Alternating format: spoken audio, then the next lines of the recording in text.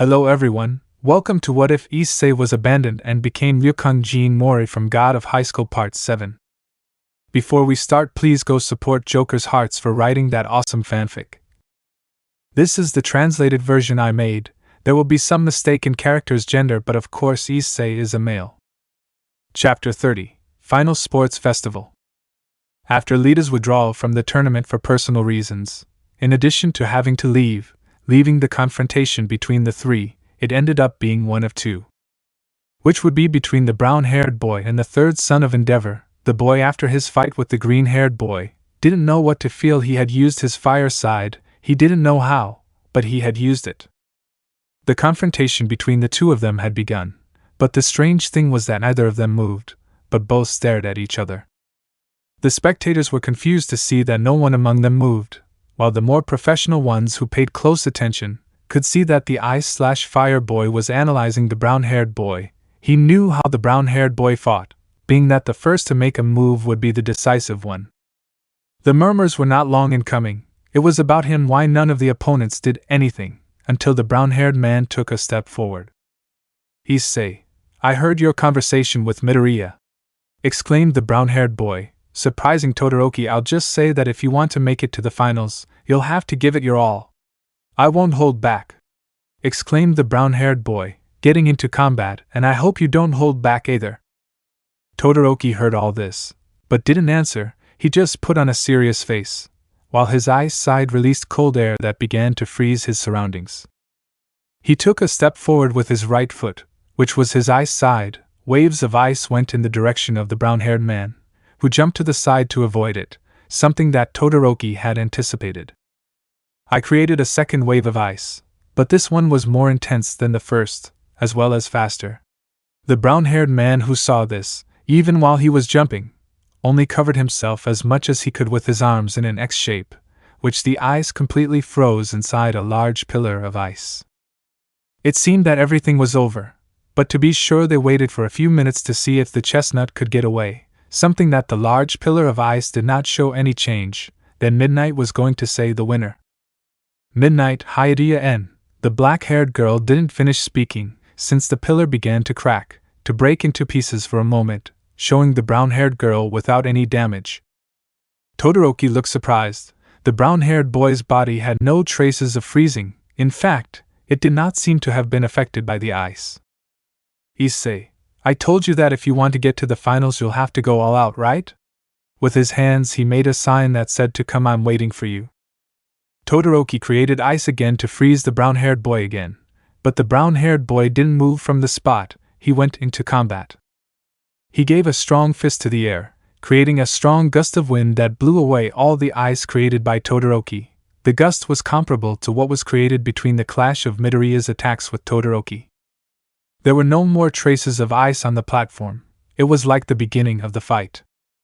The spectators were surprised by the chestnut's strength. With just a punch in the air he had destroyed the ice that was approaching him, even clearing the platform of those traces. Such strength they had only seen from one person, and it was no more and no less than All Might. It was not as strong as him, but it was quite similar. Without wasting time, the brown-haired man accelerated until he was in front of Todoroki, who could barely notice the speed. Even the spectators, only the supernatural, could see that the brown-haired man moved very fast. The brown-haired man placed his palm on the boy's chest. Applying little force, he had sent the boy back while feeling a little pain in the same place where he received the palm.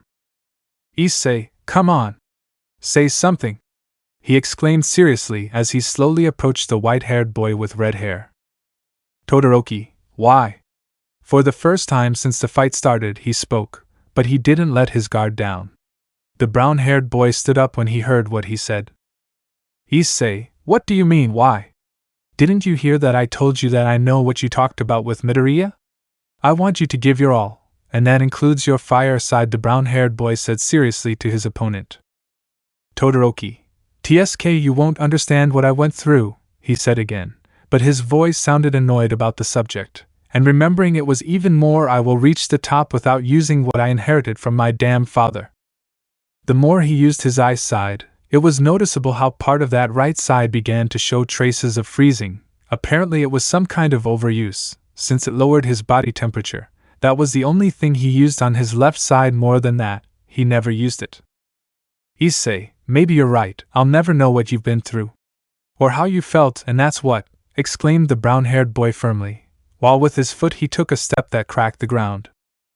Maybe the brown-haired boy doesn't know what happened to the boy, but he did understand something, and that was accepting what he was, considering that he refused Tongzhen's last petition in his last moments of life, but he still accepted it, which was necessary for the culprit to pay with his life. The monk's teachings during those moments no longer mattered. The objective was to kill the culprit and give peace to his master and companions. Maybe the thing about sharing one life with another sounds a bit bad, but that wasn't what mattered. But unlike Todoroki, the brown-haired boy had accepted the fact that he had eaten Tongzhen, a harsh reality, but it was his request before dying. Issei, nothing assures you that by using your fire side you will become your father. Nobody is sure of that. He paused to say the last words. You are you. Not just by having the side of you father will you be like him. You choose how you want to be in life. Even if you have something you dislike. The boy's eyes opened. He had never thought that way. The hatred towards his father had clouded his mind for so many years. His father had made his mother's mentality unstable to the point of being afraid of Red. The burn mark on her left eye was proof of his mother's loss of sanity. Todoroki, upon hearing this, then changed his attitude. Now he was annoyed. Todoroki, because of the damn one, my mother has lost her sanity. What do you want me to do?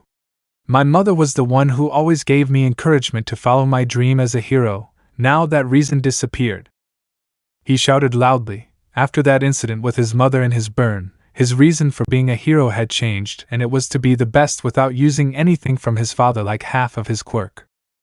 Issei, accept what you are. I'm sure your mother would have wanted this, said the brown-haired boy, calmer now. He didn't know much about being a father yet. He was just a first-timer, but he knew that none of his daughter's mothers would hurt him. A mother's love never disappears, even if it's just a memory, it will always be with you. What was supposed to be a fight was now a family moral discussion. Many people who were not familiar with this didn't know the background of Todoroki's family. He clearly remembered what his mother was like before that happened, and especially what she said, one conversation in particular. Mom, I don't want to be like Dad. I don't want to be someone who hurts you, Mom. But you want to be a hero one day, don't you? The future you want, you can achieve it only if you believe in yourself and be yourself. You don't have to limit yourself, just do it. It was the last conversation he had with his mother before that day sunk in his thoughts. All this time, immersed in his hatred, he did not remember his mother's words of encouragement. No matter what happens from now on, even if I am no longer the same, always remember that I will always support you in achieving your dream, son. His left side began to burn. A large flame was noticed. It was much more intense than when he faced Midoriya. The memories of his mother, apparently, were the drop or catalyst intense enough for him to unconsciously activate his fire side. The feeling was very different from when he faced Midoriya. The fire dissipated a little to let the boy see that his left side was taking off fire, while his right side was ice. He had a complex expression, but a slight smile could be seen on him, almost susceptible. Todoroki, tell me, what the hell are you really trying to do? Asked the ice fire boy, while his two sides became more intense. With his mother's words in mind, that slight smile did not disappear. Issei, let's say I'm bringing out all your potential, said the brown-haired boy excitedly. His opponent wasn't very strong, but seeing what came out of him, it was incredible. It was the same emotion he had when he fought well. I hope you give this last attack with everything, since it will decide who is the winner. Todoroki, fine, but I don't care what will happen after this attack, warned the boy as his flames and ice became more intense. The brown-haired boy smiled at this warning. He had already tasted what it was like to be in the hottest flame of all, locked up for 49 days. This would be a piece of cake, but the excitement was what mattered now. A fighter's flame versus the flame of the heart. The climax of this fight is at its end, and this attack will decide the winner of this second group. The brown-haired man took a fighting stance, looking more serious. His right foot made a half circle from front to back, looking like he was going to throw a kick. Todoroki, for his part, looked more like a flaming fist strike than a flaming fist, while his right foot released pillars of ice. Both were ready to give it their all in this attack, well, in the sense of a human with powers, of course, unless you want to send half a stadium flying with just a kick with their minimal strength. After remembering what his mother had said in the past, his goal would be the same, only now he could use his fire side, still following what he believes, an ideal, his dream, his and his mother's. For the first time, Todoroki felt something different in the battle. It was the excitement, the adrenaline that is felt, a feeling of always wanting to surpass your opponent, both participants exclaimed in unison. Issei/Todoroki, I will be the winner! They exclaimed in unison, their voices could not be differentiated, it was as if the same person was speaking. Both young men launched themselves at each other, Todoroki with his hand full of fire that easily covered a third of the platform, while with his right side he created a pile of ice. The chestnut, he would go with a kick, it seemed simple, but it was packed with great force. Issei/Todoroki, eh? The screams of both were loud and all the spectators were watching the end of this fight with great attention. Not even the walls of the hero's cement could stop such a crash, it was too late to stop them, the collision of both was too powerful, stones that were previously part of the platform were flying. Many had to cover themselves with great force to avoid being blown away, while others did not seem to be affected at all. In stanza 1a, the whole group was gathered except for Midoriya by the medical room. Lita withdrew, the majority were covered from the great blizzard created by the collision of the chestnut with Todoroki. And only one held on as if his life depended on it, because if not, he would fly away. Kaminari, how the hell are they so strong? Asked the electric blonde excitedly while covering himself from the strong blizzard. Mineta, help me! I can't hold on any longer! Shouted the pervert as he peeled himself off the chair he was holding, finger by finger. Everything was calmed when Serafall created a transparent ice wall. It was like a protective barrier. Serafall, well, everything is resolved. Now we have to keep watching, said the Mao with pigtails as if that was nothing. In fact, she had an expression of amusement drawn on her beautiful face, just like the rest of the girls. Leify, it seems Issei-sama is having fun, said the blonde magician happily, although inside she told herself that she had gone too far.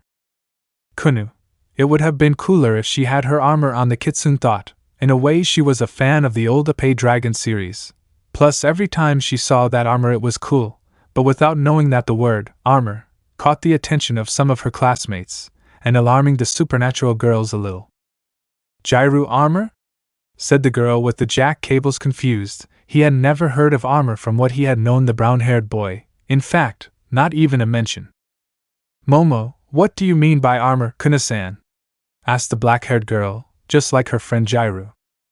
Ravel, it's nothing, haha, it's just a suit that Issei-sama uses to train and it looks very good. The Phoenix quickly excused what came to mind, without having to erase their memories.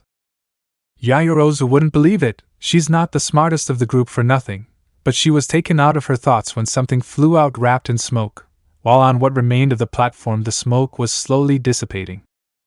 Who would be the one to come out on top? It will be revealed in a few seconds. It should be said that Uraraka was not present but went to check on the state of the green-haired girl. Returning to the platform. The smoke was dissipating, after a strong clash of attacks that created strong air currents throughout almost the entire place. Someone wrapped in smoke was shot out and crashed into the wall. In what remained of the stadium, a silhouette was slowly becoming apparent. It didn't take long for the figure to become apparent, showing the brown-haired man with traces of light burns and frostbite, while a lock of hair, to be more exact, the tip of one of his hairs, was on fire, as if it were a candle. Although it seemed he didn't notice the latter. Penemu, who saw that a tip of her chestnut hair was on fire, ran to stand in front of him, licked a little saliva off her ring finger, to put out the fire. Todoroki had crashed into the wall just like Midoriya. Although unlike the green-haired boy, he had hit the wall a little during the moment of impact. On his face he still had that slight imperceptible smile drawn. Despite having lost, he felt good. A weight of him had been released. He glanced at the brown-haired boy. Maybe it was his imagination, but he swore he had seen the silhouette of a monk in a golden cloak behind the brown-haired boy. Maybe it was because of exhaustion. Unable to take it anymore, he fell to the ground to rest. While teams came to take him to the infirmary, thus giving the winner as the one who would pass to the end, it would be the chestnut.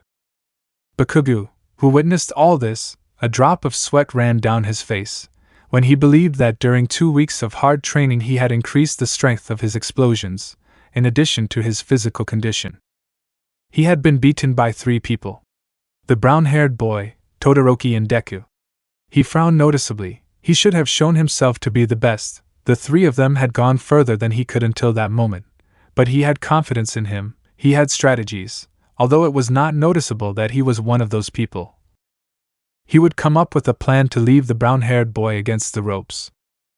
The state of the platform is full of cracks and missing pieces, although it would not be much work to repair it, something that would take about 5 minutes to be as good as new, while in that short period of time, both finalists would prepare for the final confrontation. Empty lady. The girl and her companions were surprised to see such power, although one of them being the son of the number 2 hero, it was to be expected, but with the brown-haired boy, his quirk was super strength, but it was the first time to see a super strength quirk of such magnitude. The girl was surprised. What was shown was much more than the 2 previous times, seeing him with only half of his pants leg burned. More than that, there was no damage beyond the superficial. The first to come out of his astonishment was the wooden hero Kamui, who looked at Death Goro. Kamui, it seems the boy surpassed you in strength, Goro, he said jokingly to his partner. The aforementioned still hadn't recovered from his astonishment. He hadn't taken his eyes off the screen, and he had dropped his cigarette. No one had ever shown such strength, except for All Might. The brown-haired man's quirk was by far more powerful than any known super-strength quirk. With this demonstration, many agencies would seek to recruit the brown-haired boy. It was the safest option. His quirk had been demonstrated. He was strong, complemented by those fluid and fast movements. Even you had already thought that he would go to his agency to spend the week of work, even though without having demonstrated such power. He would still recruit him. Back to the stadium. After repairing the platform, the final fight is about to begin, Bakugo vs. Hyoudou. Many were eager to see this fight, since the fight between Todoroki and Brown had ignited much more excitement. Will it be a fight like the previous one? Or will it be much better? This remains to be seen. Present Mike, hey! Guys! Are you ready for the end of this last stage? Are you ready? Exclaimed the blonde hero in a leather suit through the speakers, receiving screams and droves. What do you say, Aizawa? Azazel? Aizawa, I can only say that those from this first year stand out more than the rest, and now I'm going to sleep, he said without much importance in his voice, and then went for his sleeping bag. Azazel, what can I say? They've put in a lot of effort training to give it their all in this festival. And we're seeing the results, exclaimed the fallen one, trying to imitate the blonde's emotion, but it seemed very staged. Without further ado, let's go with the final fight. Platform. The 2 finalists were climbing onto the platform. Each one had the same goal of winning, although apart from that, they were thinking different things. The brown-haired boy thought, why do blondes with fire skills always think they are superior? Did it feel good to behave like that? Who knows, the point was that he would give her a good fight, at least that would calm her explosive attitude, or so he thought. On Bakugo's side, the blonde was serious, more than usual. In his mind he analyzed all the abilities demonstrated by the brown-haired man. He was fast, strong, in addition to having incredible resistance. After receiving Todoroki's fierce attack, he barely had some superficial wounds, like scratches. He must have had the brown-haired man against the ropes. Both opponents stared at each other, one more aggressive than the other, while the other maintained a serene expression, while warming up. There's no need to say who's doing it, or is there? Apparently the brown-haired guy was stretching his legs and arms. Bakugo, seeing this, thought it was a damn joke, warming up in the middle of the battle. Since he had already given the signal to begin, the cast was apparently making fun of him. Bakugo, hey! What do you think you're doing? He asked with a frown, looking at the brown-haired boy, who stopped warming up. Issei, what do you think? Warm up, said the brown-haired boy, stretching his arms for the last time, then cracking his knuckles. Much better. Shall we begin? The way the brunette spoke, so relaxed, irritated the blonde, who already wanted to launch a big explosion in the brunette's face, although he had to wait for the moment. Since he couldn't beat him in strength, it had to be through a strategy.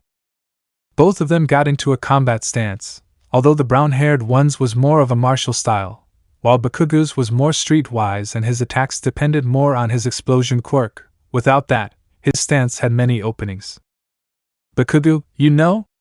I'll enjoy sweeping the floor with you," exclaimed the blonde with a small sinister smile, while his hands made small explosions. Issei's sad face. "Why does every blonde I meet who can handle fire want to burn me?" he asked with some cliché and irony in his mind, while he had a drop of sweat on the back of his neck. "Whenever you want," he exclaimed while emphasizing his battle pose, a posture to punch instead of kick. Bakugu clicked his tongue in annoyance. He shot out at full speed propelled by his explosive hands. In a few seconds he had reached half a meter in front of the brown-haired boy. The blonde extended his hand as if he were going to launch an explosion, which the brunette crossed his arms to defend himself. It had been as he thought. He would not dodge the attack, without wasting time. I think an explosion that raised him a little, passing over the brunette, where in the end the blonde remained behind the brunette. "Bakugu, I got you!" he exclaimed with a smile, pointing his hands at the brunette's face. The blonde's plan had worked. In this attack he had to give it his all. The brown-haired boy reacted and turned around only to see two palms, and then a huge explosion was thrown at his face. Boom! The great explosion of Bakugu had been launched in the face of the brown-haired boy, without being able to do anything in time. A very powerful explosion. A smoke screen had risen. The brown-haired boy skidded a few meters. He was unharmed, but part of his clothes had slight burns, not to mention that his sleeping mask was burning, so he took it off and tried to put out the fire, but it was too late, because the mask had been burned. "Issei, hey, that was my favorite sleeping mask," complained the brown-haired boy, somewhat angry at the loss of his object. The blonde got angry when he saw that his plan didn't go as he thought. He was more resilient than he thought, so he would go with another strategy. He was propelled again by his explosions until he reached a short distance to launch another explosion, which he could not complete, since a hand grabbed his face and then applied pressure, causing Bakugu to fall to the ground on his back.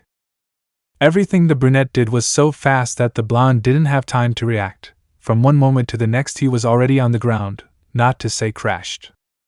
He was able to see who it was, the brown-haired boy. He was fast enough to knock him down on the ground without him being able to react. The lady frowned even more. With both of her free hands she began to throw explosions towards the brown-haired boy, in order to free herself from his grip.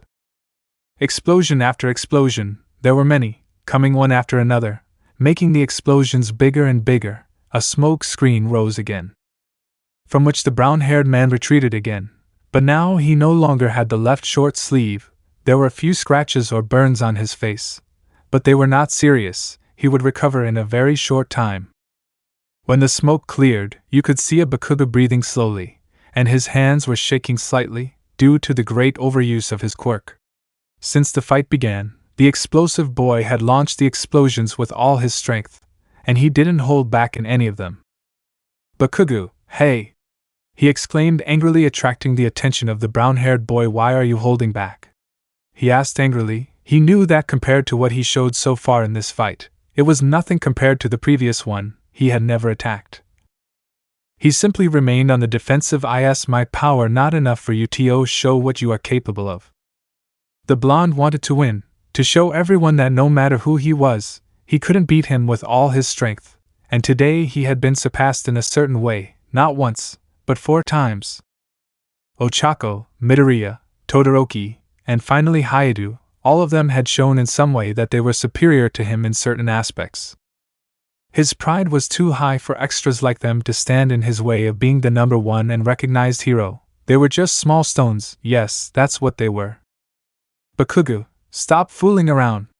I want an absolute victory." "Shiny!" roared the explosive boy while again his hands began to create explosions, after not receiving answers from the brown-haired boy. That made him angrier. The blonde's wish had been heard, but it wouldn't be free, it would be a gamble. "Issei, fine," answered the brown-haired boy seriously, which made the blonde smile that he would take it seriously, but we'll bet something. This made the blonde's smile disappear. He's being taken for a ride again. Bakugo, are you bucking kidding me? Is this a bucking game for you? The boy shouted angrily. Say it once and for all, so I can wipe the floor with you. Issei, I want you to apologize to Ochako-san. If I win! He exclaimed, his request somewhat strange, but it was this way or put the blonde's face on the ground and use him as a rag. Katsuki accepted he would do it if the brown-haired boy won, so he prepared to launch his best attack, which he created during the 2 weeks of training. In addition to growing under the praise of people, this made his ego and pride grow higher. Everything indicated that he aspired to number 1. No, he would be and will be number 1. Issei, what are you waiting for? Come with everything! He exclaimed seriously. He really wanted to teach him a lesson to lower his spirits, and this would be a good opportunity. With a small piece of his cloud materialized in his right hand, after squeezing it, his whole body was covered in lightning. The spectators were surprised. The brown-haired boy had a double quirk or fused quirk. It must have been inherited from his parents, and they tried to find or remember heroes with those quirk characteristics respectively, super strength, lightning or electricity, but no one came to mind. Super strength, combined with lightning, that was a quirk combination never seen before. It was a rarity, one that he would have to recruit in the future as a partner. Bakugo took a great leap to propel himself with his explosions, spinning around as if he were a tornado, quickly approaching a brown-haired boy whose entire body is covered in lightning. The blonde, with all his strength, would go for victory. Tornado bomb. The blonde's hands extended, pointing at the brown-haired man. With all his strength he would give a great explosion that none of the previous ones would compare with this one. On the part of the brown-haired boy, the rays that enveloped his body, all concentrated on his right foot, lightning kick, countering with a kick, both attacks collided. Bakugo, die already! I won't lose to anyone! He roared loudly as the explosions became more powerful. A great explosion was present. The platform was breaking into pieces, black smoke, bursts of lightning were noticeable. The attack of both had caused great havoc. Just like the previous round, Midnight did everything possible to not be blown away by the shock wave. The woman was holding onto the frame, who did not move. The attack was strong, but did not reach the standards of moving a high-ranking member of a faction. If it weren't enough, the collision of both created a cloud of dust that would sift through the entire platform, making it even more difficult to see who the winner was. It took a few moments for the cloud of dust to slowly dissipate. 2 figures could be seen standing, one with his foot extended as if kicking, while the other had his arms extended. They knew very well who each silhouette was. When it completely dissipated, you could see how the tip of the brunette's right foot was touching the blonde's chin, while Bakugo had his hands extended, one on the brunette's face, while the other was pointing at his chest. The hairs on the chestnut's forehead covered his eyes. It was not possible to distinguish whether he was conscious or not. His white shirt had been destroyed by the explosions, allowing the spectators to see his torso. In addition to a small tattoo in the shape of infinity and dragon heads, many were surprised to see that tattoo. A young man between 17 and 18 years old with a tattoo, and more coming from a student. Bakugo had a sharp gaze, although his eyes trembled slightly, neither of them moved. Bakugo, Gog, was what he said before falling forward and losing consciousness and finally falling to the ground. The winner had been revealed. It was the brown-haired boy, who gave a huge sigh to clean the dust that remained on what was left of his clothes, which only left his pants. At the Hyoudou residence, little Akane was jumping all over the place shouting that her father had won, while being imitated by Lulu and Lilith. Maya celebrated by opening a can of beer and then drinking it completely, and the rest just applauded, knowing that it was a possible outcome if the brown-haired man wanted it, but they had to admit that the sports festival of this world was impressive. Maybe they could apply this dynamic, or adapt it for the rating game tournament of the allied factions that were approaching very soon. Many boys who saw the fight between the brown-haired boy and others in his same class, the courage they had to face Class A, had disappeared. They did not want to face them. Bakugo, Todoroki, Hyoudou. Among them 3, the brown-haired boy was the most lethal, followed by the red-haired and white-haired boy, and finally the blonde. A certain blonde from Class B thanked God that the brunette didn't do what he did in the last 2 rounds that the brunette had. He would surely come out with a few broken bones. Present Mike, and thus the sports festival concludes. With the Hyoudou boy of Class A becoming the champion, exclaimed the pro hero with great emotion. Azazel, but it doesn't end here. Since we only have the first and second place, there is only a third that will be a fight between Todoroki, Tokoemi, Kenda. He announced the last fight to announce the third place. Congratulations to the brown-haired boy from everyone were not long in coming. While they handed him a shirt to put on, he had put on a great show, and now he returned to the stands of his group, but under the gaze of everyone, to see who would come in third place, while Bakugo was taken to the infirmary. The fight to determine third place, something they didn't have to fight about, since the Class B president said she wouldn't participate, since there was someone who already deserved that place, and that he had won being among the first 3 places. On Tokoemi's part, although he wanted to try, seeing the power that Todoroki had shown, he knew that he still had a long way to go to win. At most he would put up a fight, which he felt he had enough for today.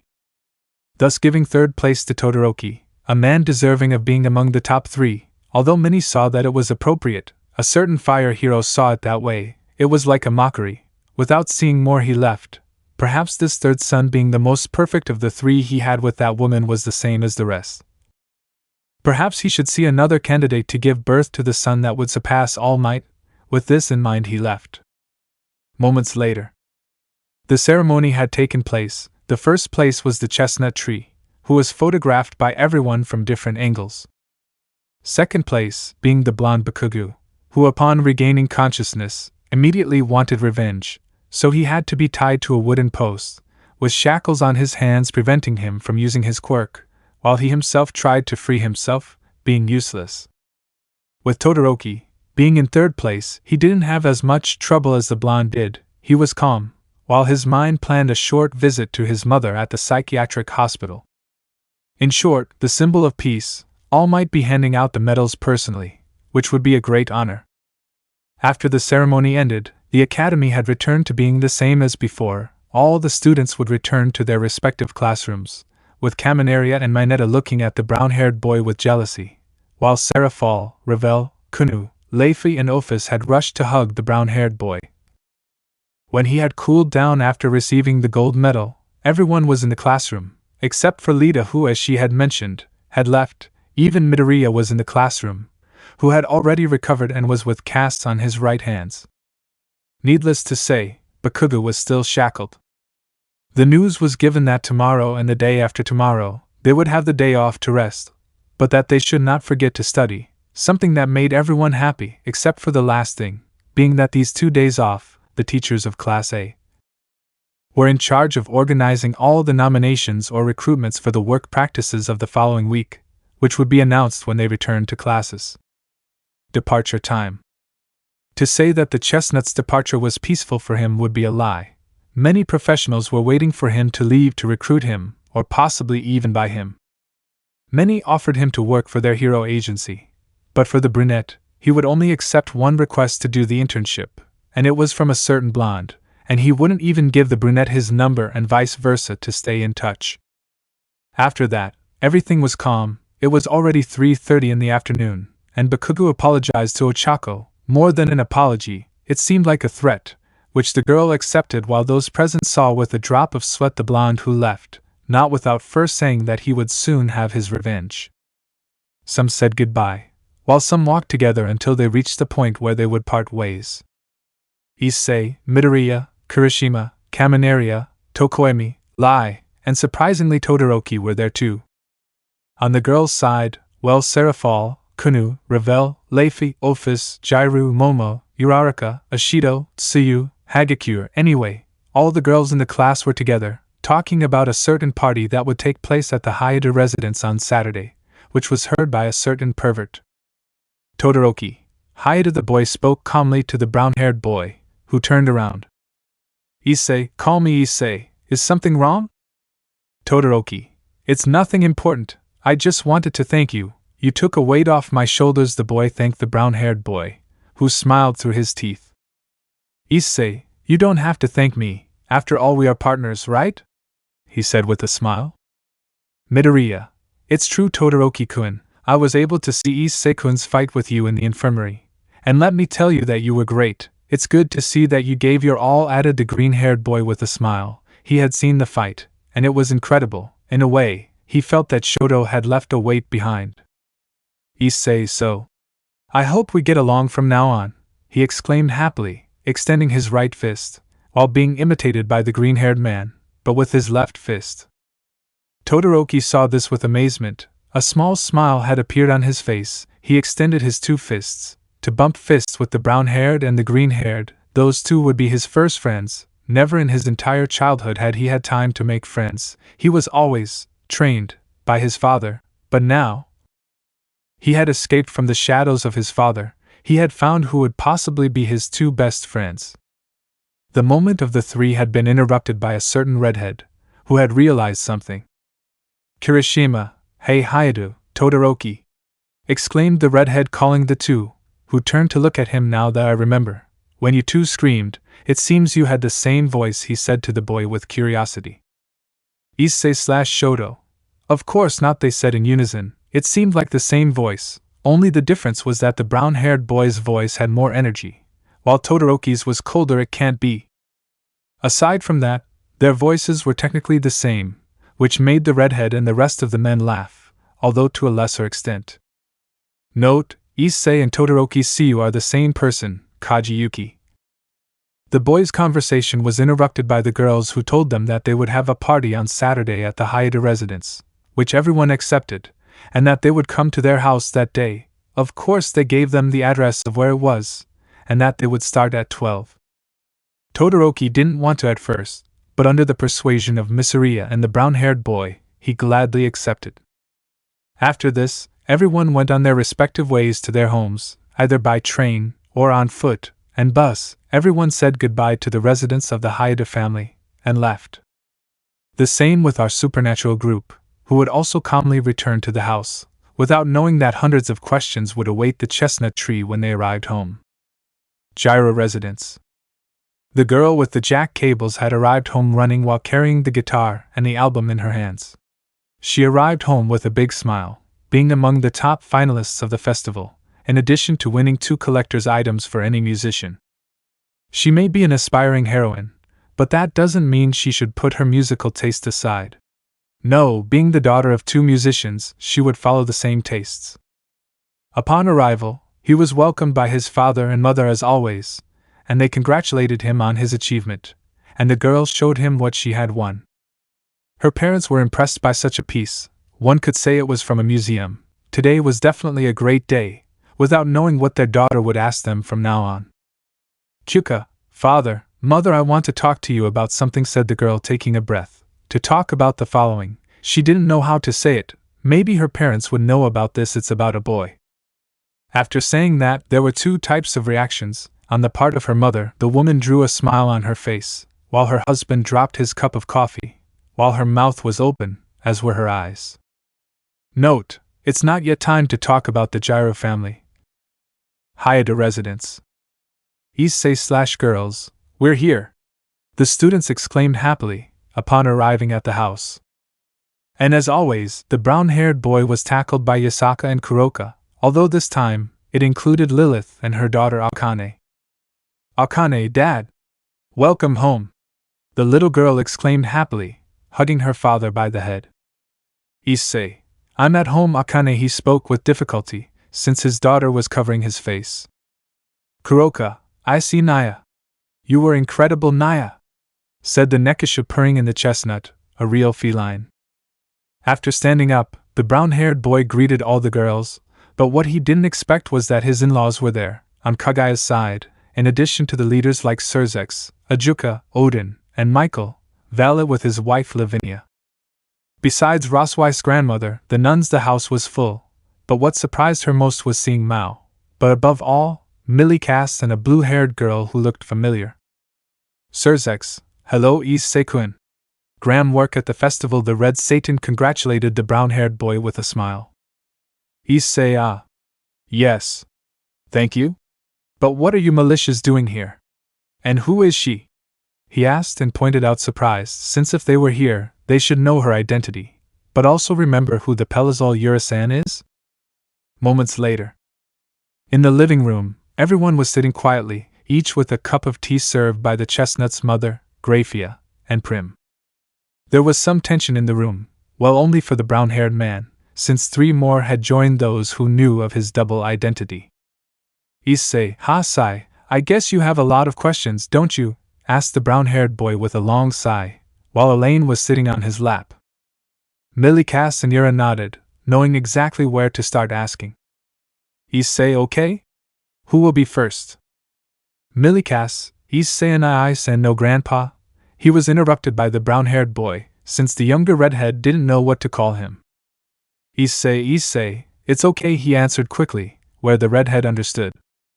Milikas, Issei and I-san, since when did you return? Asked the young red-haired man. If he had returned, why hadn't he shown up? Issei, 1 day before Sona and Tsubaki's kidnapping, I answered Surzek's son's question. Yura, why didn't you reveal to everyone that Yakumo and you were the same person?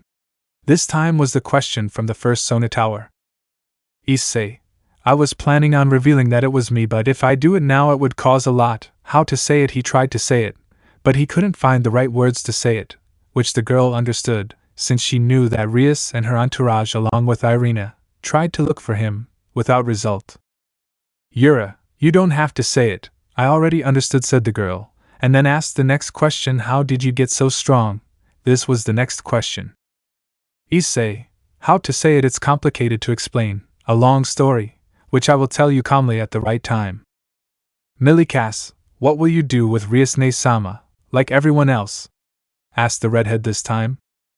This question made the tension in the place felt, well to those who knew about the situation, except for the nuns and the Fujimoto family. Just as the chestnut tree was about to speak, the chestnut tree's mother exclaimed that it was time for dinner, since this time the table wasn't big enough for everyone, so some would have to eat at the tables in the living room. They had cooked for everyone present, not to say that it was a lot, but thanks to the help of Tsubaki, Prim, Kagaya and Grafia, Habi was able to cook more for the guests. The question asked by Milikas was in some ways similar to what Barakil asked him about his daughter, which if he had answered it would be the same thing he said to one of the current leaders of Grigori. The dinner had passed peacefully, praised that it was delicious towards the cooks who were happy, in addition to Surzek's taking care of explaining the origin of Issei, being much more than just being a normal human. While Sona explained the same thing to her tower, she was surprised, but seeing with her own eyes the existence of another world, she had to believe what her king said, in addition to Sona whispering something to her that made the girl blush. It should be said that Penami returns in time for dinner, with a strained Azazel as well. The cadre congratulated the brunette with a big kiss on the lips, even though he had wanted to do it from the beginning, but it would bring many problems. Azazel was happy, since he had obtained good results and information gathered at the Quirk Festival, since he shared it with the only person present who would understand him, and that was Ajuka, which was also something new for the Green Mao, and he would not let such an opportunity pass him by. Anyway, a quiet dinner, although the brown-haired boy told Tiamat that Drake wanted to talk to her alone, where she understood that it was time to come to an end to all of this. Surzek's explanation to his son left him surprised, and Venezuelan had already told him more in depth about the relationship she has with the brown-haired boy, and the young man understood.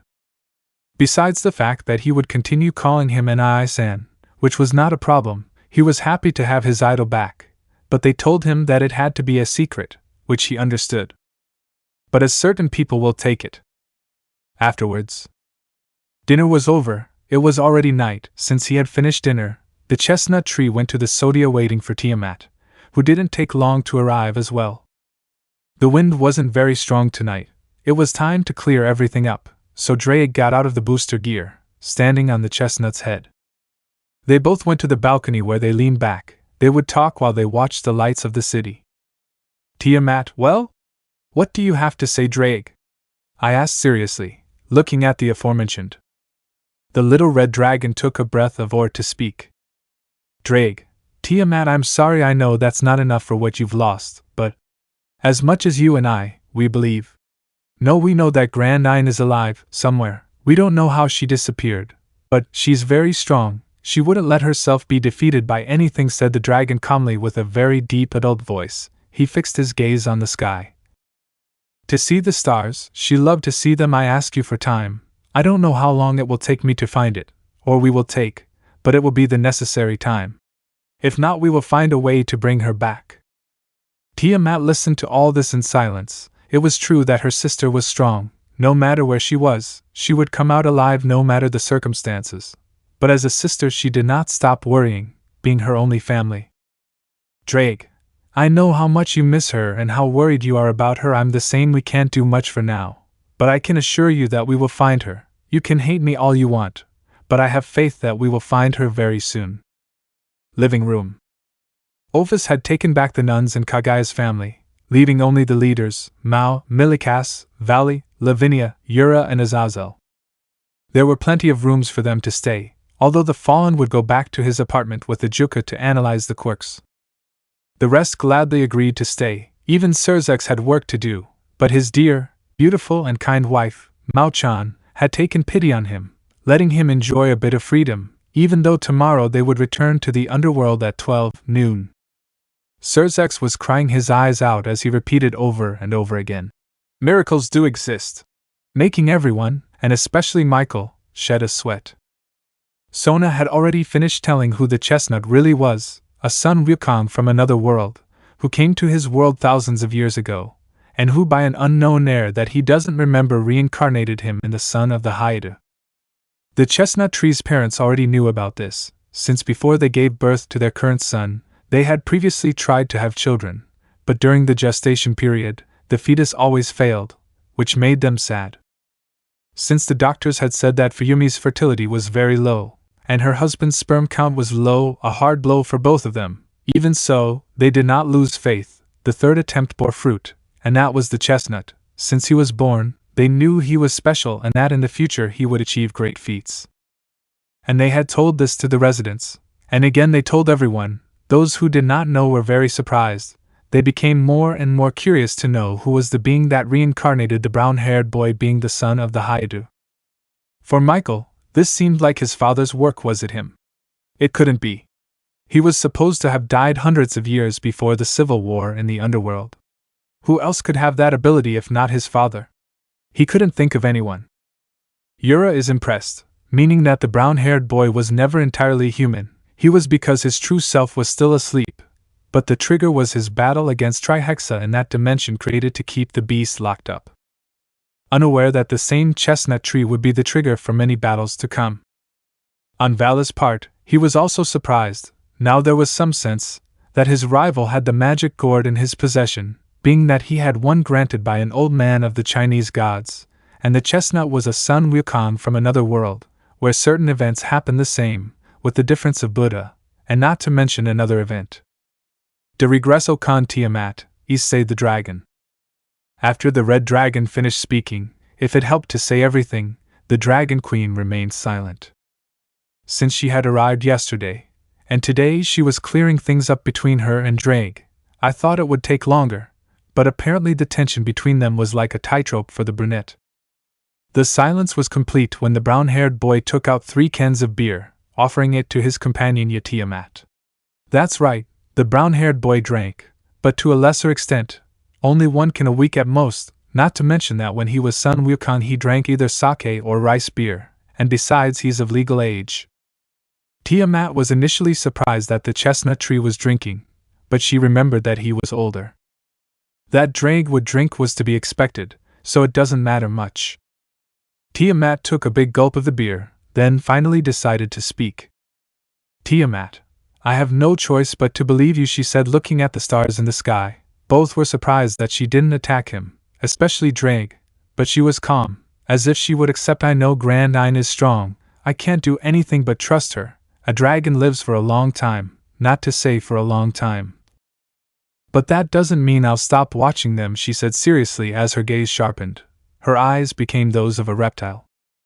The brown-haired boy and Drake almost choked upon seeing the dragon's sharp gaze. They knew that a beating for both of them would come for them. Something that never happened. Tiamar, after finishing the can of beer, prepared it, and then burned it with his blue flames. After that, he turned around and walked back to his room, but not before turning around and seeing the brown-haired boy already drag. Both were surprised. Just yesterday the dragon had hit the brown-haired boy, instead of drag, and now, she remained calm. Maybe she had gotten rid of all the pain at that moment. Or maybe drag had managed to calm her down, which was more likely because Odin would stop going to boars. Without knowing that Cerzex and Milikas, along with Vala, had appeared, in addition to the fact that Ajuka had appeared through a circle. On Cerzek's face there was a big smile, while on Ajuka's too. Milikas was also there, but to a lesser extent, while Vala he was interested in what the red and green Mao would do. "Cerzex, Issei-kun, can I ask you a favor?" asked Lucifer with a smile. Something didn't fit right. "Issei Cerzex? Ajuka? Milikas? Vala, what are you doing here?" he asked, being so surprised that he didn't realize they had appeared. Both Cerzex and Ajuka approached the chestnut with wide smiles, something that made the chestnut confused. "Ajuka, well, what we want to ask you is, it will be a long night for the chestnut, a night full of action in the purest Sentai style." Chapter 31 Mao Sentai, Satan Ranger. It was night, in the big city of Mizurafu. The lights illuminated the streets. Many people were leaving work at this time, such as office workers, police officers on duty. Some young adults were going out for a drink, either alone or with friends, which makes the Bosch young for adults. Of which, there were heroes who only came out at night, of which they did not appear during the day, doing their work as heroes, patrolling the streets, looking after the safety of their inhabitants. At the top of a building, there were 5 silhouettes, 2 of which apparently had some kind of armor, one red, the other blue. While the rest of the 3 used a suit of white-colored cloth, combining with red, green, or crimson red. He was the unlicensed hero Sekiryuutei, accompanied by the Hakuruku, with some members of the Satan Ranger, Satan Red, Satan Green, and finally Seiki Rider. The costumes of Cerzex and Ajuka consisted of a full-body suit made of some kind of spandex-like fabric, colored red and green respectively, and belts with the S logo, of Satan. In addition to the red and green suits, they had on a pair of white gloves and boots, and finally a case of their respective color, with a black visor. On the part of Milikas, the young red-haired man used something similar to his father's, only in addition to having parts like a kind of silver and black armor, in addition to the fact that the helmet could be differentiated that it was different from the Rangers, what stood out the most was a dragon logo on the top of his helmet, in addition to a dragon head as a type of glove on his left arm. The Maos wore outfits that reminded him of the Super Sentai that the brown-haired boy watched as a child, while Milika's outfit reminded him of the riders. On the part of the 2 carriers of the celestial dragons, they wore their respective armor. Issei, okay. Seriously, how did I end up agreeing to do this with you guys?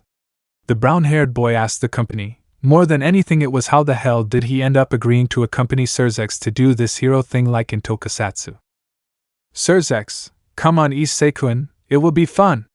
Even Ajuka agreed to help us with this, the Red Satan answered happily. Ever since Ajuka told me about what this world was like, I've wanted to do this. Issei, from you, and Ajuka along with Milikas, it was to be expected, but in your Vala? The brunette pointed accusatorily at the albino. Is it serious? Valley, well, Lavinia and your women said they would have a girls' night, so I wasn't going to stay without doing something to distract myself, was what the disdainful Lucifer answered, saying that he wouldn't just sit in the living room. Why not go out and look for a fight? Maybe there are strong people in this world. Ajuka, it's not the first time I've joined Cerzek's little adventures, and it's always fun, answered the Green Mao. When Cerzex called him to tell him about this idea, he found it fun, and Azazel had already given him a copy of the data on the quirks. Since the Fallen One said he would go with Odin to a bar to drink, a little break from messing around would be good for him from time to time, as well as seeing this world from a different perspective. Milikas, well, the young redhead, like Ajuka, seemed interesting to you, and besides, it would help you see what it's like to be a hero in this world. Would he be different from yours? Flashback. The brown-haired, albino, green-haired boy, and the 2 red-haired boys, along with the chibi drag on the brown-haired boy's head, on the roof. Ajuka, what we wanted to ask you, Issei-kun, Is this, said the green mouse, showing a green spandex-type suit very familiar to the brown-haired boy, just like Cersei's. The same suit was shown, but in red. The brown-haired boy didn't understand at first, but when he saw Cersei's smile, he knew it wasn't anything good, and added to the fact that he was in a world which wasn't like Supersuit plus Cersei's plus Ajuka equals a long night. It was then that he understood what they wanted, or rather Cersei's and Ajuka. Issei, oh no! Not a chance! Today is my day off.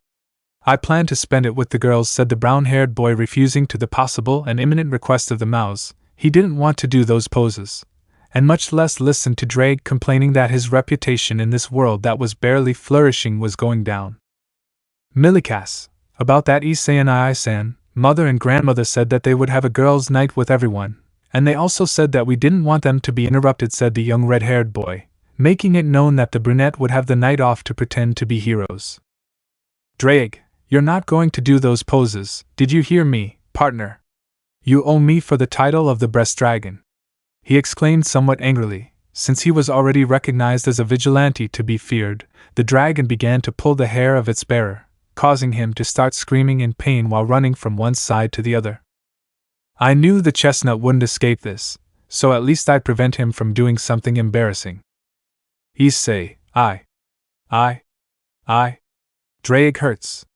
He screamed in pain while trying to remove the dragon on top of his head. Okay. I won't do those poses. Giving a yes, I'll go with them, but I won't do any of that exaggerated acting. Since he had no choice, the chestnut tree was the only present that the city knew. Anyway, technically the house would be for the girls and the brown-haired boy's parents, a clear sign that he wanted all the men out. It should be said that Michael returned to his job as the leader of Heaven, even though he had already been absent for a long time, so among all the faction leaders present, he was the only one who returned to his world. End of flashback. Drake. And that's how we ended up like this, the Welsh dragon answered calmly from inside the boosted gear, unless its wearer does something embarrassing. Issei, sigh, so, where do you want to start? Asked the Sekiryuutei to the unlicensed heroes, who would make their debut today. Everyone already had their suits and armor on, they were ready for action with lots of explosions. Cersei's, we will look for the villains, and he said with a pause, to raise his fist and squeeze it to justice. He exclaimed, already entering his role of tokusatsu hero or ranger, accompanied by an overacted tone of voice. Are you ready, Green Satan? He asked his teammate, who gave him a thumbs up.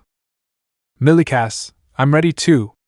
Crimson Rida Kida, said the young redhead with a less overacted tone than his father's, like father like son, well in part.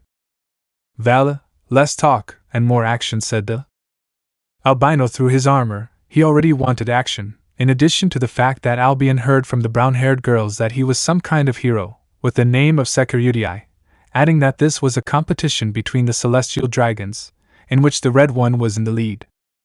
Issei, I can't imagine myself saying henshin every time I need to transform, he said to himself. Even though the helmet hid his face, he had such a poker expression, he couldn't imagine himself being a hero of that type. The ranger and the rider were jumping from building to building, while the brown-haired one used his propellers to fly, as did the albino who used his shiny wings. The albino, since he saw the chestnut's armor, it was that of his balance breaker, but there was something strange, he couldn't figure out what it was, but that armor was something strange. It was as if it had a seal that restricted something, so he asked his rival. Valley, hey Hyoudou. I've been watching that armor for a while, I noticed something strange. Has something happened to it that I haven't even mentioned? The albino asked the brown-haired boy, considering that it was possible that the boosted gear happened to him, or that he had achieved another new form/armor. Issei, it's a farewell gift from someone, he said simply, remembering a certain event after helping a certain pink-haired and ex-green-haired woman escape to the borders of the Reem Empire, about a certain gift left by a certain ex-carrier, and wow, thanks to that he turned the fight around. His condition at that time didn't allow him to fight freely. The albino didn't understand what the brown-haired man meant by ex-carrier. Was there a story behind it? Val, and what is it? He asked out of simple curiosity while flying alongside the brown-haired boy. Issei, it's just some of the skills I lost when I removed the pawn pieces. At first I was surprised, but it's good to have them back, the brown-haired man answered to the albino's question, but without saying the reason for his sealing. Just when the albino continued asking, the brown-haired man interrupted him. Catch me, if you can, he said in a challenging manner while increasing the power of his thrusters, leaving the albino behind, who did the same. Demons leaped from building to building in search of crime, while the red and white flew in the dark sky as if it were a competition. The two lines, green and blue, crossed the dark sky, while it was seen by everyone below, recognizing that the green line was from the Sekiryuutei, while the blue one they did not know who it belonged to. After jumping, flying, they stopped on top of a building, to see if any kind of crime happened in the streets, to serve the fist of justice, in the words of Cersei. A still quiet pairing, or so the chestnut thought, when an explosion occurred near where they were. Since it was a bank robbery, which at this time of night would have already been closed and would have been easy to accomplish, they activated the security alarm, thus ending things in explosions to clear a path between the police and the heroes. A good opportunity for the group to make their presentation. Well, except for the Sekiryuutei, the group wasted no time going to the building in front of the bank, ready to make their grand entrance. Cersei, come on! It's time to make our entrance! Exclaimed the Red Satan in an overacted heroic way. With a scream he jumped from the building, doing a somersault to fall to the ground with a fist on the ground and a knee, a real superhero fall, while he was followed by Milikas and Ajuka, who imitated the action of their father, friend. Everything was seen by the brown-haired and albino man from the roof. Note, very bad for the knees. Satan read, fear not. The warriors of justice are here, exclaimed the Red Satan, making poses of television heroes. Satan green, where there are villains, we will finish them off, exclaimed the green Mao, complimenting his friend's phrase. In the same way they made heroic poses, with a voice acting like a hero. Crimson Satan, prepare yourselves, villains, because you will be stopped, exclaimed the young redhead, who also imitated the poses of heroes accompanied by an overacted voice. Red, green, crimson, the Satan Rangers are here, exclaimed the three demons in unison together, while explosions came out behind them, courtesy of a magic circle. Those present watched this in silence, since a group of new heroes had appeared. That's what they thought. It reminded them a lot of the series they watched as children, heroes in spandex-type suits, poses, a coordinated presentation choreography, but above all, an explosion when they finished presenting.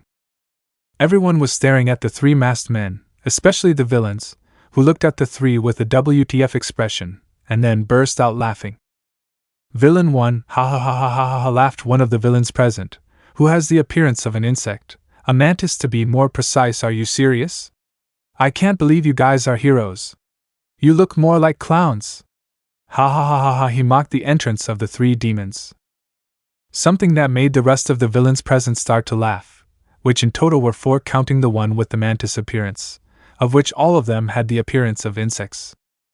The citizens who were present were taking photos of the three demons. Apparently they were pretending to be heroes, something ridiculous for this, although on the female side, they had to admit that the costumes made them notice that their bodies were well trained, something they imagined touching those bodies.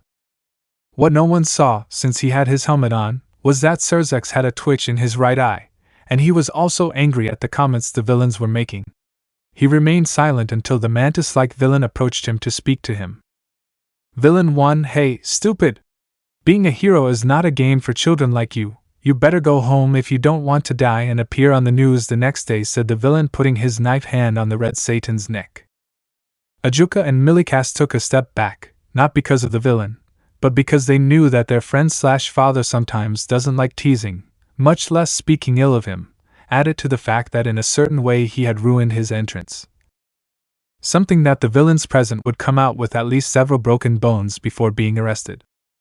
Satan punch. Cersei had released a punch of justice towards the villain's face, who fell to the ground unconsciously. This action made the rest of the villains serious, some of whom threw themselves towards the Red Satan, and others trying to escape with the bags of money. Damn it! You're going to pay for it, said another of the insect-like villains while trying to attack Cersei. Satan kick. A flying kick crashed into the villain's face, then the red tie used it as a boost. In one jump he reached another of the villains, who gave him a Satan chop, karate blow, the blow hit his face. Now there was only one villain left, and it was the one that was escaping, who to his bad luck was knocked out by the Sekiryuutei accompanied by the Hakuryuko. The latter was taken back to the crime scene to hand it over to the authorities. What both dragons saw was that the other three villains were unconscious on the ground, while being trampled by a red Satan who seemed to be getting revenge on them for mocking his hero costume. While Ajuka and Milikas tried to get rid of the villains and Surzex, he definitely shouldn't have made fun of their costumes, especially if it's from the Mao Lucifer. After handing the villains over to the police, the five quickly left the place, to once again be on top of a building. To say that it was over would be a lie, since a group of small-time villains had been sent to capture the Sekiryuutei. By the way, villain, there were a good number of them. It was like 25, scattered throughout the buildings that were in the surroundings. They had to capture him and kill the rest. The Sekiryuutei sighed. He recognized that they were coming for him. Every time he went out on patrol they always tried to capture him, and the villains always lost, and he didn't know who had been in charge of capturing him. Only someone under the pseudonym of Sensei said. A few months after what happened at the USJ, every time he went out on patrol, he always ran into them. At first, he didn't give them any importance. He thought they just wanted to get rid of him for being a hero. But now he felt they had other purposes. It wasn't because of that. It must be something more specific that wanted to capture him. Hyoudou residence. At the residence, all the resident girls were in a large bath enjoying the hot water touching their bodies. It was relaxing and felt very good. Most of the girls were there. Only Prim and Kagaya weren't there, who went to put Akane to bed for tomorrow, which would be her first day of school. The Penemu cadre went to put Lilith to bed, in addition to analyzing some of the heroes' requests to see who they wanted to work with them for a week, in a way. The fall had become like an older sister for the copy of Office during these years. It must be said that the chestnut tree's parents had already gone to sleep. It had been a good day as always, and more so tomorrow, when they would take their granddaughter to her first day of school. With that in mind, they slept happily. Tiamat had already fallen asleep. She was still not used to living with so many girls in one place, not to mention she wanted him to ask her many questions, something she didn't like at all. In the large bathroom were the chestnut girls, Weiss, Kuroka, Serafal, Sona, Tsubaki, Ravel, Leifi, Kunu, Office, Gabriel, Griselda, Venilana, Grafia, Yasaka, Olga, Khloe, Alicia, Claudia, Maya, Lulu and Celestines. She was accompanied by Vala's wife, Lavinia, Weiss' grandmother, Gondel, and Sona's tower, Yura. The house was big, and even bigger inside, and it was bigger than the house looked, so they had no problems with the number of people. They all talked happily about any topic, especially those who lived in the world of heroes, their experiences they had seen what this world was like. It was very different from the human world they knew. They didn't have to worry about using their powers, which was normal, but seeing the laws of quirk use, they avoided using them, and they also talked about the high-rating game tournament that was approaching, so it would be interesting to see which of their men would win. Lavinia said that Vala had become very strong, that the Vala of 7 years ago was a child compared to the Vala of now, and that he would win this time. Those present knew that everyone had become very strong in these 7 years, too much could be said, but also because of the period of peace, many had stopped training for a while and ended up getting rusty. But with the return of the chestnut, in a certain way it had lit the fire, making everyone return to training. Peace is not forever, but one tries to always maintain it. It was possible that very soon there would be new threats, good and evil. Everything was part of a balance to maintain. Lavinia, girls? Called the albino queen to her girls, who looked at the magician. I've had a doubt since I arrived. Who of all of you is Akane's real mother? Asked the blonde, but she didn't expect the answer. And it was true, since she and Vala arrived at the new Hyoudou residence, they never asked who the little girl was who called mom to anyone who had the slightest hint of the brown-haired girl's aura in them. There must have been a real mother, and if the little girl had red hair, she must be one of them, a redhead, and the features of dragons. Maybe from her father's side. I am, answered all the girls who had the chestnut mark. Lavinia did not understand this. There was supposed to be only one true mother, but they all said it was her, so the magician simply made a face of confusion. Even Gondel and Yura had the same reaction. A silence fell for a moment, not one of discomfort, but of doubt. That silence was broken when Venelana spoke. Venelana, no, we are all her mothers, although her favorite will always be Prim, said the Bale serenely. While giving a sigh, the rest of the little girls' mothers knew very well why she said that. To tell the truth, it did not bother them. After all, the one mentioned was the first one she saw as a mother. Yes, as a mother. She would be in first place for Akane-chan. She spoke again, making it known that there was not a real mother, but rather a favorite mother, being the first girl she called mom. A race to win the favoritism of his young daughter, not to mention one that involves strategy. But that didn't mean having a rivalry, it wasn't. Seeing the little girl smile was enough. Maybe she isn't a daughter of their flesh and blood, but even so, she is and will be their mothers. Alicia, well, after all, Prim was the first one he saw, so it was to be expected that she was his favorite, the blonde girl replied calmly, while cleaning her body with a wet towel. She still remembered when the brown-haired boy and his cousin had gone for a walk in the surroundings of the former Levantine territory. They were only gone for a couple of hours, and they had returned with a little girl telling her and her cousin's mother. At first it seemed strange to her, but she was able to grow fond of the little girl. Olga, changing the subject, the dark elf with amber eyes spoke. As I understand it, a tournament will be held in 2 months. As I understand it, the allied factions would choose their best teams to participate. Is that not so? Asked the former queen of the dark elves to Lavinia. She was proud, even more so when it was in a fight. She could show her powers, and as one of the bishops of her beloved, she had to keep him high as part of the nobility. She wanted to be strong like him, at least close, and awakening that promotion was the first step, and she had approximately 2 months to be able to awaken him. That quickly changed the subject, as all the chestnut pieces were present, and some of them, such as Lulu, Maya, Khloe, and Alicia, mostly loved to fight. And with this they could know more or less what supernatural beings he would fight in the tournament, and a little about his abilities. Lavinia, that's right. And this time Viekuin will win, exclaimed the bearer of absolute demise happily, considering that her husband had trained harder after Rizavim's return. Lulu, of course not. Jean will win, said the lowly to the blonde ice magician. That skinny white-haired guy won't win, exclaimed the lowly, giving a nickname to the blonde's husband. Lulu had gotten up from the tub, while saying that, revealing her small developing breasts. The good thing was that all those present were women. Lavinia, I'm sorry, little one, but Viekuin will win, and no one will be able to beat him, Contra, said the blonde, approaching the brunette lowly, to caress her head for her comment in a childish way. A little one should not get involved in conversations with adults, said the girl kindly. Lulu quickly moved away from the Queen of Valor. While she was angry, more than angry, she looked like a pout at Lavinia's comment. Lulu, I'm 17. Dairy cow, exclaimed the lowly with a cute pout while pointing at the ice mage's well-formed breasts. Lulu was almost of age, but her species, the halflings, grew much slower, which was reflected in her physique. To have the physique of a beautiful woman, she would have to be 30 years old, and she is just a little more than halfway through, so for now she would have the physique of a little girl in elementary school, a lowly, almost legal. The rest watched this with a drop of sweat, and others laughing slightly. With the Gondel and her granddaughter, both were together, talking with other girls. The old woman could be old, but she still maintained a thin body, which meant that her appearance was no more than 35. She was older than her appearance suggested. Gondel, Ross, how are things going with fiancé Quinn? The lady asked her beloved granddaughter. The aforementioned remembered that she had never told her that they had already done it. Ross, WL, Grandma. You see, I see, and we did it, exclaimed the albino, a little embarrassed as she sank under the water.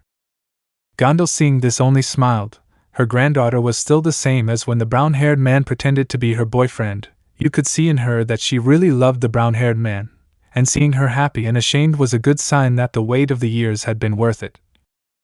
But she did not remember how her granddaughter's engagement to a prodigy warrior had been cancelled. Things were simply cancelled. Since many voted in favor of the engagement, she could not remember how it had been cancelled.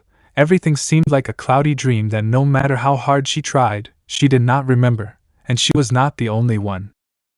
I leave that aside, to then imagine her granddaughter with a beautiful wedding dress and a beautiful altar, ready to marry the chestnut tree. the scene changed to others, where both presented their children to her. Now she had great-grandchildren. Back with Lulu and Lavinia, the blonde, seeing how pretty the loli was, didn't waste any time in hugging her.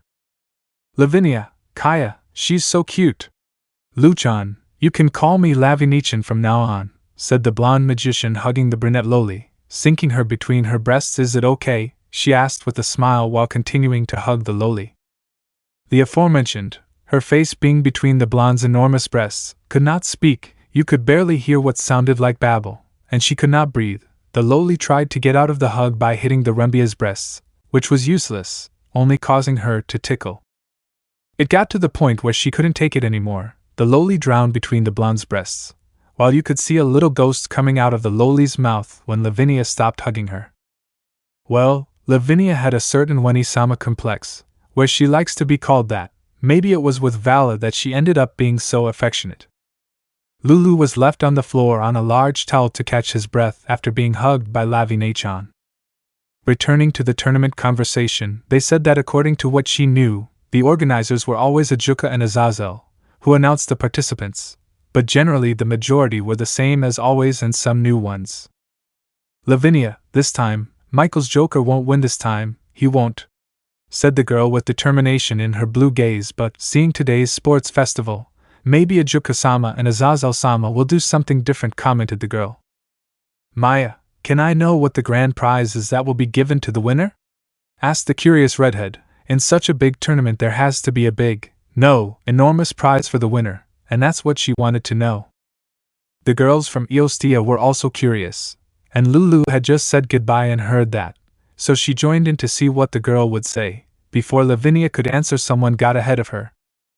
Seraphal, it will be a wish made with all the power of the factions, commented the Leviathan, letting those who didn't know about the prize know, and my Sotan and Issei-chan will win it, she exclaimed happily, hugging her sister, who was telling her to stop doing that. Sona, Nei-sama. Stop! She exclaimed, embarrassed for being so close to her sister. A wish, that was, rightly, a great fight to win a wish, and not just any wish, but there was not even a limit. Since the last two tournaments, which were the first, the winner was Michael's Joker, Dilio, and both times his wishes were granted, without any problem. Sona had tried to win the tournament, but Rias had defeated her. Despite her strategy being almost perfect, Rias had still won in the end. She had the advantage of power, the Crimson Extinct Dragonar armor, granted by a chestnut wyvern during the battle against Clipith. A strategy can sometimes be overcome by power, and Rias had enough. The wish that Citri asked for was to help her school with funding, but in the end it had to be for herself. Without that wish, thanks to the chestnut, the school was able to continue without funding problems, thus being able to demonstrate to the majority of the high-class demons that her dream was still standing and that many would begin to support her. Olga, so a wish, that's incredible, said Olga, surprised to know the prize. Celestine, now that I think about it, what will Issei order if he wins? Asked the blonde elf with emerald eyes, and it was true, the girls thought he might order the brown one. Lavinia, well, Viekuin is not interested in desire, but prefers to fight with strong guys, said the blonde. She knew her husband very well, and that he would not be interested in desire, unless it is related to her. Tsubaki, most likely I'll end up ordering something that will benefit everyone, said the Queen of Sona, although inside she was curious about what the chestnut could order. Yasaka, I say he will ask for a wedding with all of us, isn't that right, Kunu? Said the leader of the yokais. It was the most likely, which was less than a year to marry all of them, added to the new members. The time of 10 months would be nothing, it would pass very quickly, so why not get ready? Before what the eldest Kitsun said, they all imagined that moment, a beautiful Western or Japanese wedding dress, as white as snow, the brown-haired man in a suit and well-combed, waiting for them in front of Michael to give his blessings. It crossed Claudio's mind, if that wish could revive Klaus, not as a husband, but to pay off the debt, after all, would it be wrong? Lavinia, who heard that, remembered how the wedding between her and Vala was. It made her laugh a little, since the albino stuttered out of nervousness for the first time. She thought that moment was nice. Kunu, I think so too, mother. Issei Dano would definitely ask for that, the younger Kitsune added with a smile at what her mother said, while both Kyubi cleaned their 9 tails. Gabriel, no matter what wish Issei-kun makes, I know it will be good, commented the most beautiful seraphim, while cleaning her wings with a sponge. Griselda, I agree with you, my lady. This new Issei would ask for something. If it were the one from before, he would definitely ask for something related to breasts, commented the Queen of Hearts to her lady, and then told a little joke about the brown-haired man. It wasn't that she disliked it, but it was funny, after all. In a certain way, the brown-haired man's perversiveness made her feel proud in some way. Everyone present laughed at the reincarnated angel's comment. It was true, if he was still a pervert, he would ask for something similar. Even the girls from Eostia laughed at this. She remembered how the girls told them about the brown-haired boy's past, and from what they told her, it was that a few years ago he was a complete pervert. Despite being perverted, he always fought for what was right for him. Despite everything, if he knew the brown-haired boy at that time, they would also undoubtedly be rescued from Kuroina's hands, just like months ago. Note, remember that in Eostia months passed, and in the world of heroes and DxD, only a few hours. Leifi, although Issei-sama has not yet said whether he will participate as a Jean or Issei, commented the Pendragon, while cleaning her soft hair. Ravel, most likely he is like both. Issei-sama loves to fight, and that would be in his favor, commented the Phoenix, and it was true, her fiancé loves to fight. Remember how he told her that when he was in his world, he always looked for people to fight and showed that he was the strongest. Kuroka, so, if Naya participates as 2, we would have to choose whether to be part of the Jean or Issei team, right, Naya? Commented the Nekisha while stretching her hands and feet, feeling the relaxing sensation of hot water. What the Nico said was true, the current pieces of the chestnut would have to be divided in half, and the condition to participate was to have a minimum number of pieces, something that with the time left, they might get another queen. But what they did not know how this new rule and system would affect the underworld was that a few months ago certain registration acts of the pieces had just been carried out, and now they had a ranking of the next reincarnated demons who could move on to the middle and upper class for their efforts, and it was a good way to manage all that. Despite the fact that there are still demons that the impure do not like, but a large part had seen their participation during the Trihexa incident 7 years ago. Every piece was under the name of its king, and as you know, the chestnut pieces are under the name of Yakumo Jin, although Ophis. The dragon had been registered under another name so as not to alarm everyone. Nobody paid attention to this, as they didn't believe it could affect anything, until a certain Mao came up with something. Seraphal, oh, I think it won't be possible to divide it in 2, said the Mao, somewhat nervous, since she had registered the chestnut pieces under the name of Yakumo, since nobody should know about the chestnut, yet, a small oversight on her part. The pieces looked at the older Citri strangely. Why did she say she couldn't? Khloe, what does Seraphal-sama mean? The half-elf asked doubtfully. How could it not be possible? The Mao Leviathan explained that the registration, which was under the name of Yakumo as king, and not as leader, had to be made known, and since the chestnut did not want to reveal himself yet, so it is under the name of Yakumo. They all came to a single conclusion, that he would participate as a Yakumo. I think he won't be able to fight as much as he thought. Venilana, that's no problem, said the Bale calmly. This made everyone look at her. Did she have a plan?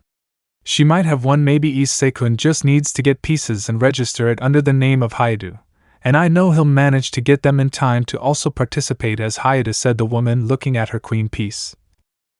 Who understood what the Bale said? Graphia, I could be the queen of the Hyoudou team, the Lucifuge thinks. I even had thought about the name I would use to pass as someone else, plus I could try a few attacks or variations of some techniques learned from the brown-haired boy. Of course I wouldn't say that, I would keep it to myself. It was a beginning, an exchange of pieces with Venilana to pass to Graphia so she could participate as a Hyoudou too. It was a beginning, now all that was left was to get other pieces. Some time had passed since the girls were in the bathroom. They all decided to dry off and go out to continue talking in the great room, while the men were doing their thing. Without knowing that the group of vigilantes are fighting with a large group of villains who wanted to capture the Sekiryuutei. Well, more like sweep the floor with the villains like rags.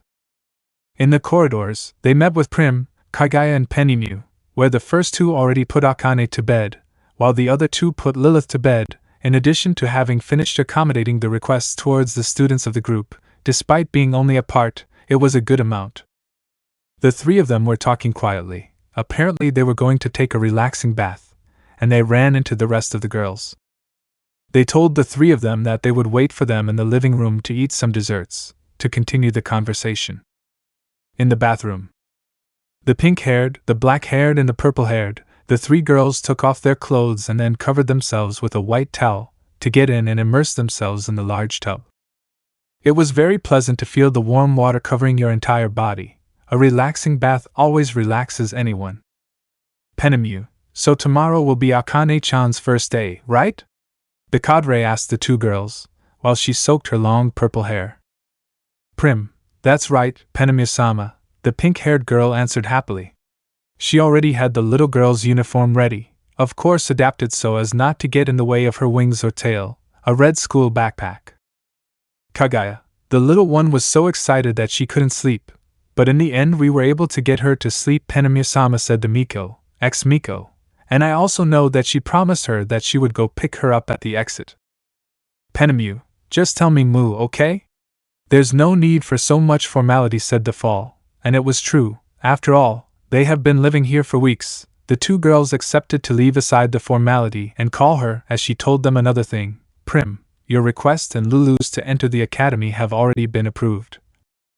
You will go to the administration department Class I first year. As for Lulu, she will go in the hero course, Class B first year.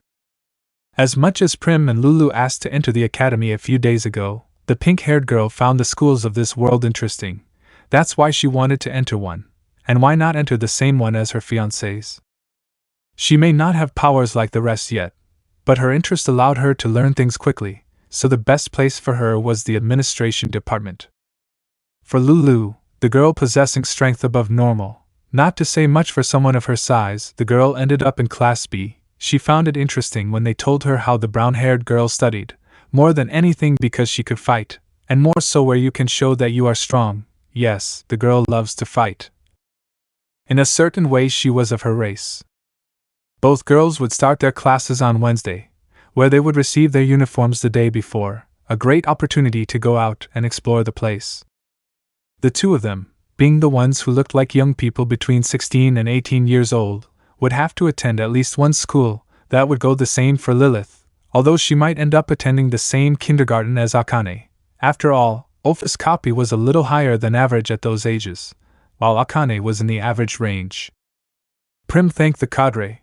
It was not difficult, since Azazel somehow managed to convince the director to accept 2 new students, despite having already started classes months before.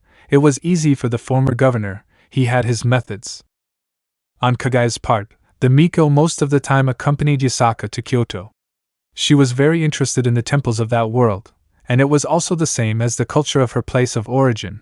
Not to say that it was exactly the same. They were artistic constructions, and besides seeing the supernatural side of life, it was very different, and at the same time similar to human life. I could learn from the culture of this world and the other. They were very rich in culture, I had to admit it. The three of them proceeded to clean up to join the rest of the girls. In the room. Most of the girls were in the room. Lavinia was telling how Vala had confessed to her. Those who knew the albino laughed. They never thought that Lucifer's great-grandson had that side. Lavinia, you made me fall in love with you. So take responsibility, said the blonde magician, imitating the attitude her husband took the moment he confessed to her. A complete bipolar, he was so tender, Fufu. I couldn't resist and I accepted him, said the woman with a beautiful smile.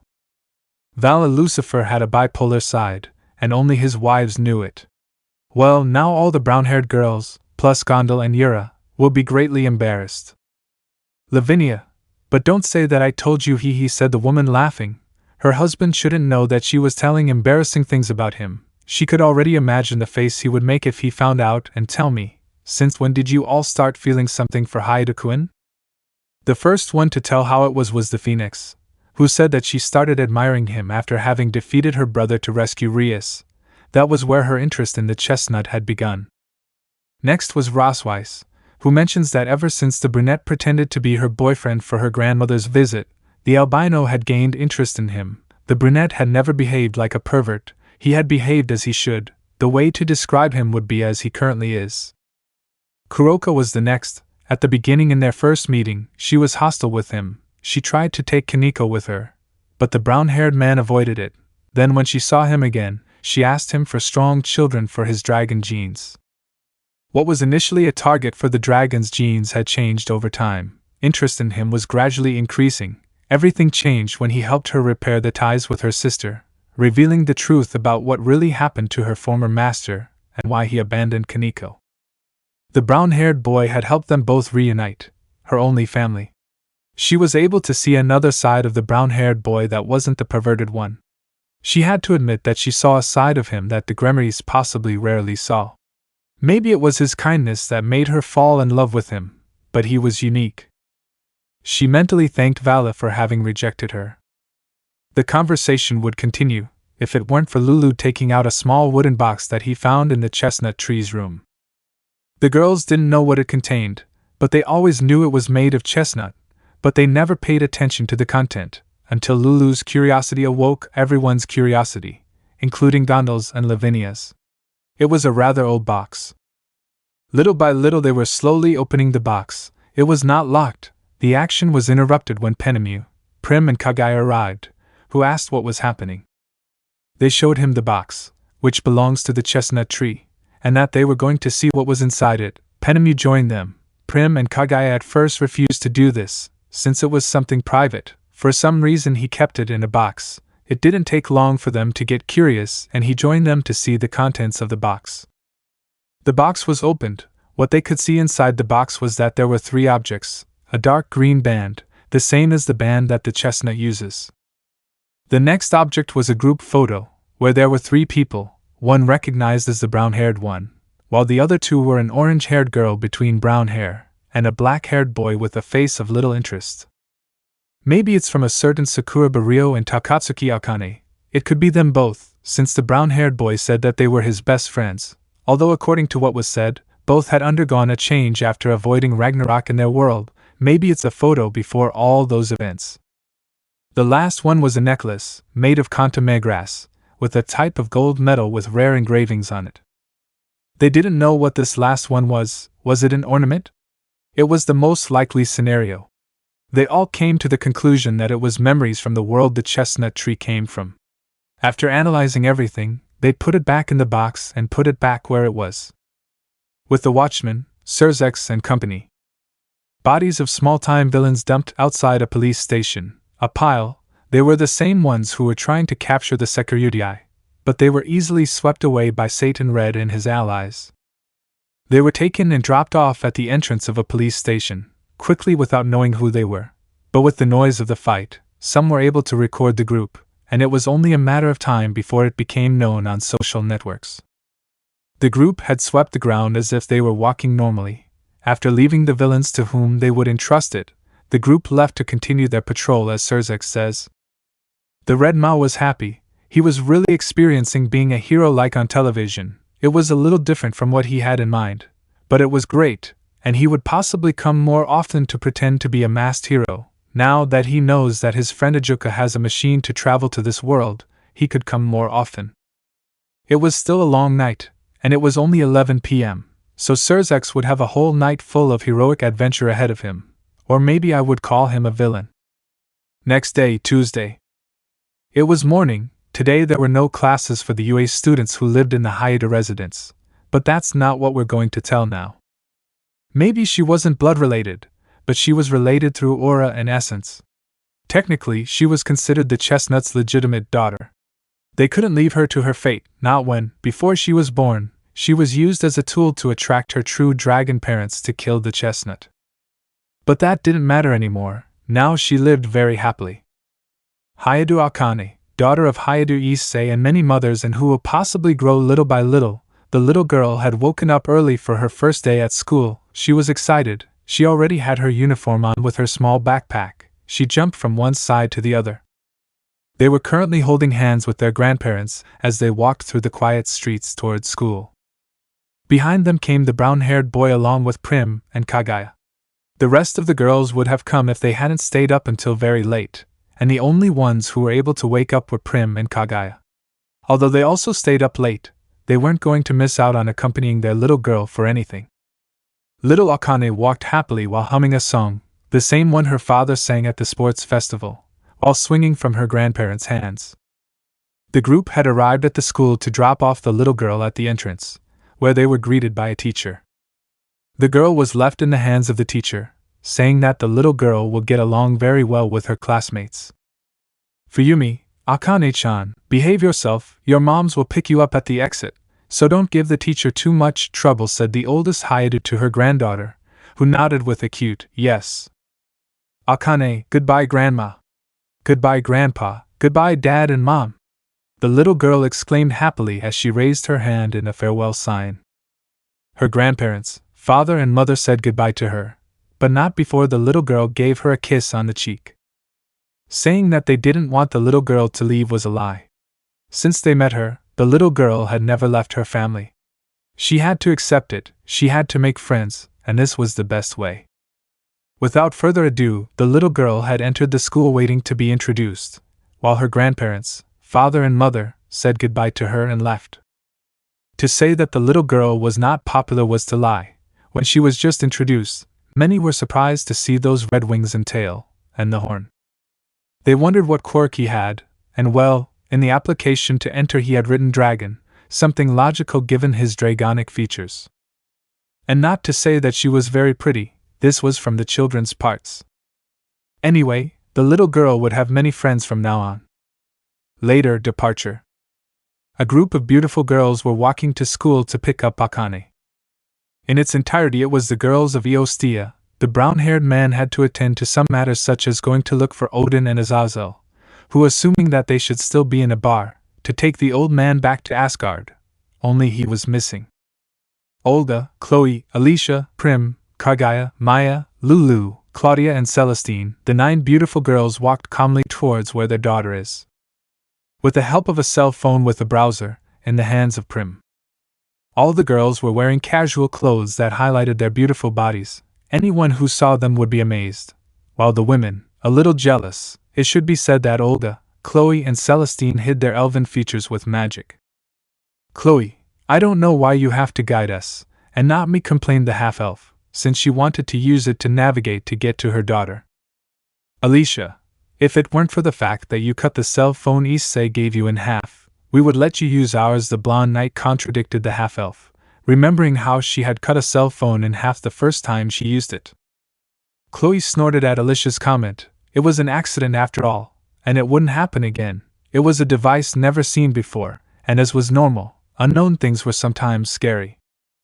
Anyone can have an accident, even if it's cutting a cell phone in half with a sword. It didn't take long for them to get to school. There were many parents waiting for their children to come out.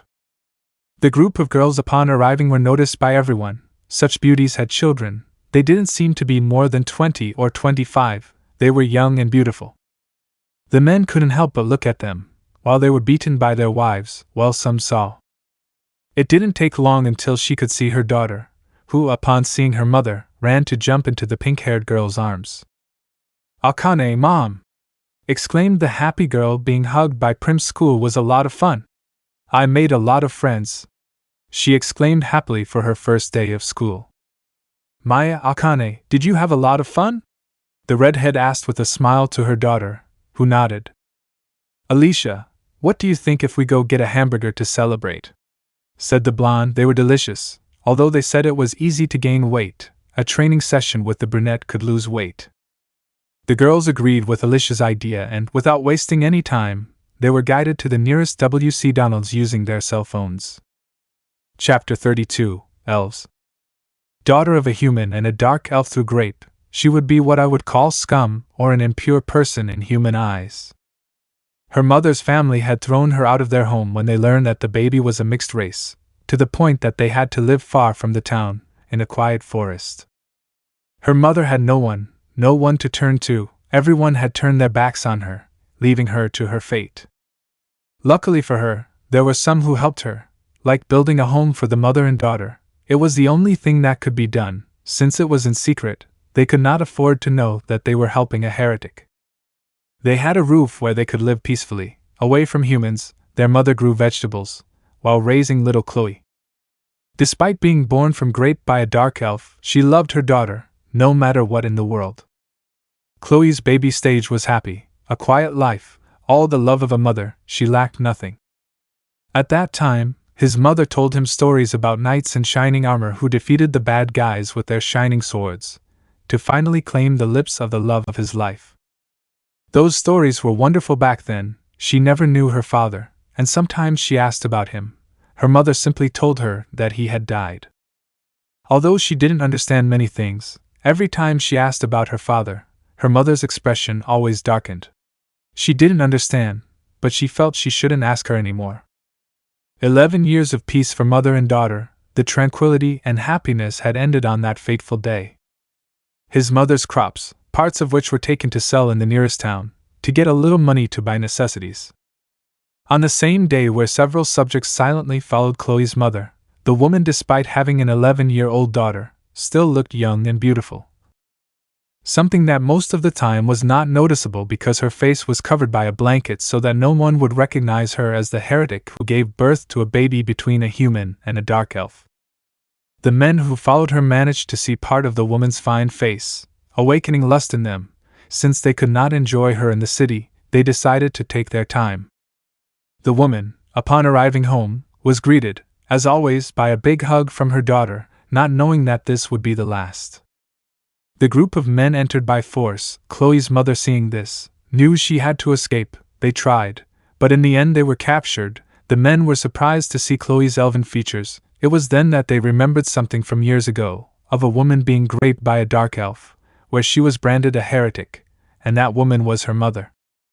With a heretic they should have no mercy, if before knowing that she was the daughter of that abomination, now they could do whatever they wanted with the woman. That was the thought of those men.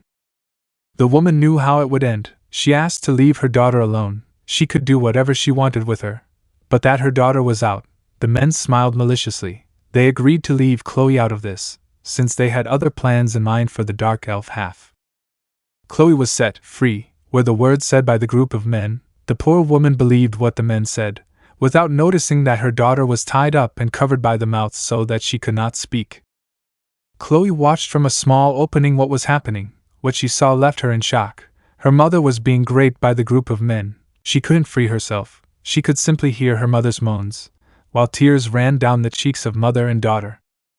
Lemon skipped. Khloe, despite being tied up, was crawling with great strength. Her whole world had fallen. Her mother was dead. Moans of crying came from her covered mouth, but she showed a lot of pain. There was no one left for her. Some time later, after the rape and murder of her mother at the hands of that group of men, Khloe ended up being sold as a slave to nobles, even though she is neither human nor a dark elf, a creation hated by both species. She worked as a slave for an old nobleman, who apparently did everything to her, tortured her, and even used her as a hex toy. She had lost her precious virginity during that time, at the age of 12. Her late mother told her how important a woman's first time was, that it was better to give it to the person she loves. But it seems that both mother and daughter suffered the same fate, losing their virginity to grape. It wasn't just the old nobleman who did that. The old man offered her to other men to satisfy the carnal desires of those subjects. It was torture for the half-elf. She even cried while being penetrated in all her orifices. She only wished that this torture would end. Unfortunately, among all the men there were some who were magicians, who put a spell on her that no matter how much he came inside her, she would be more likely to get pregnant with any species. To say that she did not become pregnant would be a lie. The young woman had become pregnant on more than one occasion, but each time, the fetus could not develop due to the physical and mental damage she suffered, coupled with her poor diet, which consisted of leftovers and semen given to her by the old man. There wasn't a single day that he didn't go through this. Since the day his mother died, his hatred towards humans increased day by day, those disgusting beings who only sought out any woman to satisfy their desires.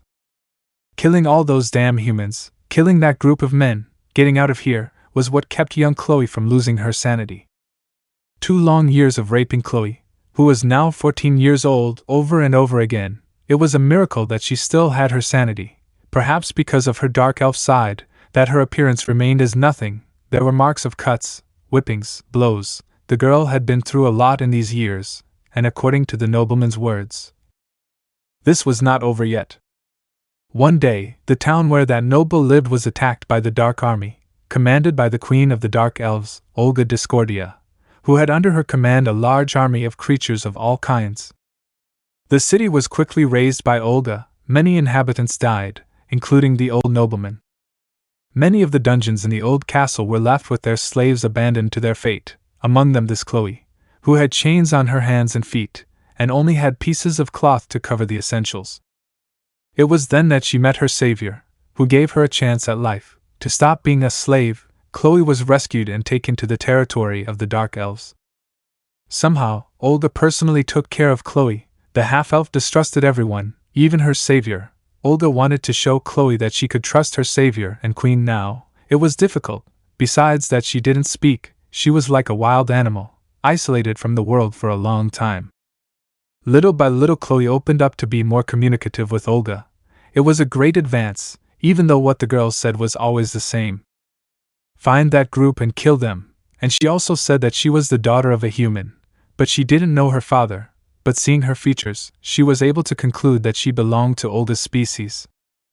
Olga understood that the young woman was a half-breed, but that didn't matter to her. After all, she had dark elf heritage, and that was all that mattered. A year after Khloe started living with Olga, the girl had become very faithful to her mistress. She owed her a lot for rescuing her from that hell and giving her the chance to live. She had talked about the use of weapons, both short and long distance, such as swords, axes, spears, and bows. The girl was very skilled, and in a short time she had managed to master them with great skill.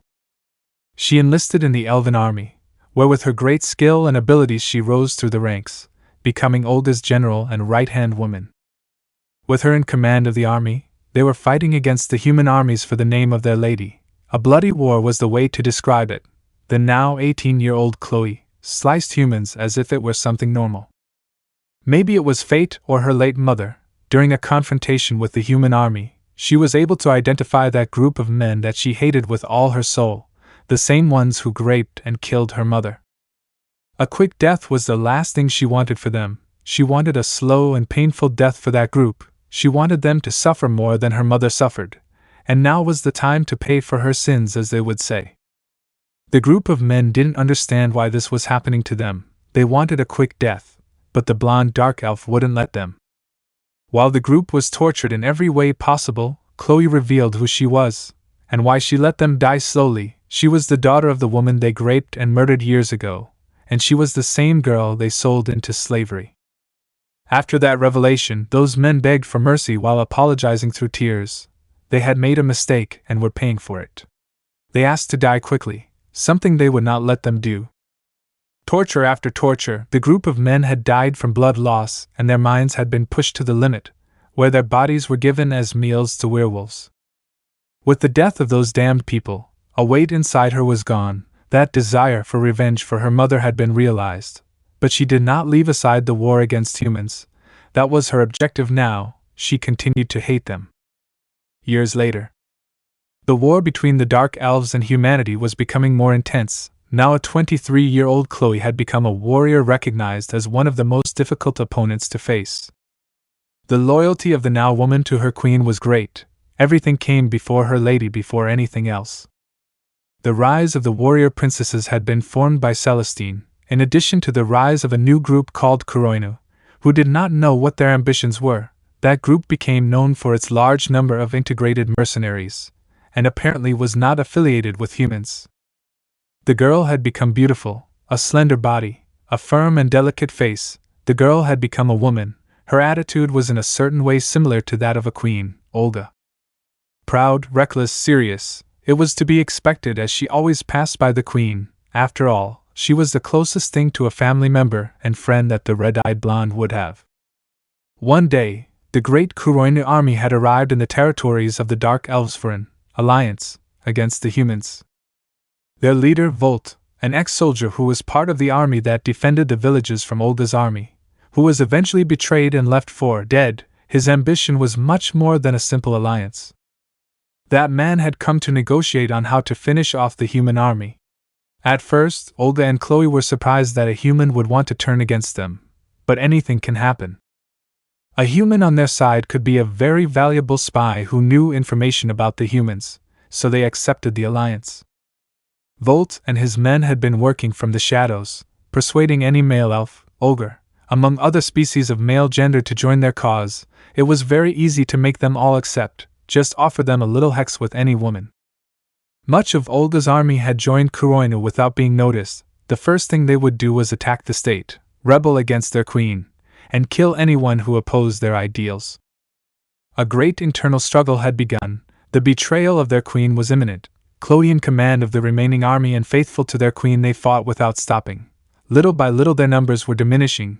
The Khloe army was winning little by little. Until finally, Khloe and Olga were captured, their army killed by Khloe and the traitors. The elven women, whether adults, young, girls, were raped non-stop by the traitor elves and Khloe, who in the end would all be killed by Khloe to the species of dark elves that lived in that territory, leaving Olga as the only pure blood and Khloe a half-breed. Khloe and Olga already knew their destiny. Although they did not lose hope of freeing themselves, Khloe was the first to be taken to her lady's throne, where Volt took the place. She knew what was coming. It was very obvious. She would be raped by humans again. That's what she thought. She could resist. She had already been through this. But it wouldn't be the humans who would do it, but the ogres who were previously under her command. The large members of the ogres destroyed her both physically and mentally. She couldn't stand it. Little by little her mind went blank. Her sanity broke. Everything was taken to the limit when they released their burdens inside her. It was so much that she became unconscious. The happiness of life with her mother gave her a warm feeling. But everything changed when that group of men broke into her home, the rape of her mother before her eyes, her death, being a sexual slave for the damned old man, her pregnancies and the loss of the fetus, and now her rape by the ogres. Sunk in the torment of her life, she wanted to die. Those memories passed over and over again, until he appeared, who turned the situation around 180 degrees. He healed her, both mentally and physically, taught her a few sword techniques unknown to her. He came as a knight. Although he did not have his knight's armor, he used a huge metal pillar instead of a sword. His hair defied gravity. His clothes were strange. It was like the stories his mother told him, a rescue from a hero. It seemed as if he were not from this world. He rescued her and her lady. And if that were not enough, he destroyed the entire Khloe army by himself, and at the same time prevented the fall of the princess. Olga told him that he was a god. He didn't believe her until he saw him with his own eyes. Such power could only come from a deity. She fell in love with him. It was at first sight. Her mother had told her as a child that when you saw the person who made your heart beat just by looking at him, that would be the man of your life. She was afraid that he would not accept her. Because of her past, what kind of deity would accept a woman who was stained by others? She wanted him. But she could not. At the moment. Many things had happened to Khloe since she met the brunette, such as accepting to be his partner despite her past, a goddess of breasts, returning her virginity, friends who make up the harem of the one who rescued him. Being marked by him, where a tattoo appeared on a part of her body, a clear signifying that she had entered him. A new world where she could live in peace, and the life she deserved. Despite her past, she was able to find happiness. Everyone accepted Khloe's sad past. It wasn't her fault. It was just that fate played a bad joke on her, a very bad one. The girl was slowly opening her red eyes, to see that her head was resting on the chest of a sleeping chestnut tree. Seeing it, she couldn't help but smile. Sleeping next to her beloved was something she never thought she would have. And now it was true. She gave a kiss on the cheek of a sleeping chestnut tree, to lie back on his chest. And continue sleeping with a smile. Mother. I have found my knight. No, I have found my beloved dragon. Olga Discordia. Daughter of the ancient king of the Dark Elves and the Dark Queen, legitimate daughter to the throne, proud, calculating, serious, was what most characterized her for the life she led. At the age of 17 she had taken the throne as queen, after the death of her parents at the hands of an unknown human, which was the beginning of the war between the Dark Elves and humans of Olga. Despite being young, she possessed great magical powers, which over the years she practiced and polished until she became a master of the dark arts. Her intellect was high among the most outstanding elven wizards, and that made her someone to be feared. He had become a born leader, feared for his great power. He had to prepare for the war that the humans started. For killing his parents, it would take time to gather a large army. The now 20-year-old Olga had become a beautiful woman with dark skin, amber eyes, and long, fine, dark hair falling down her back, a woman that many would like to have for just one night. The war between the dark elves and humans goes back a long time, thousands of years ago. The exact year is unknown. It was only known that many divine and demonic beings died in that war. The woman received many marriage proposals for her hand from high-ranking dark elves, but none of them interested her. Those lustful glances he gave her every time he saw her were something she wasn't looking for in a man. You could see in his eyes that she was nothing more than an object for power and prestige. She wanted a man who would walk by her side, who would always have a look of determination, who would be strong, but above all who would see her as she was, Olga, not because her surname was a source of discord in the royal family, just Olga. Years and years of war consumed all his time, where a period of rest was very short, in addition to dealing with marriage proposals. In short, he consumed all his time on this. 100 years had passed, when either side gave in to the war. During one of the attacks to gain territory, she rescued a young dark elf. She would not leave her there. The young woman's condition showed mistreatment of all kinds. The young woman's gaze reflected great hatred. Her name was Khloe. Olga rescued the young woman and took care of her. She saw something in her that caught her attention, that red look of hatred. The girl was closed to her at first, but little by little she opened up to the queen, and she managed to cure her of some of her mental state. It seemed like an animal isolated from everything at first, where little by little it regained its consciousness as a living being. The girl soon became his right hand, and the only person he could only be Olga. The rise of the warrior princesses, formed by Celestine before this war, the war again took the path of death. Where it seemed no side was left behind, until that day when that man appeared who changed everything. Volt. The man came to make an alliance with her, saying that he wanted to support her in the fight against the humans. The man was the leader of a large group of mercers called Khloe, where his great army power was barely known. What could have been a great advantage against the humans became their loss. Everything had happened under the shadow. She didn't know how or when, but a large part of Olga's army turned against her, an attack on the state. Volt had convinced the dark elf soldiers, ogres and other species of the male gender to join his cause, creating a nation where all women had to satisfy the carnal desires of men, technically turning every woman into a hex slave. An internal battle had begun, the Khloe army with the traitor elves against Olga and the remaining army, which lasted for days until the Aji Amber's magical reserves were about to run out, and she had also been defeated, where along with her right hand Khloe they were captured and taken before Volt. With all the reserves he had left, he had to do a summoning ritual. It didn't matter if he had an extra payment like his soul, it was better than ending up in the hands of that bastard. With this in mind, it would take time to perform the ritual. If he could save Khloe with his life, he would do it. Unfortunately for her, I can see through a spell how Khloe was raped by a large group of ogres until she was brought to the breaking point. She followed, and the spell, she was taken to her old throne where Volt now stood in her place, with that superior smile. It disgusted her, she wanted to kill him, and now that the spell is complete, she will do it. The moment the summoning circle appeared, it worked, or so he thought. As the circle vanished into purple particles in the air, if fate had been sealed, his imminent end was near. He would be nothing more than just meat to be enjoyed by those disgusting humans. A small tear ran down her cheeks. She wanted someone to come and rescue her.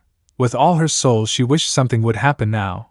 As if her prayers had been answered, a crack opened. From there came out a huge snake with a dragon's head made of some kind of blue energy appeared, hitting the ground. The place where the creature had crashed was no longer there. In its place was a young man in strange clothing. His hair seemed to defy gravity. It seemed that her prayers had been answered. The being responded to her invocation, but it seemed like a human, which she was very wrong about. When they exchanged glances, she could see the young man's brown eyes. They gave off a sparkle full of life. It didn't seem like any look she had ever seen before. It didn't reflect lust. The young man covered him with a piece of cloth that he had tied around his waist. It looked like a strange shirt, it transmitted heat. In front of his eyes, the young man had denied Volt's proposal to join them. He was surprised that he didn't think about it, and instead easily defeated everyone present with his hands and feet, where the only one who escaped was Volt. The young man apparently didn't care about the proposal. He even helped her rescue Khloe, heal her. It was rare to see someone like that. Those were Olga's thoughts. But she was grateful that it wasn't a being that would take her soul as a price when summoning it. The young man helped them in their cause to capture Volt, and let Olga decide what to do with the man. On her journey she met the human enemies, who were just like her, many men betraying their nation for a little hex. She never thought of allying herself with the warrior princesses to fight against Khloe. She could see the display of strength from the brown-haired man. It was nothing of this world, such power, and he was still someone humble. She was sure that anyone with that power would aim to dominate everything. He didn't seem to use that to dominate. He was more someone who lived like a human, a god among humans. Without realizing it, she had fallen in love with the boy, for his protective side. It was a unique feeling when she met him, a mature look. It seemed that he had been through a lot. She could sink looking at those eyes that sometimes formed a kind of cross. She wouldn't admit it, but sharing certain tastes with Khloe, like tales of knights and princesses, a knight in shining armor rescuing her from evil, that was the man she was waiting for. It was something very childish, but her dream was that her partner would be someone noble and big-hearted. Her species was very liberal in relationships, sometimes doing that for pure carnal pleasure, but there were also those who were looking for the right one. Among those who were looking for that was Olga. Even though he didn't seem like the type of person, for a moment she imagined a whole life with him. At the moment, the dark-skinned beauty was waking up after having had a night full of action with the man who was asleep next to her. On her other side was her friend Khloe, who had also had a night with the same man, not to mention that they had a threesome last night. The Ember-eyed elf looked to find that they were both sleeping peacefully. She smiled at this. In her mind she remembered a small conversation she had with the brown-haired boy some time ago. "Why do you help so many people? Is it just your obligation to God?" "No, I don't do it out of obligation. I help because I think it's the right thing to do. I'm not a god who always thinks he can bring hope to people. I'm just someone who helps in whatever way I can. I'm Wukong Jin and Hyoudou Issei." "You're weird, weird god." A somewhat strange conversation, but it showed that he did not consider himself a deity, simply someone who helps in what he believes is right. He was very kind to her, not to mention that when he found out about her harem, although sometimes he was a musclehead. Given that she has already thrown several indirect Celestine hints at him, and even with that he does not get it, an idiot that she loves. Olga kissed the sleeping brown-haired boy on the lips, then snuggled closer to him, and went back to sleep. Celestine Lucullus. In ancient times, before everything, a war between celestials and evil ones took place, a war that would decide the course of the world. Both sides were losing their numbers. It didn't take long until the last one standing died, leaving the world to take its own course, where the war remained as a historical legend among all inhabitants. After the war between celestials and evil ones, non-human species were born, such as light elves, dark elves, ogres, goblins, cyclops, halfling, etc. The souls of the celestial and evil beings were destroyed like all, except for one goddess, whose soul was able to emerge unharmed from the damage of the battle, wandering the world for thousands of years. Until she found a newborn light elf baby, the soul of the goddess ended up inside the little girl until it was fused with the little girl, who would be known as Celestine Lucullus. The baby was the only survivor of a town that was destroyed by a fire dragon, where she was rescued by light elves from other towns. The baby at a very young age would show to have a great amount of magical power, which was much more than any older elf. The one who looked after her at that time knew that with this great power he could bring balance to the world. The old elf was not the one to guide the girl, but someone was. A great wizard/sage who was known by many forms and names, who took the appearance of an old man, Gandalf. He would be indicated to guide the girl on her path of wisdom. The wise old man looked after the little girl as they traveled far and wide, while educating the girl in support magic. In a strange way, the little girl couldn't learn attack spells, she could only perform support and defense spells. It was something strange. But maybe he wasn't the right person to teach her attacks, so he would teach her what he could. As the years went by, the girl grew, took on a kind personality, always looking out for the good of everyone, a gentle, calm personality.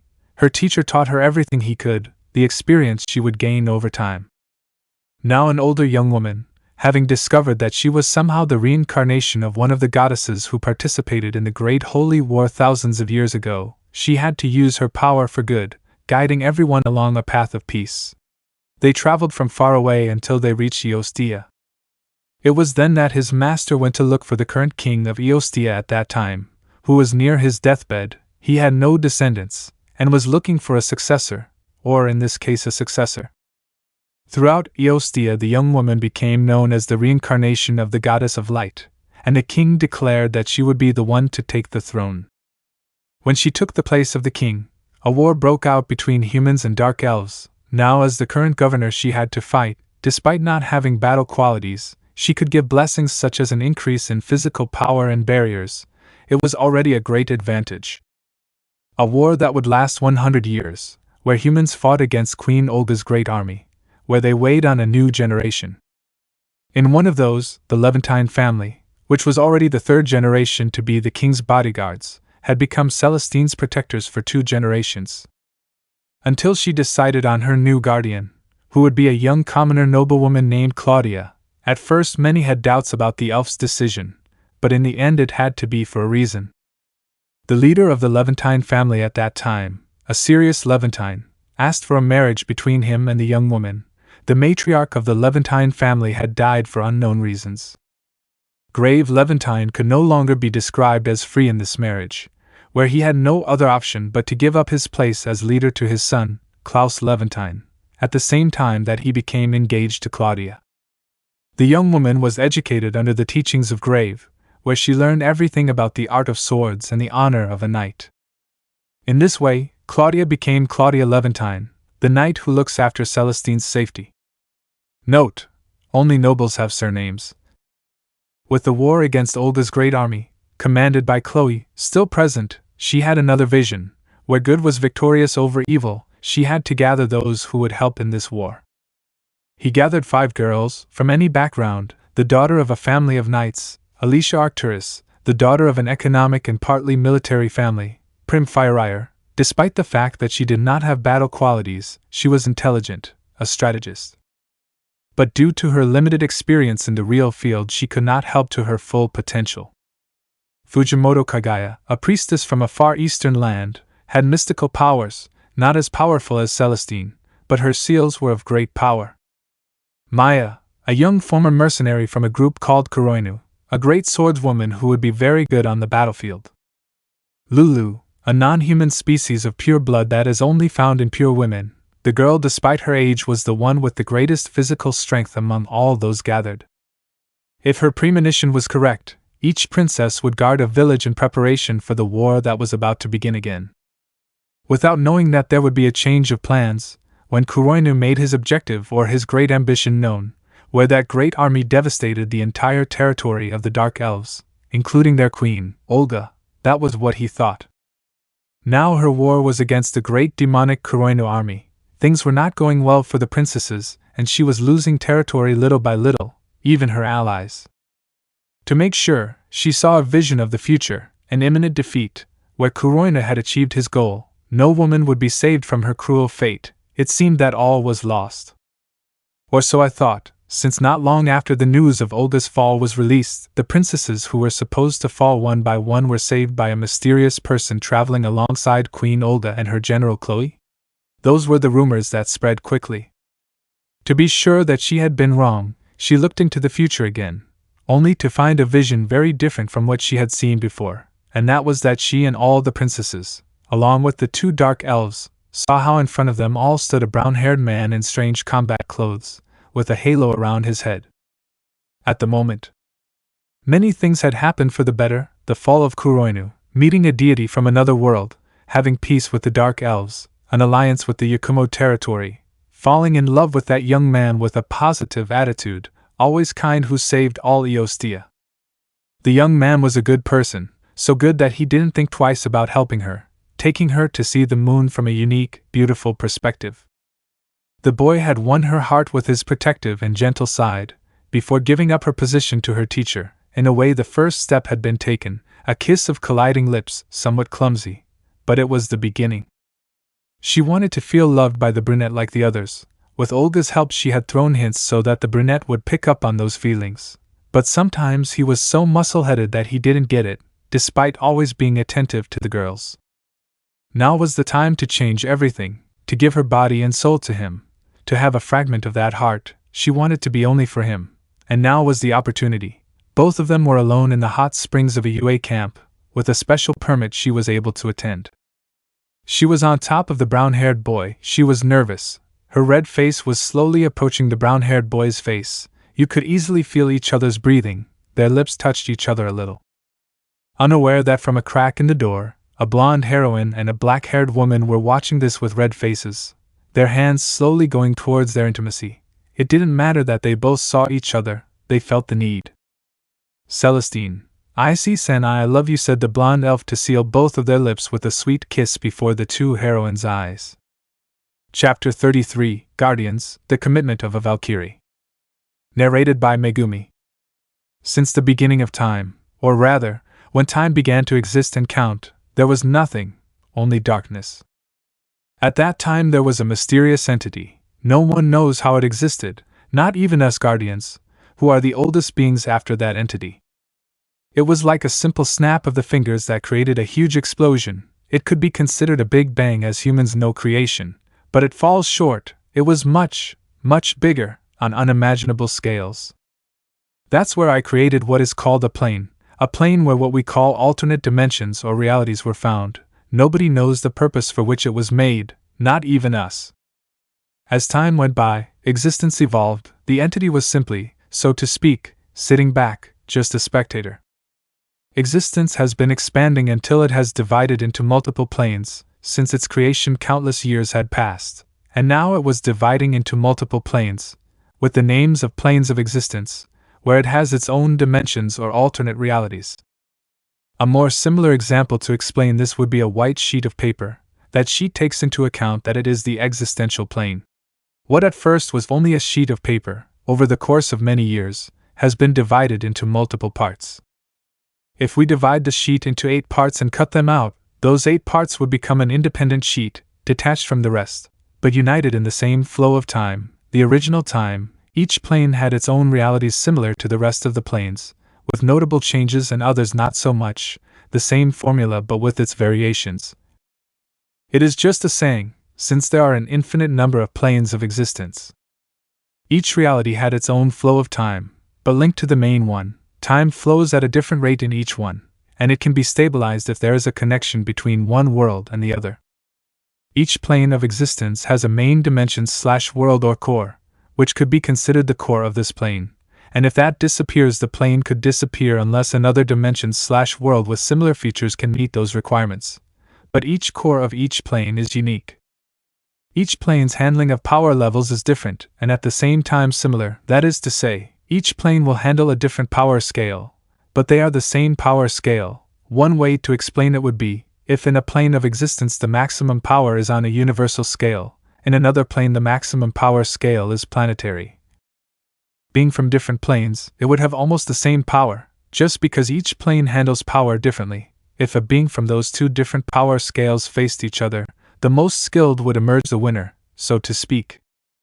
Each plane has an infinite number of worlds, all in different combinations, so to speak. You can find some that are the same with variations. An example would be that in one reality you are a chimera beast, and in another you are a dragon, but both fulfill the same role, destruction, or in another you are married and in another you are not. A simple way of saying it this way. Each plane is guarded by a guardian. That's where we come in. When the plane was divided, the entity decided to get its hands on this again, creating a being that ensures that there is a balance between all the realities, so that each reality does not clash with the other. We could be considered the oldest deities of each plane, and at the same time we are beings who did not intervene directly. We will always look for someone suitable to do the duty correctly. If a reality is in danger of a great threat to its world, and in that world no one can prevent it, We will bring someone from another world to prevent that destruction. Note, and then, why are there so many Issei? Each guardian can communicate with others, and they are the only ones who have the authority to grant that beings from other planes can pass to other planes. In a certain way we would be like brothers or sisters, but some simply do not want to have a more direct communication. It is as if they did not care. There are even planes that we do not know about because they do not want to interact with the rest. In addition, you can decide whether to support the core dimension or not. Since no one has jurisdiction over us, we are an equivalent to them. Each guardian took a name. Since we do not have a name to call ourselves, an example would be Navi, Ryuzu, Sophia, Valkyris, and I among other guardians. Each guardian is unique. There will not be another like him or her. We are the spectators of their respective plane. We do not intervene unless a dimension is in danger of disappearing. That is one of our duties, but we can make exceptions. An example would be to prevent Trihexa, Chimera, from meeting Trihexa, Dragon, in the dimensional gap, of course if they were free, since the gap could become a delicate area for a large-scale battle. In a dimension where you became interested in someone other than another version of yourself from another dimension. Or in one you are the reincarnation of another being from another dimension, and in another you are a magical masked hero, or another you are a masked hero who solves police cases. These are some examples. Or that from the beginning of your existence you are a dragon, and in another a chimera. A minimal battle could cause great tremors in the rest of the dimensions, like one where the Sekiryuutei fought against an evil version of himself to rescue his fiancée. If it weren't for my intervention creating a field that didn't go unnoticed, that simple attack would already cause a disaster. My name is and I am a guardian. My duty is to see how each dimension of my plane grows without problem. I do not intervene in anything if my presence is not really necessary. I explore each reality seeing the life that is in them, and above all, their delicious food. But my duty was to be stopped after his arrival and meeting the young visitor of the core. After traveling for a while with him to determine if he was a threat, I have been able to conclude that he is a musclehead. The young man had left the seal where the beast of the end was, something that had to replace the seal with one identical to the previous one created by the god of that dimension. It would be a nuisance to alarm the factions, in case his arrival caused a tremor that was felt in all the factions, most likely, more in the underworld. The young man was a nice person. I traveled with him for 3 years. The young man recognized who he was, son Wukong of the core dimension. The young man said that he was looking for strong people to fight, and that by pure luck he found out that the doors that took him to the realm of the wise could travel to other worlds apart from that one. He was very strong, so I had to make sure he didn't start a small war just to enjoy a fight, so I stayed by his side until I was sure of that. I took the form of a shining sphere. I didn't want to show myself yet, besides hiding my identity, pretending to be a goddess of breasts, Shikigami. Something embarrassing for me, since Navi had said that she used that name to see each reality more closely, considering that not many would take into account a goddess of breasts, right? I'm not the only one who pretends to be her. Also, the dimension where the true goddess of breasts is located, to enter, there is only one entrance and exit, which is connected in a very particular dimension, and located in the plane guarded by Valkyris, a dimension called the XC. So it could go unnoticed as a joke. Something that hurts my self-esteem, but what can be done? The worlds are truly beautiful, and even more so when a new dimension is born.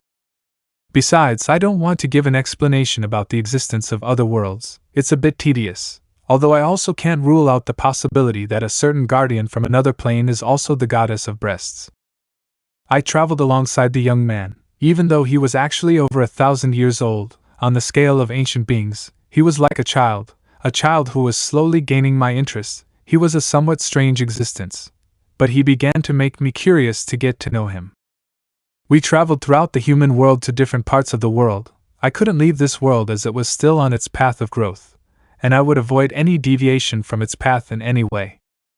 He fought against a few supernatural beings, such as a Shinto god who had killed a large 8-headed snake, where the Japanese god had been defeated. But the god was cured by a girl by the name of Kushibataheim, who would be the god's future wife shortly after. In addition to fighting with a certain war-addicted cadre for being the faction that had retreated, he was angry with the current leader of the Fallen. Despite having the largest number, they retreated. The cadre was defeated by Wukong with a single kick. Apparently he did not like his attitude. After that battle, we continued traveling for a year. The young man had gotten a little tired, since I prevented him from changing the course of growth of this dimension, so I offered him a deal. Reincarnating him in a time where his existence would not affect the growth of this dimension, something I thought he would deny, but it was the opposite, he accepted. Something that surprised me, but with that somewhat distracted personality it was to be expected, but in his gaze he showed no distrust towards me, he seemed to trust me. I asked him how he could trust me, and what he answered surprised me. If you were someone bad, you would have already done something bad to me when I was sleeping, but instead we became very good friends. He said it with a smile between his teeth. My heart beat for a moment. I smiled at his somewhat childish comment, and proceeded to do the ritual to reinstate him. The ritual consisted of sealing all your powers in your soul, including your physical condition. The original body would turn to dust at the moment of extracting its soul, since the body is only a container to store its soul, but in his case, his original body became ordinary rock.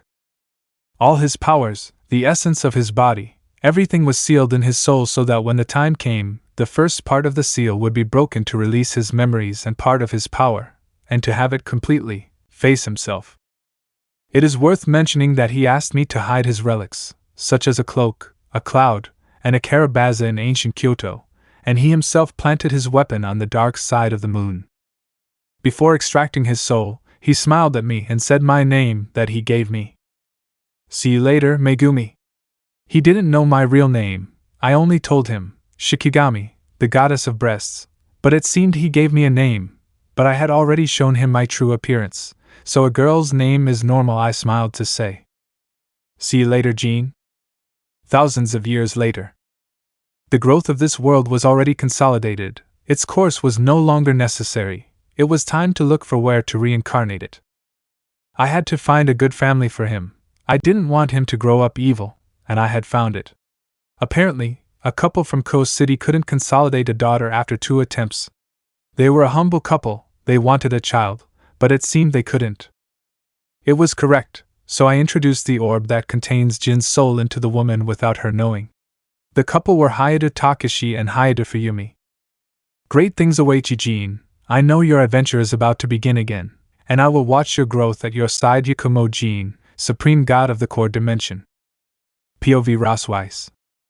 It had been 2 years since you exchanged places with the leaders of the factions, both Biblical, Asgard, Olympus among others who joined the cause to stop the beast. There hasn't been a day that I've stopped thinking about him. A year ago, I had a conversation with Vidar-sama. He helped me clarify my feelings for you. Maybe it started when I asked you to do something for my boyfriend for my grandmother's visit. The look you had back then didn't seem to reflect perversion, something that surprised me, but I liked. Possibly it's a side that neither Rias nor the rest of the girls would have seen, a sky blue glow like infinity. I still remember how our date went. We went from one 100 yen store to another. I had a lot of fun even though you called me the 100 yen Valkyrie. At no time had you done anything perverted. I even clearly remember what you said to me when I accidentally entered the men's bathroom where you were, and you promised to protect me. I told you about the research I had on Trihexa and only I had the information. I told you that if I fell into the bad guy's hands you would kill me. It seems you didn't hesitate to refuse, and instead you said those words to me. When I heard those words my heart began to beat intensely. At that moment I knew I had a certain feeling towards you that would only grow without stopping, although I still doubted if it was really feelings or just something of interest. When Euclid kidnapped me, you rescued me, even though he was better than you. Your determination was able to overcome him, and in combination with you we were able to win. You took me back like a princess. With your armor without a helmet, I could notice for just an instant like an illusion in a certain, you had taken on another appearance. A smiling young man with spiky hair defying gravity, which in a blink of an eye changed to your usual appearance. I had confirmed that I really love you. I really love you. And I will continue waiting for our date at a 200 yen store. I still remember the words you said to us before switching places with the leaders. I'll be back. It's a promise, I'll be back soon. You said it with that sincere smile that captivated my heart. It's true that his perversion made his other qualities not stand out as much, but I see that he has a tender side. I cried when you left, but I trust in you. With my grandmother's support, I was able to recover little by little to wait for your return. I trust your word, I will wait for you, or at least that's what I thought I had committed by vote. Odin-sama, Frigg-sama, Thor-sama, Vidar-sama and my grandmother along with her friend Brynhild were against it, but it was by majority vote at his request, and I am currently on an altar before all of Asgard to make this commitment official. I'm sorry, I see I tried to win the fight but I lost, I'm sorry. NPOV Weiss. Days before. Today was the opening of the Citri Academy. The 100 yen Valkyrie was present, as well as Sona and her nobility, and the Mao leaders, Rias and her nobility. She had previously been offered a job as a teacher at the Raiding Game Academy. In addition to teaching Nordic magic, it was a great job. Despite the fact that Sona was still a university student, she was already very responsible, so much so that she was more than suitable to handle and realize her dream. It was a good opportunity to relax with the sealing of the chestnut, to relax their souls, minds and bodies a little. They still hadn't found a way to get the chestnut out without having to remove the seal. It was as if the idea of the exchange that Ajuka had was taken out of nowhere. Nobody knew. The girls were still sad about him, although thanks to everyone's support they were able to recover a little. Rias with the support of her family, Akino with that of her father, Asia with the support of her parents Hyoudou, Kaneko with her sister, Yasaka and Kunu, Zenobia with her sister Griselda, Iriana by her family. Although the academy was better received by the middle classes, while the upper classes not so much, it seems that they do not like the classes below them learning about it.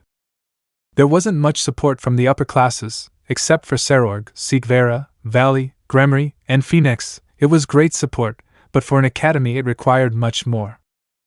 A great opening ceremony, and they would be open to registrations next week, anyway. Lots of smiles and clearing your minds a bit. Later the ceremony concluded, Rias returned to the Gremory mansion, Asia with Issei's parents along with Zenobia, Akino to the Himejima temple with her father Barakiel, Irina with her parents abroad, Kaneko to Kyoto with her sister. The albino went back to Asgard to see her grandmother, since she received a message from her, and it seemed very important and urgent for her to go, but judging by her tone she did not seem happy at all. Asgard. The girl appeared from the portal with a careful Bifrost bridge guarded by Heimdall. After leaving the portal she teleported to her house where her grandmother was waiting.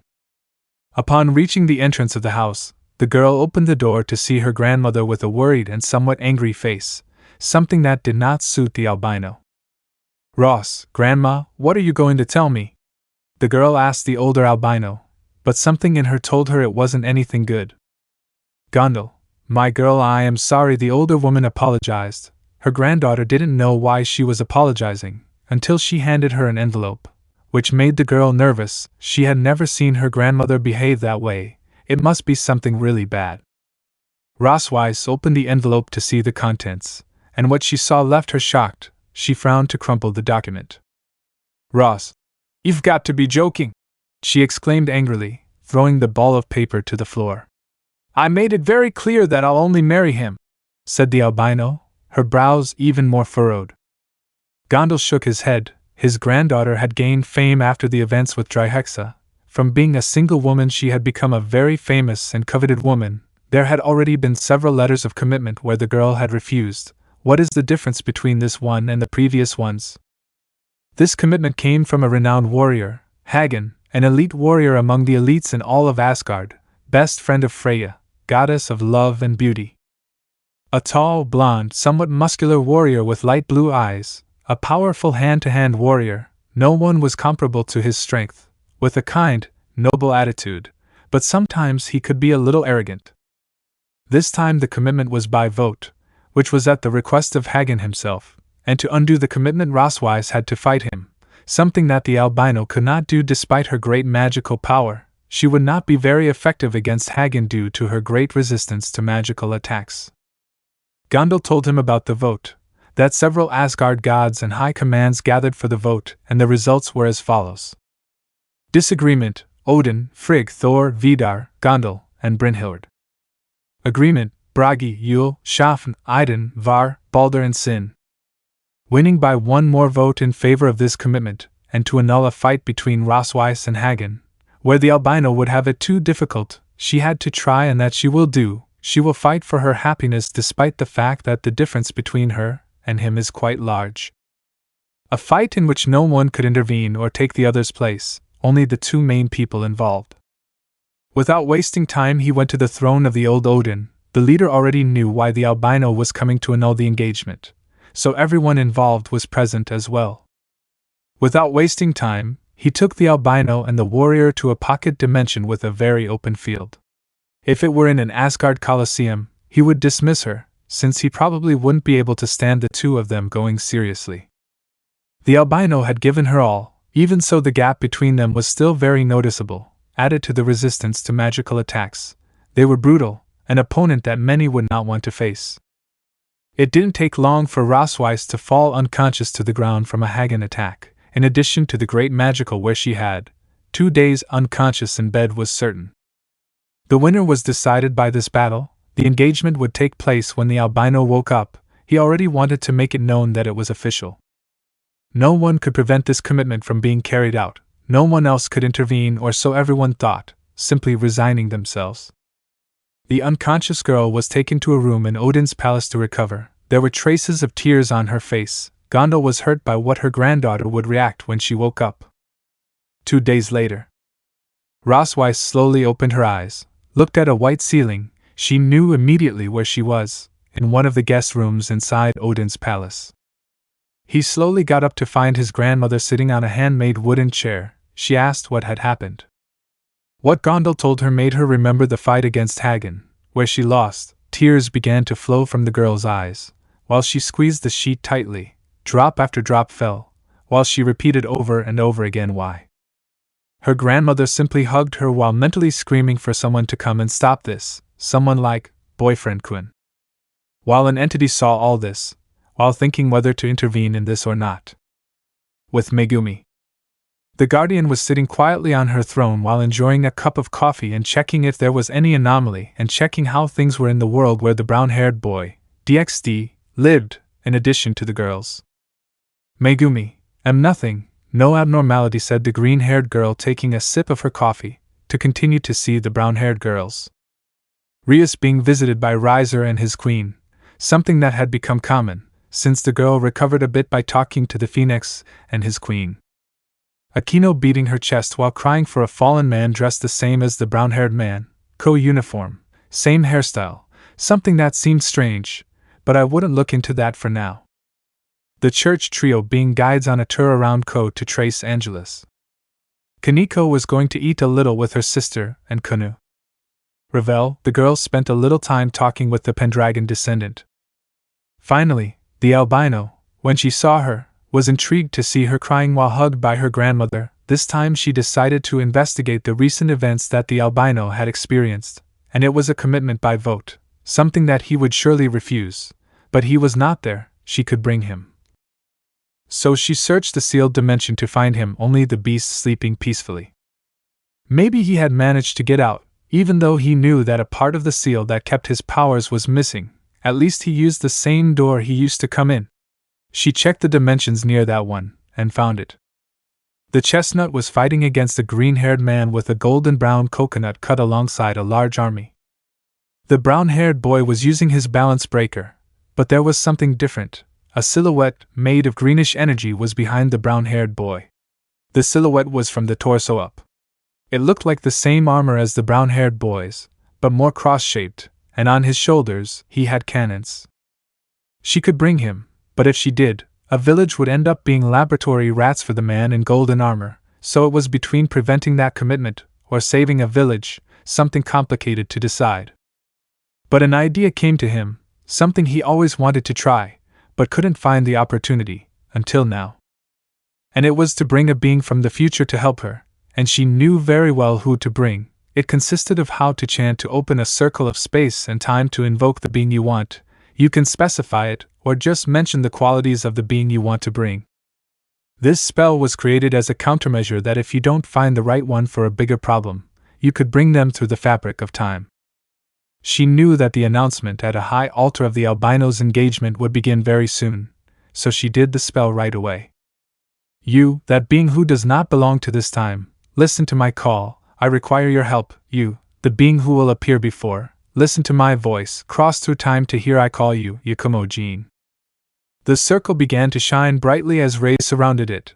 Particles of light formed the silhouette of an adult man. Little by little it was taking shape, until finally it took shape and the light dissipated, revealing an adult brown-haired man, who apparently is in his 30s, but young. He is Wukong Jin, Hyoudou Issei, from the future. How much of the future? Who knows? Hair standing on end that defies gravity, a slim but toned body, a little over 1.8 m tall. He wore suit-like clothes. Apparently he brought them while he was at a gala party. The man looked around a little confused, since one moment he was in an anniversary party room and now he found himself in nowhere. He looked several times until he saw the green-haired girl and recognized her. Man, Megumi? Why did you bring me here? And why aren't you wearing your dress anymore? He asked confused, while the aforementioned also got confused. Megumi kept looking at the man, blinking her eyes, and thought about what time he came from the future, since he simply brought the Jin from the future who has great experience, and brings a good-looking man. Megumi, oh yeah. I didn't change, I've always worn these same clothes, the green-haired girl answered the man's question. The older brown-haired boy half closed his eyes and then opened them wide. The Megumi who was in front of him was not the same Megumi he knew. Well, she is the same one, but she is not the one who was with him at that anniversary party. But I remember that the green-haired girl he knows mentioned a spell to summon beings from another time. Could that be it? Megumi, about why you are here I will tell you, said the girl, scratching her cheek while smiling nervously. There would be a big explanation ahead. The green-haired girl explained that she brought him from the future with a spell, and the reason for his presence here is because she needs him to do something. The Jin from the future understood that it was the same Megumi, but from the past, the one from his time never said that she did something like that. It was strange, but he would let it go. Jin, and what do you need my help for? He asked, sitting down while loosening his tie a little. He doesn't like to wear a suit, just because his wives demanded him to. He had no other choice. He gave a deep sigh. Megumi, about that, it's about breaking an engagement, she said, drawing the attention of the adult brown-haired man, who just thought, engagement. Whose will it be? It's the Valkyrie Weiss.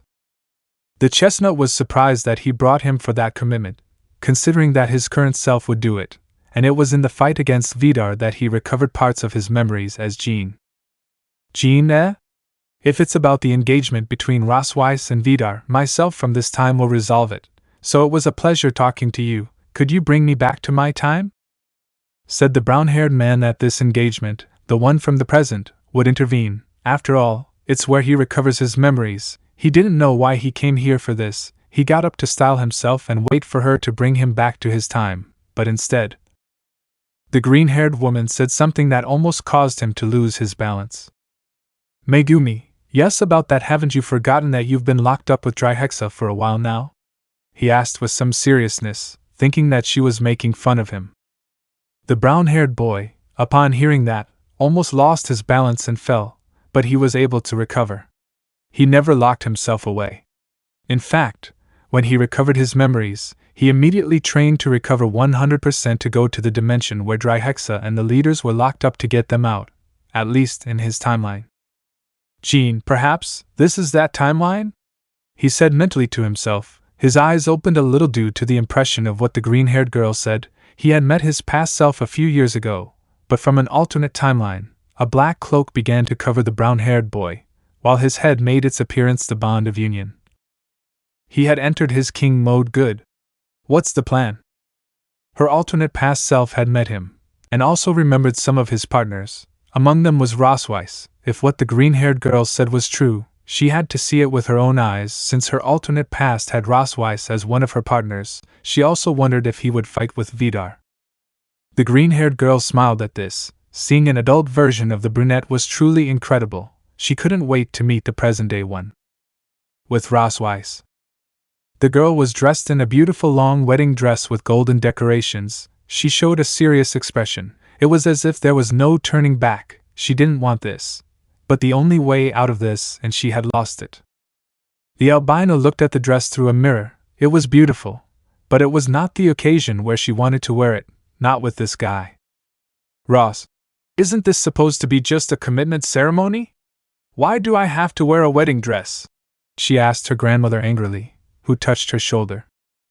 Gondel, Ross Weiss, it's at the last-minute request of the Hagen warrior.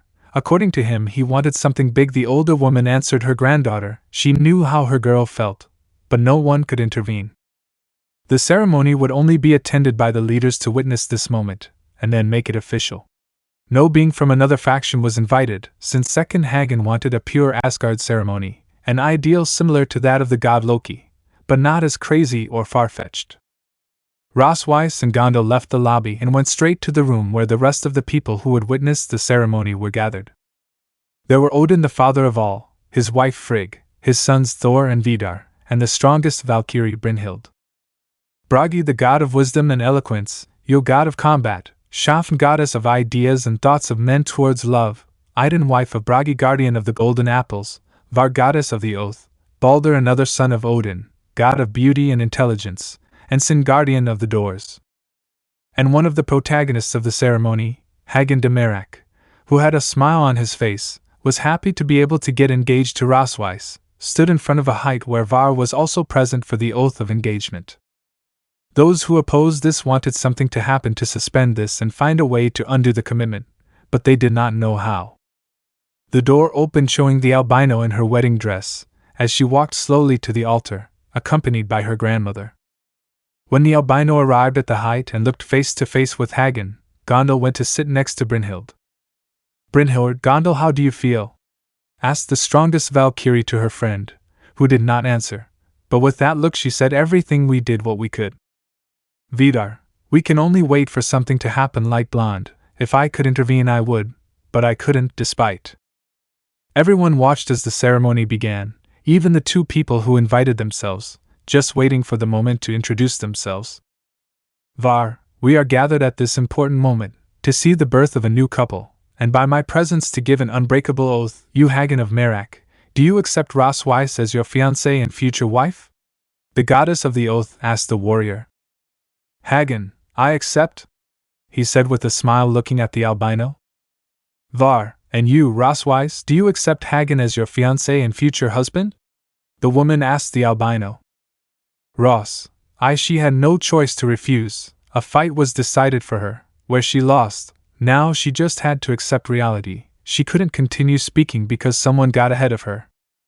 I oppose, said a mature voice that did not belong to anyone present. They looked where the voice came from. At the entrance to this room, the door opened suddenly, almost destroying it in the process, showing a man in a suit, disheveled hair that some spikes defied gravity, a bandage like a sleeping mask around his head. He showed a serious look while loosening his tie. Note, imagine him with mature features. Jean, I oppose this engagement, said the new guy who showed up, not in the best way. Hagen, who are you that dares to interrupt this great moment? He asked angrily while with magic he made a mint-colored chrome armor with a red cape appear. No one should interrupt this, so that guy could appear. While the rest looked closely at the young man, some thought something familiar, but they didn't know where it came from. Jean, I am Ross Weiss' future husband, and I have come to break this engagement, he said, looking at the albino calmly. Well, what must be done to cancel this engagement? He looked at the Asgard gods for an answer, and Odin had a great opportunity to get the albino out of trouble. Odin, young man, if you want to break this engagement, you'll have to beat Hagen. Do you accept the challenge? Asked the father of all seriously. His life of experience told him a lot just by looking at the person. Not for nothing did he have one eye covered with an artifact. This was the only opportunity to help the albino, and the adult chestnut did not hesitate to accept. Jean, fine. I accept, he said, colliding his right fist with his left palm, while he was looking forward to a fight. Hagen, fine. This will be my last fight and victory as a bachelor, he said with a smile as he imitated the same actions as the brunette. His voice noted some arrogance. Odin, good, now we go to a field of. But what? Said the old man, ready to transport everyone to a fighting field. But before he did that, they were all in one. Everyone was surprised since no one had done this. it must be someone else. They had all appeared in a Roman gladiator Colosseum-type field, but slight deterioration was noticeable in some parts. The mysterious Chestnut and Hagen appeared in the middle of the arena, while the rest were sitting in the front row spectator seats. "Thor, how did we get to this place?" asked the God of Thunder, looking at everyone hoping it was some of them, but it wasn't like that. Right next to him, the green-haired girl appeared sitting on her throne while holding a bag of popcorn. Everyone saw her and became serious about fighting. "Megumi, calm down, I'm the one who transported you to this Colosseum. And put down your electric Bob Marlin," said the green-haired girl to everyone, making a joke to the God of Thunder, "and I'm the same one who brought him to help you, Ross Weiss." "Ross, how did you bring him to help me? And who are you?" said the albino excitedly. She didn't know the green-haired girl from anywhere, and she appears and says she's going to help her? But deep down she was grateful that he came to help her. "Megumi, many questions to answer, better settle down and enjoy the fight. That may answer your doubts," said the goddess while eating a popcorn, in addition to each of the spectators appearing a bag of popcorn. The goddess would not answer anything they would ask her, so they reassigned themselves to the battle to answer for her. They would not insist, since to make them appear from one place to another without them noticing, they must be very powerful. "In the sand?" Both looked at each other seriously, waiting for one to make his move. A deathly silence was present. As the blonde and the brunette did not move, they only exchanged glances. "Jean, I thought it would be Vidar, not with what was his name," said the brown-haired man mentally. Although he didn't show any expression other than serious, he was somewhat disappointed. He thought he would fight with Odi's youngest son, but it wasn't like that.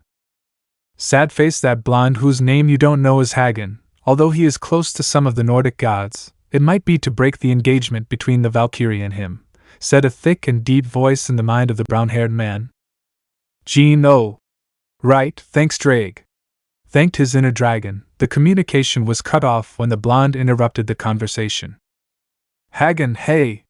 Before I defeat you, tell me your name so I can remember this battle as my bachelor party," exclaimed the blonde as he took a combat pose, gathering power to launch an attack of solidified energy. The brunette from the future smiled at this. The green-haired girl had explained to him that no one would remember everything that happened that has to do with the two of them here, and that in the end they would wake up in bed and everything would seem like a dream, but that she would have the duty to cancel this engagement.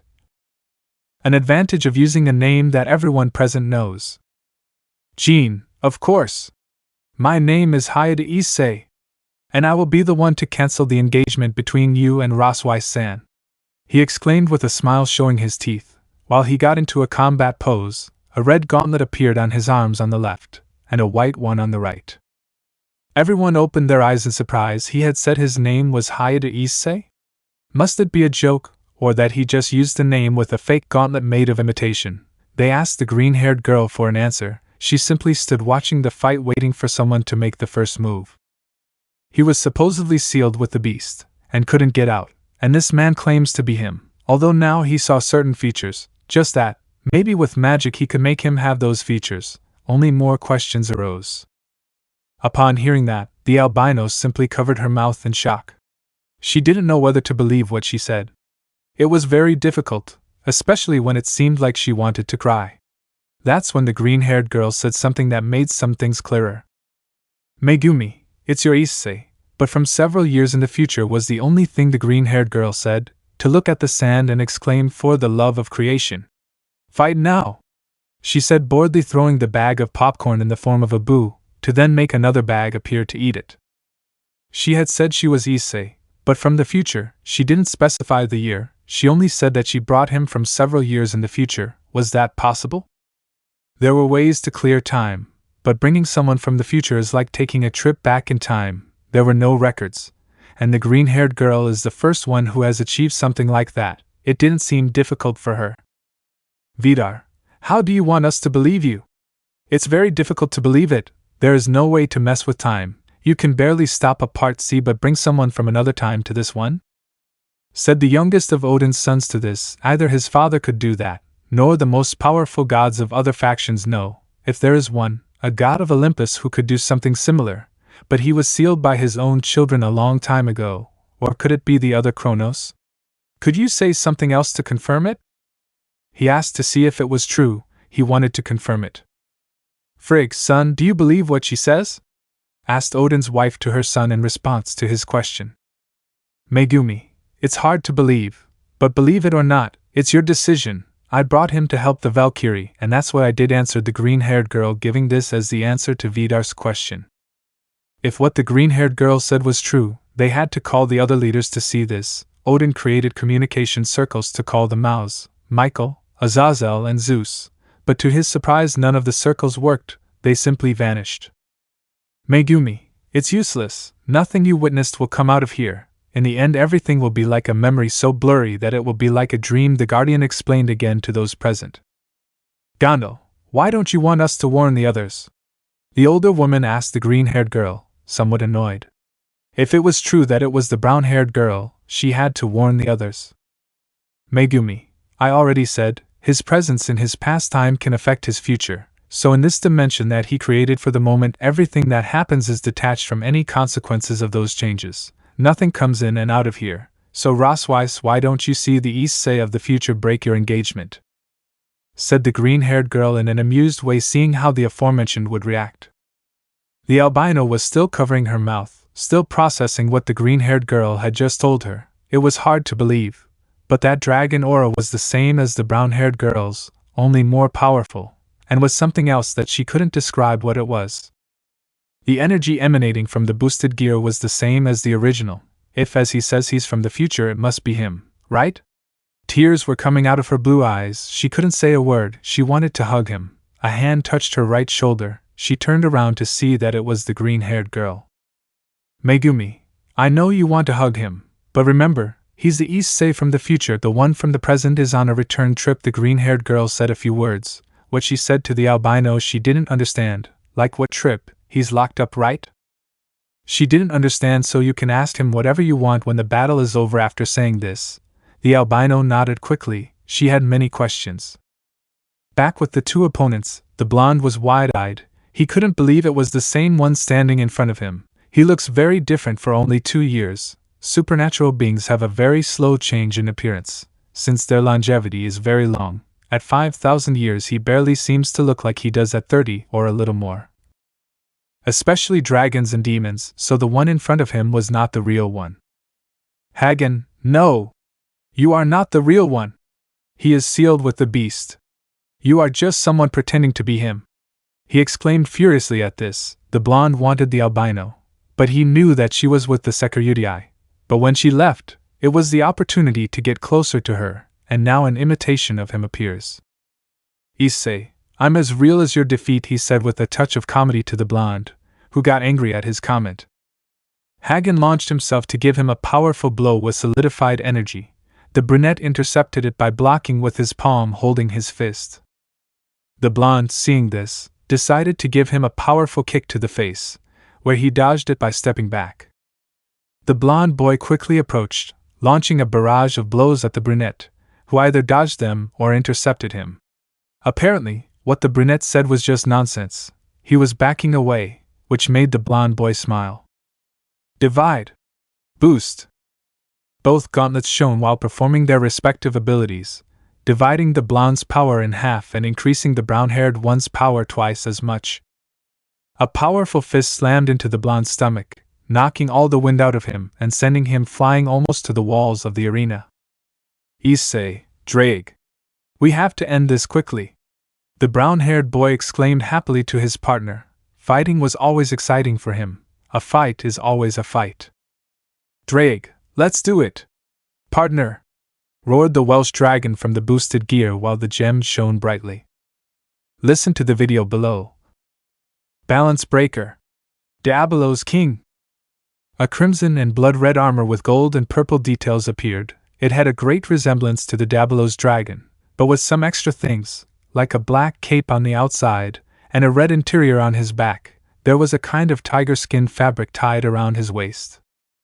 The armor, unlike the Diablos that those present knew, was much thinner, giving the sensation of light armor, and the aura it gave off was very intense. It was like standing in front of a king. After hearing the voice of the red dragon, There is no doubt that what the green-haired girl said was true. He is Hyoudou Issei, but from the future. But they had never seen that power. Could it be that over time he gained an extra power? Hagen, seeing this, raised his power to the highest level, accumulating energy in his arm, making the hand of a beast with very sharp golden claws appear, almost on par with Fenrir, an attack that just by being in contact with them you will explode into 1,000 pieces from the inside out. Hagen, you are not worthy of deserving Weiss. Only a pure Asgardian like me is worthy of her. He roared with hatred, launching himself towards the brown-haired man. Rui, expand. A large metal pillar stood in Hagen's view, but he didn't care and tried to cut it with his large claws, resulting in only a few scratches. It was too late to dodge it, so he tried to hold it. The moment he touched it, he felt a great weight fall on him. It was as if the entire ocean were falling on him. It was much more than that. Hagen, damn! What the hell is this thing? He asked to no one in particular while trying not to be crushed by the large pillar. The brunette from the top of the pillar took a great leap to rise up, to fall and kick the pillar so that it would stick and crush the blonde to knock him out and finish once and for all. Crack, crack, crack. The pillar was slowly cracking. It seemed like it was about to break into pieces, but it didn't. The cracks seemed to regenerate quickly from their damage. The pillar slowly shrank until it became a bow staff and levitated towards the chestnut's right hand. The battle had been decided.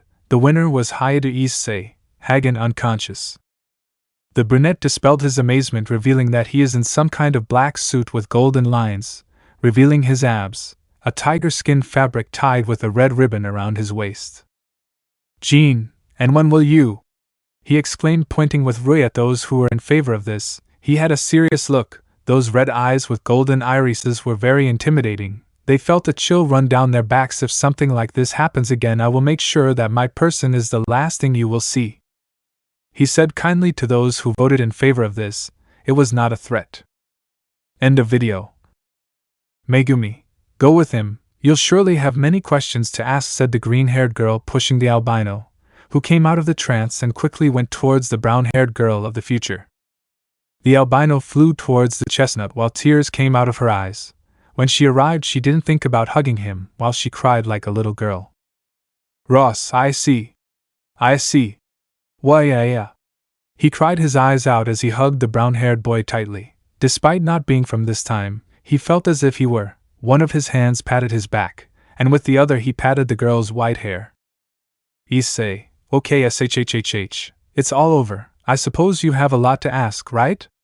Asked the brown-haired boy, amused to see that side of the albino. Every time she cried she was very tender. Even in the future she was still a bit of a crybaby. He cleaned the traces of the girl's tears so she would calm down little by little. It didn't take long until she calmed down, so? Let's go with your questions, he exclaimed happily.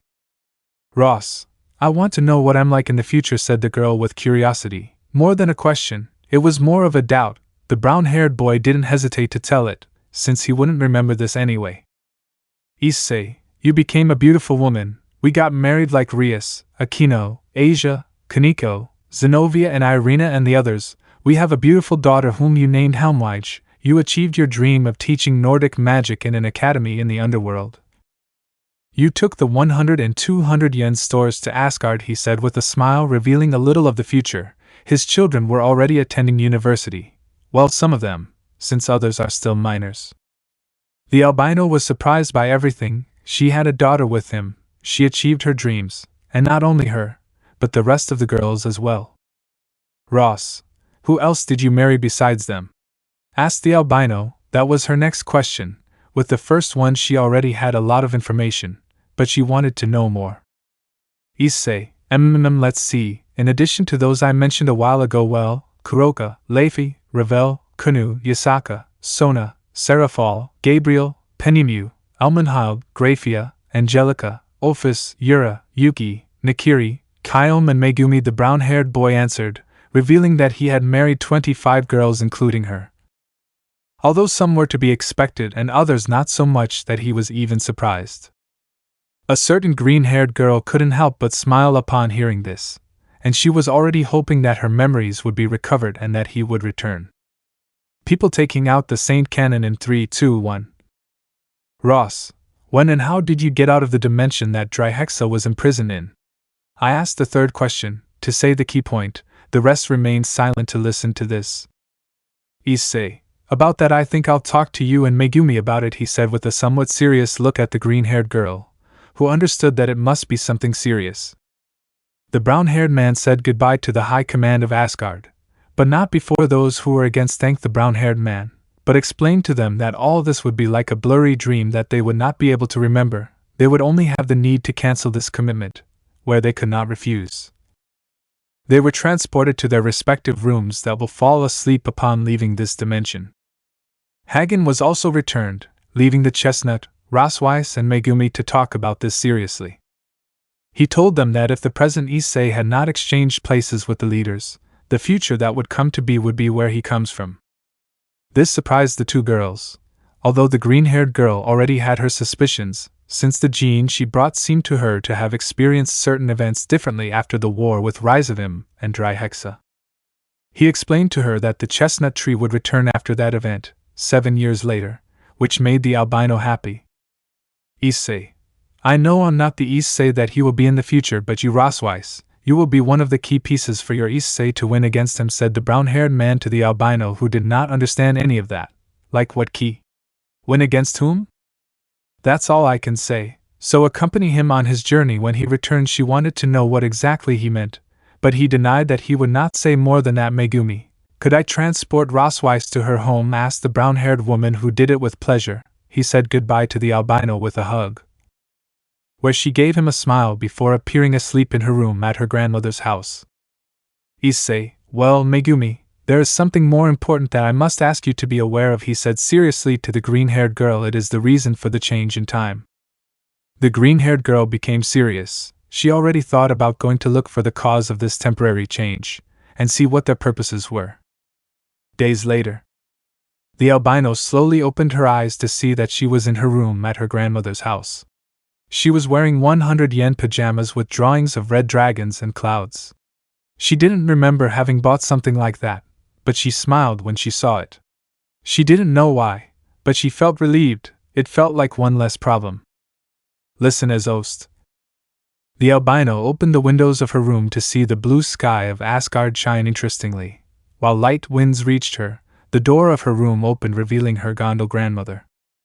Gondel, good news, my little one. The woman exclaimed happily upon finding her granddaughter. She was carrying a document in an envelope again. A smile was drawn on the older woman. The albino was worried when she saw the envelope, but something told her that everything would be okay.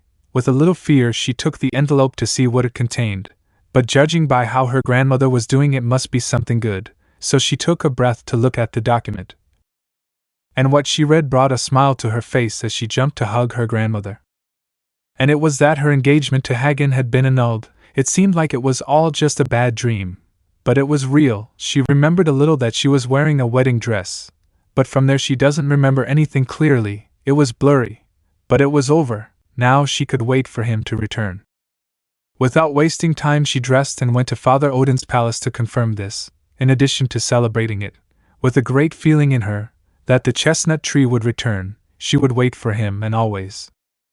Upon reaching the throne of the Norse god, not only was he there, but also those involved, including Hagen. It was made official to annul this engagement. Everyone was in favor of it. No one knew why, but everyone apparently had the same dream. This made the albino very happy, and the blonde angry, who just turned around to leave. Light illuminates the path of the albino from now on. No matter what happens, help can come even beyond time.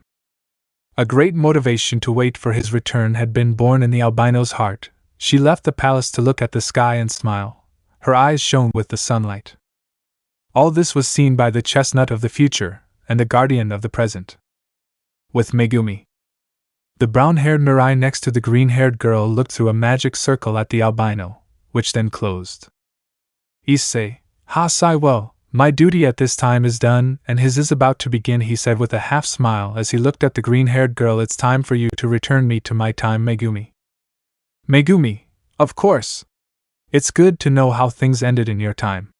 I hope your disappearance will anger them, said the green-haired girl happily while creating a magic circle under the brown-haired tree. Issei, haha, most likely Zenobia is waiting for me with the Excalipan haha. He commented with a somewhat nervous smile, while half of his lower body turned into white light particles. The green-haired girl laughed at this, imagining that Michael, at the request of his sister and several girls, would create the ultimate weapon to tame men, the Excalipan. She said goodbye to the brown-haired boy who disappeared to be returned to his time. The green-haired girl looked at the world, GxH or DxD, for the last time. He told her that he would not intervene until the confrontation with the second being that came from the future. For now he would only look for the first being that came from another time. It was only a matter of time before the brown-haired girl from the present returned. End of the Ost. Present. The green-haired girl sits quietly watching what was happening in each dimension, then looks at the brown-haired girl's world, to see the being that came from the future. Megumi, just a little more, and you'll make your move, Loki, said the green-haired girl seriously, to see that the aforementioned was not alone, but that there were two more with a cadre addicted to war, and a blonde Asgard warrior. Chapter 34, Midoriya. The Midoriya family, a normal family like any other, of 4 members, Hisashi Midoriya as the father with his wife Inko Midoriya, his 2 little ones, the eldest Izuku Midoriya, and the youngest Izumi Midoriya.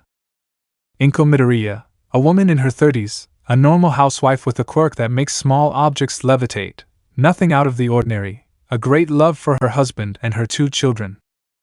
Hisashi Midoriya, a family man with a fire-breathing quirk, a good father. At first glance he will seem like a normal administrative office worker who works so that his family can live peacefully. Is that it? Or that he is an undercover espionage agent, who retired to spend time with his family? Izuku Midoriya, eldest son, a quirkless since he became known, a kind young man whose dream is to be a hero, despite the circumstances that are against him. He continues forward, current heir and bearer of One for All, is growing to be able to master it completely, to be the next symbol of peace. It wasn't easy for the young man to get to what he is now, 10 months of secret training with the great hero All Might pushing his body to the limit just to be an act vessel. He still has the problem of breaking his bones every time he uses it.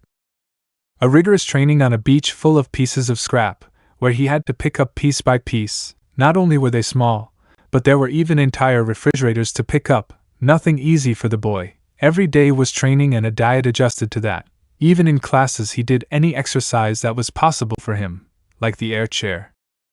Entering the UA was just the first step towards his dream goal. He still had to train a lot to be able to use One for All to its full potential, of course without the cost of breaking his arms, or rather bones.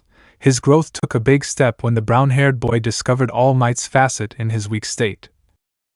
Since All Might saw the abilities demonstrated in classes and during the attack, if he could train his successor, which he said Azazel would do, but in the end he ended up doing it himself.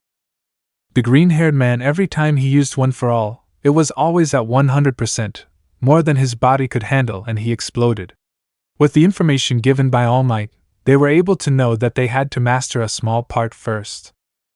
And so it was, the boy always used everything when he activated One for All. He had never thought about only using a small part of all his power, even during the 2 weeks of training for the sports festival.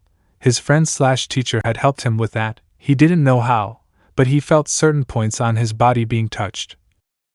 And the thing just happened. His body was wrapped in a blanket of greenish light with light rays of the same color. He felt his skin strengthen slightly.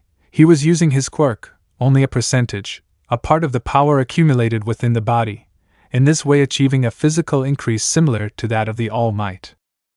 He was able to maintain it for a while to fight. Little by little they were maintaining a rhythm, being that the concentration of not using more than what your body can handle would cause damage. The fruits of training with the chestnut tree yielded great results. All the effort was reflected during the sports festival.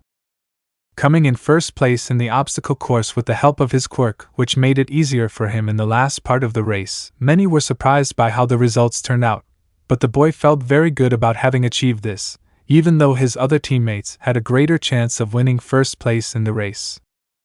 In the second part, the Human Cavalry War, there wasn't much to say. He wouldn't have been able to do it alone. It was a team effort. He had the advantage of knowing his teammates' quirks very well. His ability to devise plans was a key point to carry out his plays. where in the end they passed as one of the 6 teams to the last part of the festival, with the help of Tokoemi managing to stay. In the third part, he had to fight against Shinzo and then against Todoroki. The first one was easy without counting his mind control quirk. He had fallen, but managed to get out of the trance when he saw certain silhouettes, among them one very familiar to him. The second encounter was not easy for him, or rather, he was left with severe damage to his arms. He had given more than he could to fight against Endeavor's son, yet he lost. But he had shown that he had come far, a feeling of satisfaction that he had achieved. This was his current limit. This is just the beginning of a long road to travel among beings of other major leagues. These are just the preparations to acquire an even greater power from an independent being. He would be able to give it a plus in its growth. Finizuku. Izumi. Midoriya Izumi, the youngest, a female version of her older brother, in simple words, born like her brother, a quirkless, where it is assumed that it was not true according to the tests she had a quirk. Everyone tried to find out what kind of quirk she had, but they did not get results beyond knowing that she has a quirk. Nobody knows what the green-haired girl's quirk is like, until months ago after her brother took the UA entrance exams. At that time, she and her father lived in the United States, New York, for work. She accompanied her father during his years there. Approximately a month before returning to Japan, she was able to activate her quirk. Flashback. It all happened when they were leaving school. They were walking with their friends when a villain with the appearance of a humanoid rhinoceros destroyed the place. Buildings were destroyed by his tackles. No hero who was present had the quirk to stop him. They had to keep the villain away from civilians until a hero with the right quirk arrived. What no one calculated was that Izumi and her friends had been left within the range of the rhinoceros-like villain. The villain seemed to be out of control. It was as if he was under the effects of something. Perhaps it is a possible cause of that berserk state. Which, when he saw the group of vigilantes, he did not hesitate to attack them as if the villain were an animal. The rhinoceros ran towards the girl's direction, preparing to give them a huge headbutt, which would be lethal damage. If it could destroy some buildings without a problem, the girls would be like fragile glass. Sunk under the fear of the moment, no one could react. Their legs trembled. They didn't seem to hear them. The green-haired girl's friends cried, while she looked in fear as the villain came at full force. Like her brother, she wanted to become a heroine. She admired her brother more than All Might and anything, despite everyone telling her that she couldn't, making fun of him for being a quirkless. Despite all that, he never gave up on the dream. She believes that if he will become a great hero, no, he is already a hero to her and the whole family. The villain was already a few meters away from colliding with them. The green-haired girl clenched her fists tightly. Without noticing that red lines were marked on her right arm, she closed her eyes to give a useless blow that aimed at the villain. That useless blow had hit the villain's forehead, causing a clash of attacks that didn't last long. It was only an instant. A large wound had been produced by that blow from the girl. The villain was sent violently back, just as he encountered the arrival of 4 heroes, a man with an elastic quirk, a woman with the quirk of becoming invisible, a man on fire, and finally a man made of rocks. All 4 apparently wore the same uniform with the number 4 as a logo on their chests. It was the famous Fantastic Four of New York. That blow had stunned the villain. At the same time, the girl's arm had been broken by using that attack. It hurt a lot. She couldn't feel her right arm. She didn't know how it happened, but she had activated her quirk. That was her quirk. After the villain was captured and taken to prison, the doctors arrived to treat the wounded, and the most injured was the green-haired girl, who with great effort was able to heal the damage to her arm without leaving a mark. End of flashback. After that event, it was revealed that the girl's quirk was an increase in strength, but that the damage caused by using it was broken bones. Doctors reviewed the reason why she was able to activate her quirk for the first time. Until now, it remained a mystery. The girl and her father returned to Japan, to the city of Masudafu, where they would finally reunite with their mother, wife, son, and brother, after 7 years of being away for work, and just in time to see the sports festival where the green-haired man would participate. Finizumi. Present. After the sports festival, the green-haired boy had arrived home with a smile on his face. Satisfaction was what he showed. He had come further than he could have thought or even imagined. He had become one of the top students who qualified for the final round, a big step towards making himself known. His arms were healed with the help of Recovery Girl, added to the chestnut's private acupuncture, which did not require plaster but only bandages. He was thankful that he could use his arms as usual. As expected, upon entering the front door, he was approached with hundreds of questions from his family, mostly about how worried they were about the green-haired man's condition. The green-haired boy answered each of their questions, especially the one about his quirk, which made him nervous by making up a story. He couldn't tell them that it was inherited, but what he did say was that every time he used it, he broke his bones, which he explained in a little more detail about. The part about the effects of using it did not go unnoticed by Hisashi and Izumi, which the youngest of the Midoriyas asked, how was it possible that her arm did not break? If their quirks were similar, if not the same. Midoriya told him that at first every time he used it he had those damages, since his body could not support more than a certain amount of power from his quirk, but with the help of a partner he was able to master a small part of the power and use it to strengthen his body, and he did not know how. But for a moment he felt his body lighten and immediately he was enveloped by a blanket of energy made by his quirk. This made his sister more curious about how to control it, so if her partner could help him, he could help her, so she wouldn't lose anything by asking him. Her father thought the same. If his little girl could control her quirk, she wouldn't have to worry about breaking an arm like in New York. Izumi Nisan. Do you think your partner could also help me control my quirk? Said the green-haired girl somewhat nervously, since the same day that she and her father arrived back, during dinner, her brother had said that he has been training these 2 weeks with a partner of his, which is that the training was not very simple, let's say. What the girl said surprised her brother, but he remembered that his sister had a quirk, but without an answer to know what it was or at least to express it, until now, well, months ago. The green-haired man raised an eyebrow upon hearing that from his sister. It was true that they arrived yesterday, but they didn't tell much about what happened in the last few months before returning, but rather things beyond that. Izuku, ask her to train you? Why? The boy was confused by what he had just heard from his sister. Train her? Then he remembered something his sister told him via video chat months ago, and it was, don't tell me you've already awakened your quirk? He exclaimed excitedly, asking his sister, who nods in confirmation. And what kind of quirk is it? He asked with bright eyes highlighting his fanatic side. Izumi told him that months ago, before returning from New York, she had been able to activate her quirk for the first time, which excited the green-haired boy, but the next thing she said would leave him speechless. Izumi, you see, my quirk apparently gives me superhuman strength, but apparently every time I use it, it causes me great physical damage, the girl explained to her brother, which for him opened his eyes, to the point that it seemed like it would come out. The father gave more details about this. At the same time, he showed a video that was recorded at the exact moment when the green-haired girl used her quirk for the first time. There was no doubt, it was the same as when the green-haired boy activated One for All for an attack and received damage for using it. Those bright red lines that were marked on his sister's arm in the video. It was definitely One for All. But how was it possible, since he currently has it? The boy was left in stone on the outside, while inside his head he tried to come to a conclusion as to how his sister had a quirk equal to One for All as far as seen and made known by his father and sister. The boy began to murmur, bringing up possible origins of his sister's quirk, while his family watched this with a drop of sweat. If not knowing what his sister's quirk is like was already a mystery, now that she has something similar to One for All, how that was possible is an even bigger mystery. The day after tomorrow, Wednesday night, 9:45 p.m. It was night. Hisashi went out to eat at a ramen restaurant accompanied by his daughter Izumi, and the girl wanted to go out and take pictures of heroes, and especially the red-armored vigilante. Inko did not leave since she would stay to see how her eldest son's wounds were going. The boy had to rest this last day to return to classes, although they would bring him for them when the duo returned. But of course, on Tuesday the green-haired guy ran into a brunette at a grocery store, and they finally exchanged numbers and emails.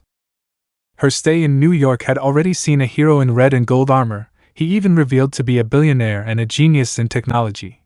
But the one who was in Japan was very different according to the forums. He says that the armor emitted many greenish energy particles, which seemed to be taken from a series of mechas.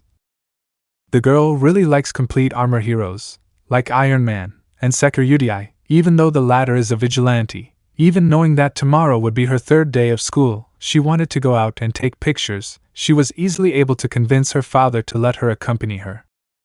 On the way to the ramen restaurant, there were heroes doing their patrol work, those heroes that don't appear during the day, like a guy in a bat suit, skull-type suits. In short, the girl was taking photos with an instant camera. Each photo was saved in an album that she carried with her in a small backpack. It didn't take long for them to finally arrive at the best ramen restaurant in town, Ichiraku, where they went in to take a seat and choose the ramen they liked. Followed by father and daughter, 2 minutes later a brunette with disheveled hair entered the store along with a blue-haired woman with a good body. Both went to take a seat at a table next to the green-haired duo. The smell of each bowl of ramen filled the place, giving a delicious aroma to the noses of everyone present. The place had photos hanging on the walls, from black and white to color. It had its history. The owner and his daughter took the orders, 1 bowl each, while the brunette asked for 28 bowls to take with him when he left, which surprised those present but not the blue-haired girl. That was also for the owner and his daughter. The brunette was, so to speak, a recurring customer months ago.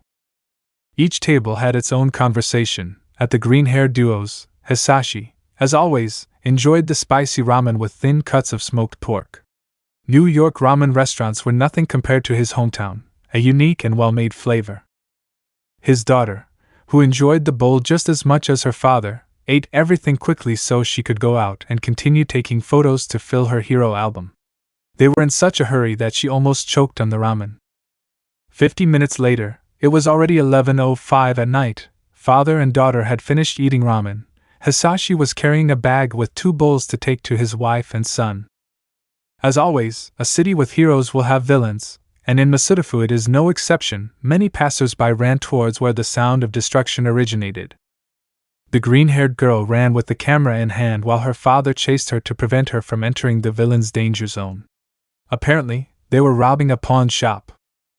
They were small-time villains, looking for easy money. A pawn shop kept a lot of money, not as much as a bank, but it was a good amount. But they didn't count on accidentally activating the security alarm. The dangerous man was surrounded by officers accompanied by heroes ready to stop the villains. Before the villains could make their move to clear a path to escape, some greenish particles began to fall from the sky. Many knew who was present, and the only one who produced those greenish particles, and it was from the Sekiryuutei. It immediately fell on the villains where the group was knocked unconscious by the small impact. The green-haired girl, seeing the crimson armor with green jewels, knew it was the Sekiryuutei, and immediately began taking photos of him. Sekiryuutei, I'm sorry, but I'm in a hurry or the ramen will get cold, he said with a somewhat harsh voice within the bitterness. The propellers on his back began to shine brightly, and then took off and disappeared into the dark sky. The green-haired girl had been able to take a picture of him from a good angle, although she would have liked to have a little interaction. But maybe it will be for when she finds him again. The Sekiryuutei's armor looked more intimidating than that of the red and gold armored hero in New York. It seems that the Sekiryuutei's was a more advanced technology.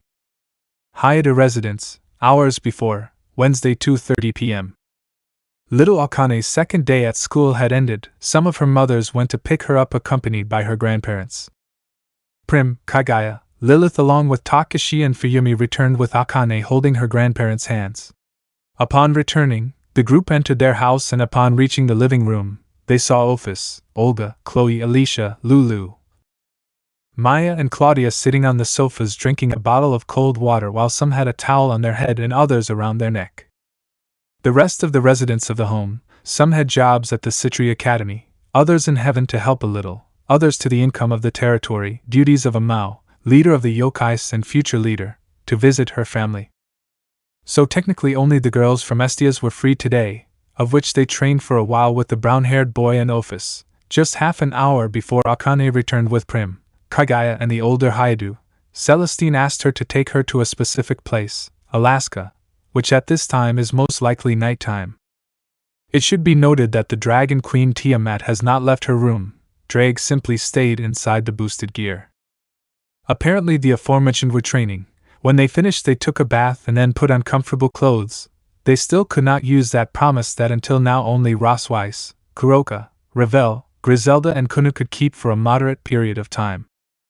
I didn't want to put pressure on them, but they felt like they were falling behind, especially with just over a month and a half left until the faction's grand raiding game.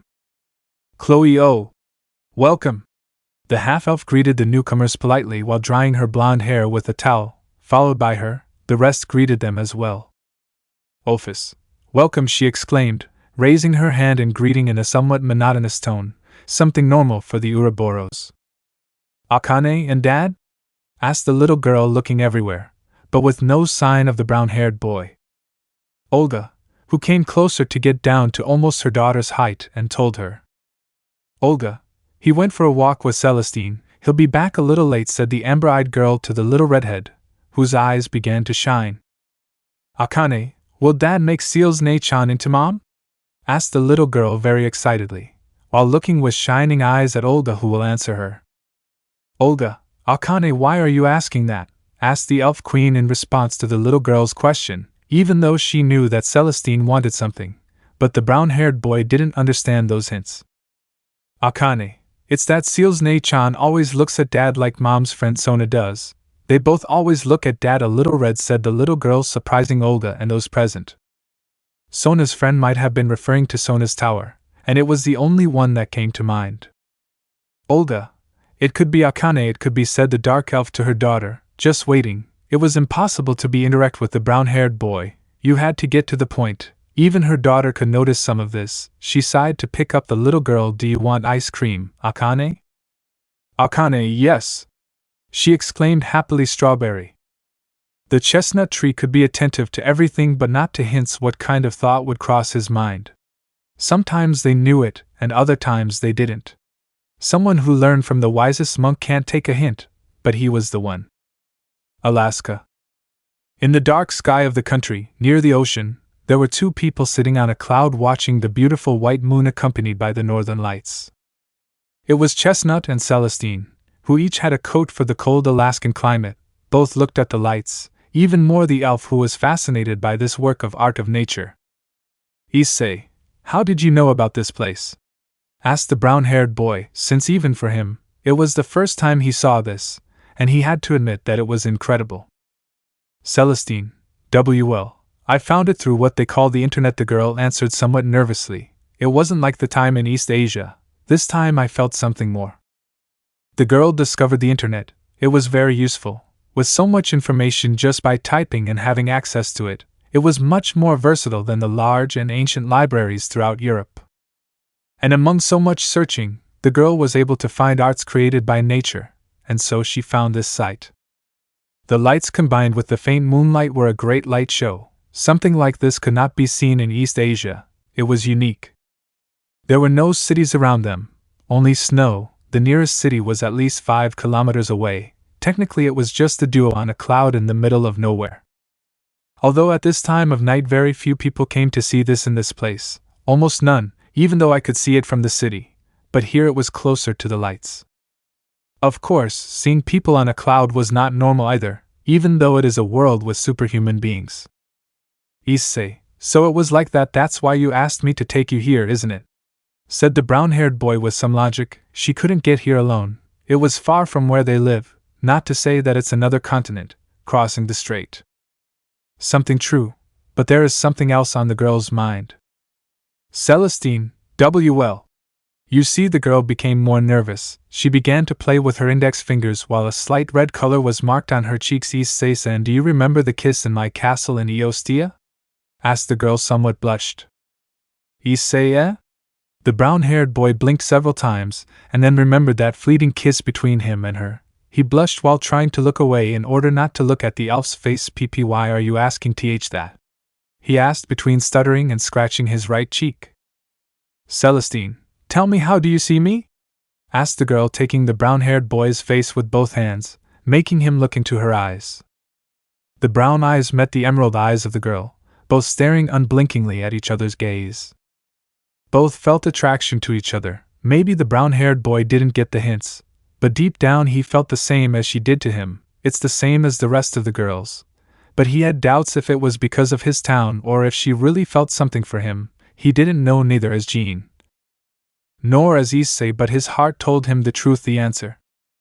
Celestine has been living in the Hyoudou residence in this world for a month, and her coexistence with the chestnut tree has been almost 3 months, adding up to the time of Eostia. She was able to live like a normal person free of responsibilities thanks to the chestnut, a more normal side as a citizen, something very special. All this began just by wanting to be close to him. She was able to know what the chestnut was like. Despite being someone powerful, he lived a normal life. Celestine wanted to make progress with the brunette, even though they sleep in the same bed taking turns with the girls, a next step, and she had to make it clear, without hints, with direct ones. A silence fell between the two. The brown-haired boy tried to articulate something, but only made movements with his mouth. There were no words. Celestine, Issei-san, don't be afraid. Please tell me, said the girl with a smile without stopping looking into the brown eyes, nor letting the brown stop looking at her. Issei, the brown-haired boy said with determination. He closed his eyes and thought about what Celestine said. Don't be afraid. To open it, a shine appeared in both of their eyes. The chestnut felt like something inside him was repairing itself a little, like parts of hundreds of pieces of crystal were repairing themselves a little, and parts of the cracks disappeared. A little of the fear disappeared, after hearing Celestine's words. Something that only the girls knew about Brown's condition. He didn't know much about it. Even Drake didn't tell him the last side effect. Don't be afraid, Issei-san. Hyoudou residence, evening, 8:40 p.m. Dinner was over. All the residents were in the living room. After returning from their duties, only Chestnut and Celestine were missing. Even Tiamat was present after sleeping for several hours. They were all in the living room watching TV, an interview program with 2 famous heroines, about a certain topic to discuss today. Is it necessary to look hexy to be a hero? The 2 special guests were the rookie heroine who debuted this year, MT Lady, and Midnight, who teaches at the UA in the hero class. The interview was normal from the beginning, until MT Lady commented on the outfits Midnight wears, along with comments about her age, a hard blow for the brunette. And it was true about their age. The blonde was 23, while the brunette was already in her 30s. At first glance the difference in number could not be a big thing, but in the sense of years, it was, and more so for a woman. Both women apparently started fighting like wild cats, something that made one of all the residents laugh out loud, and it was Penemu who couldn't help but laugh when she saw how the black-haired girl fought like wild beasts against the blonde. Those who attended UA recognized the blonde. She was the same one who knew the brunette, and how they met. A quiet interview that ended in a fight between 2 heroines, not in a professional way, more like a real fight between women, something like a kind of fan service without knowing it. The cadre already wanted to use this to make fun of the brunette tomorrow at the academy. At that moment, a teleportation circle appeared in the room, and the brunette and Celestine emerged from it, holding hands. The brown-haired boy greeted everyone, being knocked down by Kuroka and her daughter, while Olga looked at Celestine. The brunette smiled just by exchanging a look with the blonde. Olga could only do one thing, a thumbs up. The enmities had been left behind a long time ago, so in a certain way they get along, only with their differences. Celestine went to take a hot bath on the 2nd floor, while he went to change his clothes since the ones he was wearing had snow on them. After a change of clothes and Drake leaving the boosted gear to return to his room, the brown-haired boy went down to get ready to go out for a night walk, and he hadn't had dinner, so they would go get something to eat. Of course, he asked the girls if they wanted something to eat too, which they said yes. He would bring something for everyone. The girls would rest. It seems they had a day of training, homework and work, so they would rest and not accompany the brown-haired boy. Already with her sneakers on, she opened the door to leave. Just then a blue-haired girl stopped her. Tiamat, wait. After saying this, the brown-haired boy turned around to see what the dragon wanted. Issei, Tiamat? Is something wrong? He asked, confused when he saw that the aforementioned looked at him seriously, but not as hard as the previous times. Tiamat, are you going out? She asked, receiving a nod from the brown-haired boy. I can accompany you, she said with her usual serious attitude, but this time she didn't notice the look of hatred. Issei, of course. Why not, he said with a slight smile at what the dragon said. Tiamat, it wasn't a question, she said in an authoritative tone. which made the brown-haired boy sweat on his neck. Without further ado, they both left to walk towards the ramen restaurant. On the streets, 9 p.m. The duo walked quietly through the streets, the lights of the posters on. Very few people walked through these suburbs of homes, generally people returning from work. The lights in the houses were on, the breeze was a little cold, the duo were wrapped up warm. The chestnut with an orange jacket with a hood, navy jeans and red tennis shoes. The blue-haired girl wore the same clothes that were shown for the first time, with the white trench coat, which covers quite a bit. "Tiamat, you've changed a lot," said the dragon walking next to the brown-haired boy, who upon hearing her say this raised an eyebrow. "I mean, the first time we met was during the raiding game between the Phoenix and Belial. I can only say you were a complete pervert." The brown-haired boy smiled nervously as he scratched his cheeks, even though he was a pervert back then, and could have unconsciously released a small part of his son Wukong powers, which thanks to that he was able to turn things around on several occasions in his fights and confrontations. "Issei, well, it wasn't a good first encounter, not to say that you wanted to attack me," he said, remembering that moment, when he almost didn't make it out alive on that occasion, although now I feel more like my old self than I always was. "Tiamat, and to think that in these 7 years you have changed a lot."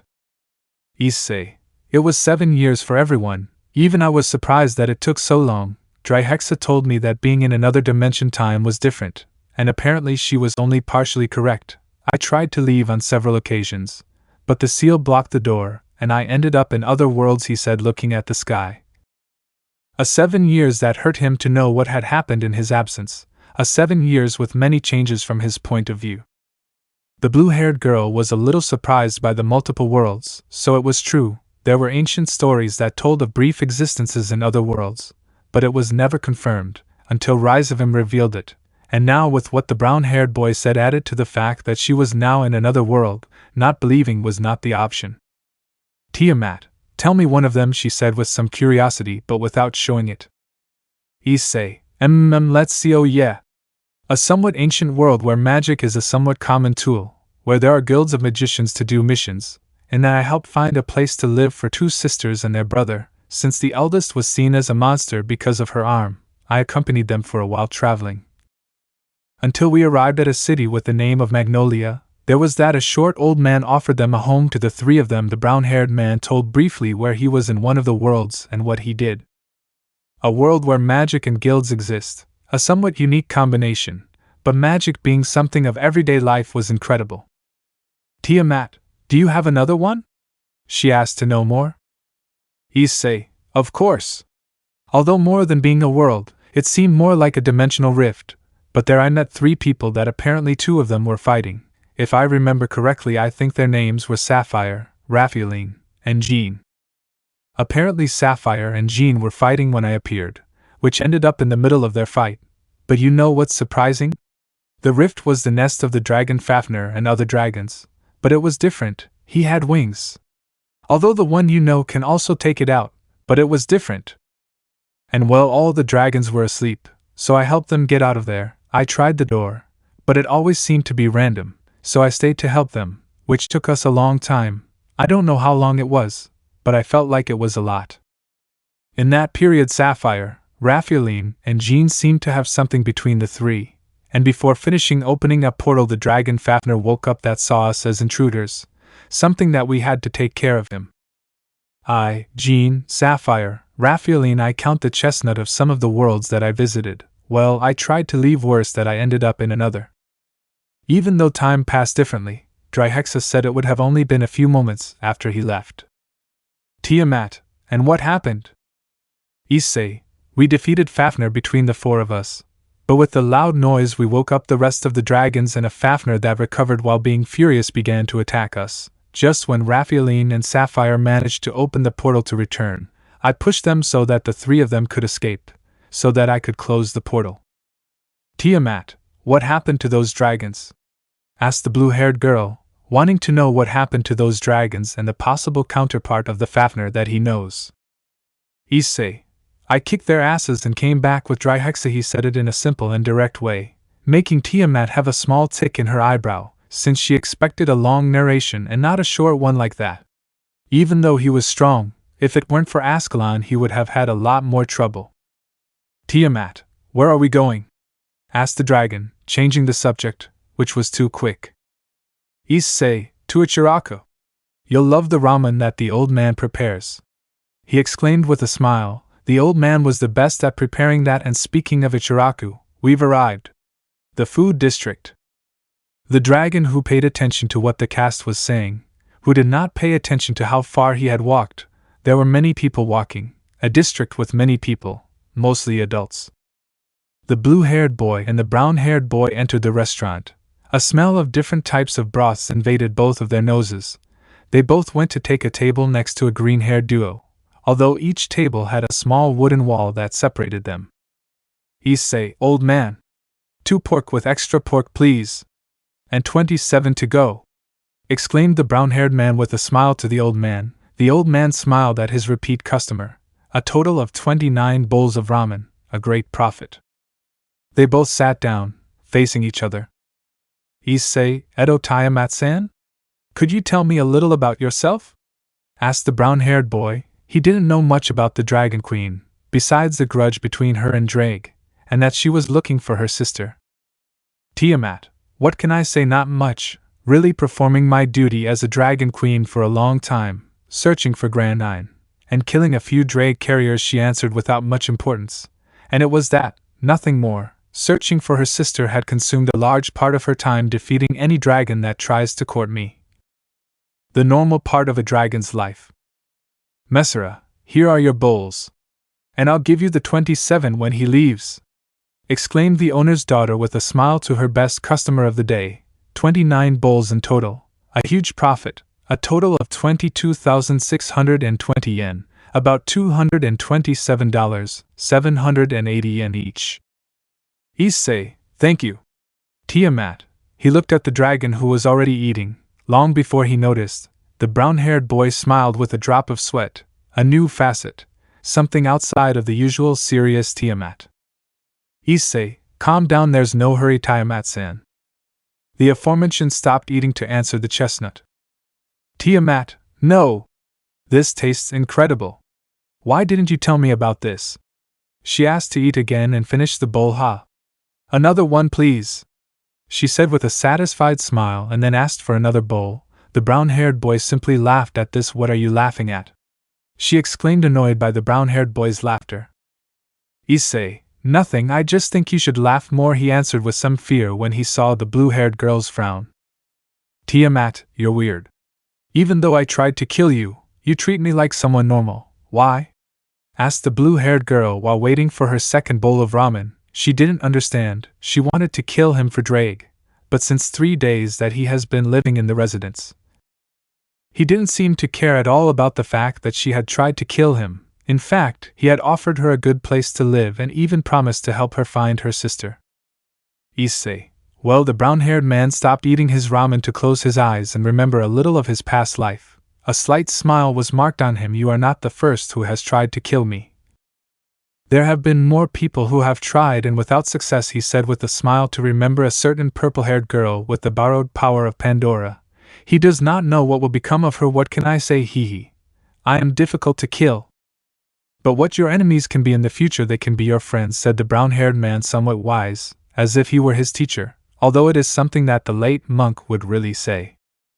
Tiamat was surprised by this comment. She didn't expect that, and even more so coming from the brown-haired boy. Even though she still doesn't know everything about his past, due to his lack of interest in interacting with those who live in the house, she looked at the expression drawn on the brown-haired boy. He looked like someone who has lived a lot, and who had learned from someone truly precious to him. Seeing that look of nostalgia, she smiled at this. Tiamat, ha ha ha. She laughed lightly at the brown-haired boy, who came out of his thoughts. Issei, what are you laughing at? Tiamat, nothing, just how weird you are, she answered with a smile, leaving a brown-haired boy confused. Just then the blue-haired girl's second bowl came. Oh, here it is. Itadakimasu, said the girl as she continued to devour the delicious ramen. Later, 11:30 p.m. After finishing eating, they both left the restaurant while the owner and his daughter said goodbye to them. The brown-haired man carried the 27 bowls into 2 large boxes, each holding 12, and Tiamat helped with the remaining 5 bowls. a way of thanking him. After several bowls, he even asked for 2 more to take away. And the chestnut tree went away for a while to stop a pawn shop robbery. He was quick, it hadn't taken more than 2 minutes and he came back. They walked calmly until they entered an alley to send the bowls of ramen to the residents. From there they both walked with the satisfaction of having tried good ramen. The blue-haired girl was stretching her hands a little, since she had eaten a lot, and when she got home she would eat the 2 bowls she ordered to go. Tiamat, and what are the names of the sisters you helped find a home for? Asked the blue-haired girl, bringing up again the subject of the worlds the brown-haired boy had been in these 7 years. Issei, the oldest is called Mirajane, the second was Lisanna and the youngest was Elfman, and their last name is Strauss. Although I don't know how much time has passed in that world, he answered the Dragon Queen's question. I know she will be fine under the old man's care. Tiamat, you don't plan to visit them? Issei, maybe, but most likely they won't remember me anymore. It's surely been years since they'll remember me anymore, he said with disdain. He also gave a stretch and then went down the path back to the residence.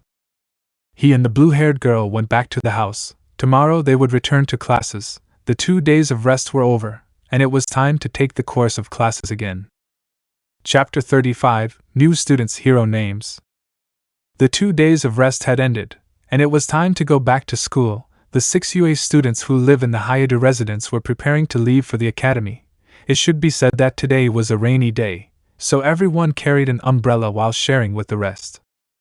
The chestnut, along with Serafal, Ophis, Ravel, Leifi and Kuna left on their way to the UA Academy, Sona, Tsubaki, Weiss and Kuroka to the Citri Academy, Gabriel and Griselda to Heaven, Venelana to visit her daughter accompanied by Graphia, to Kyoto to meet with the leader of the Eastern Yokais. With Tiamat, who slept like a log since at night she had enjoyed her 2 bowls of takeaway ramen, and boy did she sleep with such great digestive satisfaction. Akane is taken to school by her grandparents. While the rest sleep peacefully, the Penemu cadre were alone in the room, waiting for 2 specific people, which would be their first day of classes. The group was having a cup of coffee while waiting for those 2 people. After a few minutes, the 2 people came down the stairs. Both were dressed in the UE uniform. It was Prim and Lulu. Today was the first day of school for both of them, and you might be wondering, why didn't they leave with the group that was just leaving? Simple, they wanted to surprise her, and what a surprise she'll get when the brunette sees them. Penemu ready? Asked the purple-haired girl with a slight smile to both girls who nodded in affirmation. Good. We will go a different way so as not to run into them, she said without losing her smile. Aziz had made some arrangements. After all, according to the updated files of Issei, Serafal, Ravel, Leifi, Kunu and Ophis, the group had shown to have a great combat experience, and that before entering the UA had been under the teachings of Azazel. Added to that, during the attack on the Usts they were the ones who stopped a large part of the villains, so it must be that the black-haired man with blonde locks was an excellent teacher when it came to educating his students with great skills, so these 2 would also be. It will be like a kind of recommendation. The former governor of the Fallen was recognized by all the teachers as being a good one, although it was partly true that he was a genius, but what he showed was not even the tip of the iceberg of his intellect. Prim Fireire, daughter of Joseph and Liliana Fireire, a high-class noble family, who managed a large part of the economy of Eostia, in addition to providing military support, both economically and tactically. Relatives of the Arcturus Knight's family. She is an only child. From a very young age she has received the best teachings of strategy from ancient books, the education to be a fine lady, as well as the education to be a good wife. The daughter proved to be a good tactician, but her fear was like a limitation. She was a kind, calm girl, looking out for others. She had known her cousin, Alicia Arcturus, since she was very young. They were almost inseparable, to the point of being like sisters. Her cousin aspired to be a knight, while she would be her tactician, despite her fear of war. Since they were little, both girls were inseparable, so much so that the pink-haired girl greatly admired her sister, cousin, despite the fact that at that time the war between humans and dark elves seemed to take place. Both girls grew up and achieved their respective goals. Prim, when she turned 16, was engaged to the son of the minister of the Northeast City. The girl could not oppose her parents' words, but she had to act as if she liked the idea. despite her great ability, but because of her fear of war she could not make a great advance. Her parents at first disagreed with engaging their daughter, but Joseph wanted a man to take control of the economy of Eostia. That was his ideal for generations, which was like the point of the engagement. But who knows, both engaged were young. Perhaps with time they will learn to love, like him and his wife. When the old minister arrived with his son so that his son could take Prim's hand, the girl acted polite despite everything. Since she was very young she had been taught to always be that way. At that time a group of mercenaries called Khloe were known as paid mercenaries, which if you had money, you could hire them for missions or orders. The looks from the minister and his son didn't look good on the pink-haired girl. There was something about those two that scared her. She wanted Alicia to be here, but she wasn't because of family matters and being the new general of the Knight's armies. When both of them touched his hand, he felt some disgust. He wanted to refuse if only he had the courage to do it like the courage that Alice shows. Her parents love their daughter very much, but as is always the case with most parents, the things they do are not always done with their children's consent. And in this case, the cousins, the girl didn't say it out of respect. In a certain way she felt as if it were a bargaining chip. Without opposing she accepted that the minister's son would take her hand. They would not get married so soon. The war against Olga's army was still going on, or so she thought, since when she and Alicia were requested by Celestine to be part of the 7 warrior maidens for the confrontation against the Dark Queen Olga. The formation of the 7 maidens were made, Prim and her cousin Alice as part of the members to fight against the Dark Elves. She and Alicia were the ones who would carry out the protection of one of the 5 cities that in order to reach Celestine they had to pass through the 5 cities. Alicia would be the one who would carry out the task of the army, while Prim would be of military support and a little tactical help for Alicia. The war against the Dark Elves was even, with a slight territorial advantage on the part of the princesses. When the news of Olga's fall became known, at the same time the city that was guarded by both girls received surprise attacks. Something they were able to defend themselves by the Great Wall of the city. The group of mercenaries were called Khloe. All of its members had the logo of a black dog tattooed somewhere on their body, or on their clothes. Prim and Alicia were able to hold out a little thanks to the small army they had at that time. They weren't going to last long, but long enough for the reinforcements from the secret route to arrive on time. The reinforcements never arrived. Instead, an informative letter telling about how the reinforcements were massacred on their way on the secret route by Khloe mercenaries. Someone had given that information to them. They had a clear disadvantage in numbers. Something very powerless if they wanted to win against those who were currently attacking the city. Since the only entrance to the city was closed by a large gate held by chains, there were no problems with Khloe's mercenaries. But the chains that kept the gates closed had been blown up by a bomb placed from the inside. Among them was a traitor, and he was bad, very bad. Leroy's ambitions had already been made known. His leader Vault wanted to turn Eostia into a nation of service. Each woman in the nation would be like fine jewels of slaves to satisfy the man's carnal desire. Alicia left Prim in the living room with the door closed, making sure that no one could get in. The blonde went to see the situation, while she would stay safe in that room. It didn't last long, as the door was broken down by some of the mercenaries. The girl couldn't defend herself and ended up being captured. Under the capture of a group of mercenaries who were able to infiltrate the castle and capture her, she could only wish for her sister or someone else to save her. She was afraid. While she was taken, she could feel how some of those subjects groped and touched her. It was disgusting, and more so because of their looks. She heard that those who invaded the city were stopped, and that all that remained was to use it as a last move to make Alicia surrender. Everyone thought it was Alice who turned the game around, but it wasn't her, it was. And so it was. Prim was used to force Alice to surrender, but to the surprise of the mercenaries, they were arrested. Prim was rescued by that young man who was traveling with Olga and Khloe, the same one who helped his sister, and helped in the cause against a new enemy Khloe. Wukong Jin. Current events, 8:20 a.m. Falling in love with the person who saved her, seeing that he was someone who lived life alongside his loved ones, the young man seemed to be taken from a story. Despite having great power, he does not use it for evil, but the opposite. The girl looked at the kind side that she had never seen in anyone. He did not have those looks of her ex-fiancé. or of any man she had ever seen. He had offered her a skirt to cover herself, something that she didn't understand why he gave it to her. The reason: when she received that pink skirt, she had blushed at the gift. The only reason to give a gift to a woman was when the man felt interest/attraction towards a woman, something that she and those present at that time in the northeastern city thought, which is why she really gave it to him, just to cover up. Falling in love because of a misunderstanding was something strange, but it brought her a daughter and friends with whom she could be who she wanted to be in life, and stop being that bargaining chip she had been in the past due to bad decisions by her parents who saw that it almost cost her the happiness of their beloved daughter. She had become engaged to the young man who saved her and her cousin, something she couldn't refuse. After what happened in the bathroom with Kaguya, he didn't refuse, he gladly accepted. Right now I was standing at the entrance to the first-year J room in the administration department.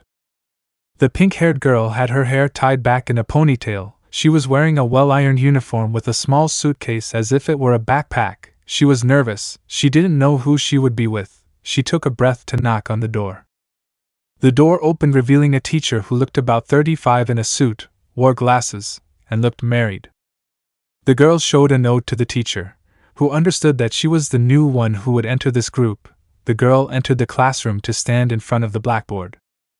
An upper-class air, eyes as blue as water, hair tied in a ponytail, white and delicate skin, a beautiful girl had entered the Salon J. Although there were some women, they did not seem as refined as the new one. The pink-haired woman gave off an air of upper class. The girl politely introduced herself with a bow. "Prim, my name is Prim Firire. Nice to meet you.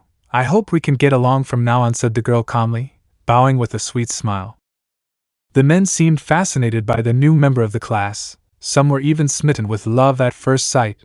They already had tons of questions to ask. Of course, it would be later during break time.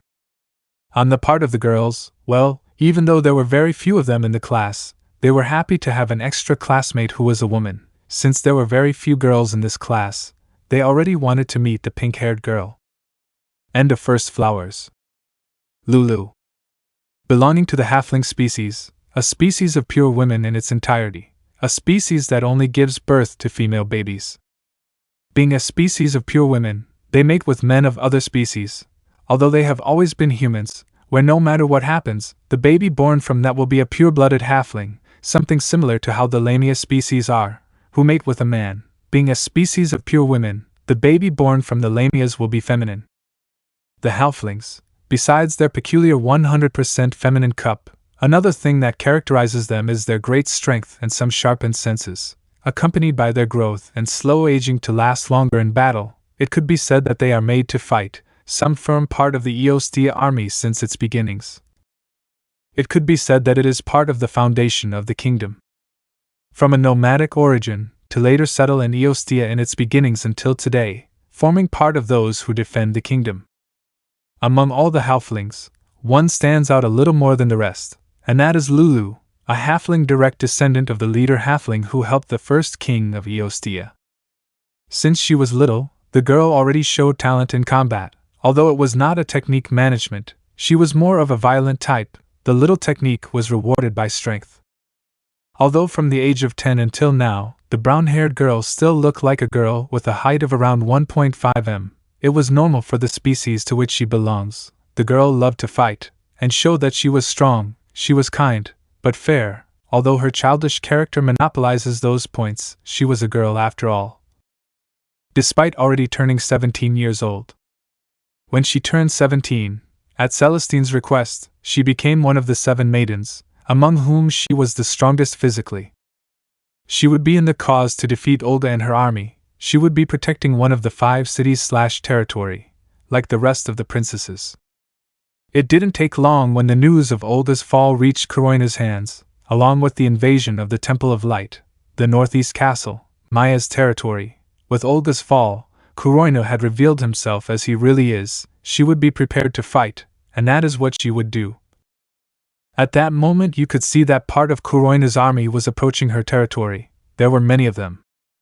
To the little girl's surprise, she could see how the army slowly retreated. She didn't know why, but it was a good thing. It didn't take long when Vario's carriages arrived at her territory, In them came 4 of the 7 maidens, Alicia, Prim, Kaguya and Maya, but that wasn't all. The queen of the Dark Elves Olga and her general and right-hand Khloe came. Seeing enemies traveling with enemies was hard to believe, in addition to the nuns, 2 knights and some warriors from the temple. Among all those women, there was a young man, who gave off an unparalleled smell. He showed power. For a moment his halfling instincts told him that he was the one. Halflings are a small species, numbering no more than 500 in all of Eostia. To find their male/husband, they do so through the male's scent. Depending on the male's scent, they can find out a lot about the person, whether it be something from their current life or past, since it is like the essence of the being that is formed over the years until it is what it is today, and that essence determines if the male was the right one to procreate a new life with. The young man who was traveling with the 4 princesses and the 2 dark elves gave off an essence that caught her attention. He was so mature, but he did not leave aside his youth. He had traveled a long road, which had passed through many tests, but something else caught his attention as a young man.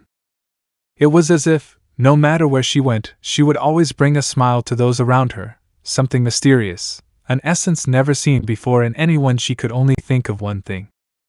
He's the one to be my husband. She was able to get to know that young man more deeply. His personality was that of a calm person, and that challenging smile, just like hers, was a clear indication that he loves fights. A calm attitude, but in moments of tension he seemed to carry everything himself. It was as if problems followed him no matter where he went.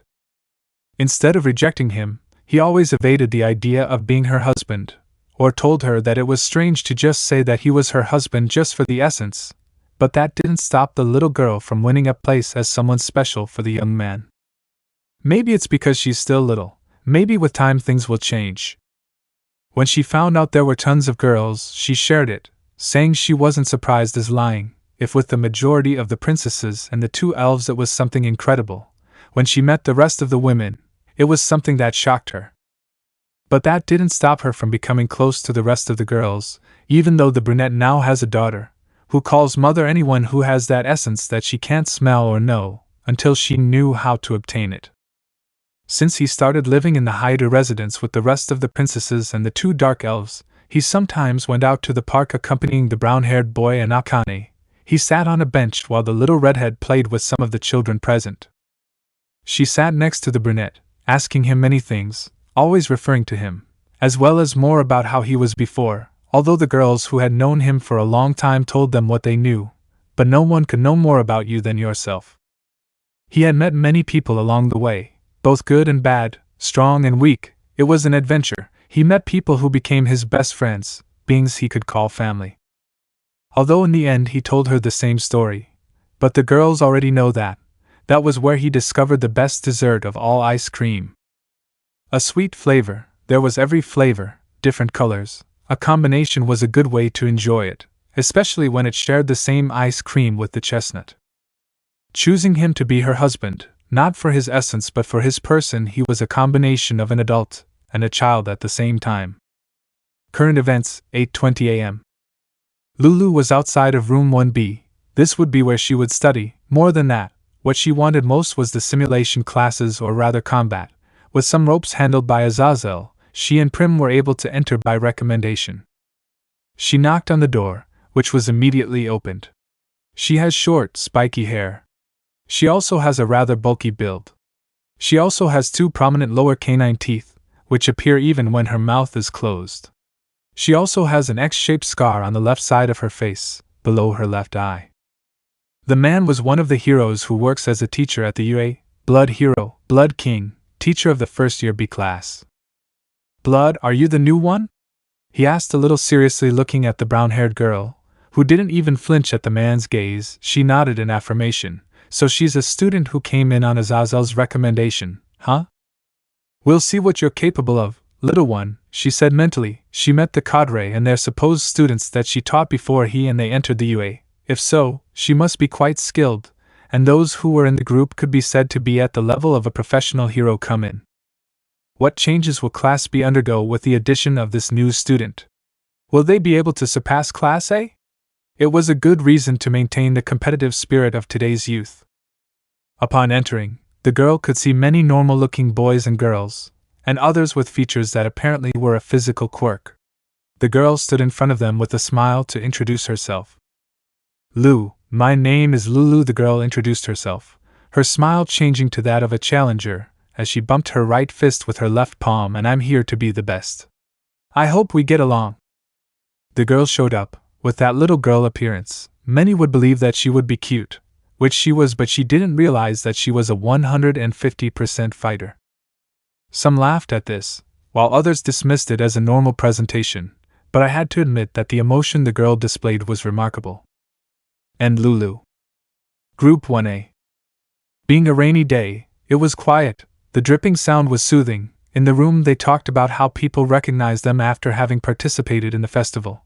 The same with Jairu and Kirishima, who were praised for their great performance in the band contest. It felt very good to be praised.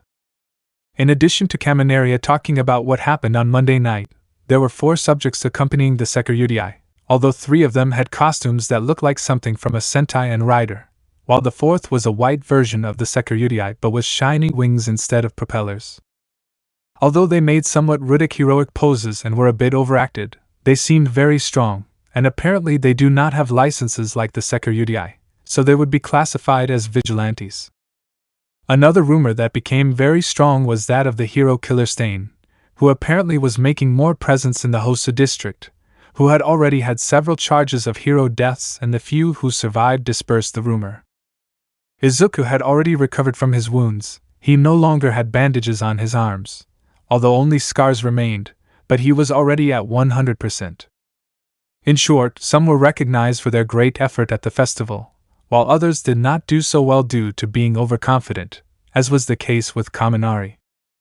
But today the atmosphere in the room was different. There were like 4 types of atmosphere. The first one was the usual cheerful one. Although this seemed more than usual, it was to be expected after, thanks to the festival. Those who are among the top of the festival will gain fame. Even many along the way heard about the festival, more precisely those from the first year of Group A. The second was a serious one, the usual one belonging to Bakugu, but now it was heavier. After saying that he would be the first in the festival, which ended up being the second, his explosive attitude is up to the sky, wanting a rematch against the brown-haired boy at any cost, something that the brown-haired boy simply told him another day. This brought out a vein in the guy with legs wanting to throw an explosion in his face. Obviously he wouldn't do it, by the rules. Despite seeming delinquent, he knows how to limit himself when it comes to being so. The third atmosphere was Todoroki's, who seemed to have changed slightly by being more open instead of the usual quiet one, giving off an air of less burden. He even greeted the green-haired and the brown-haired boy.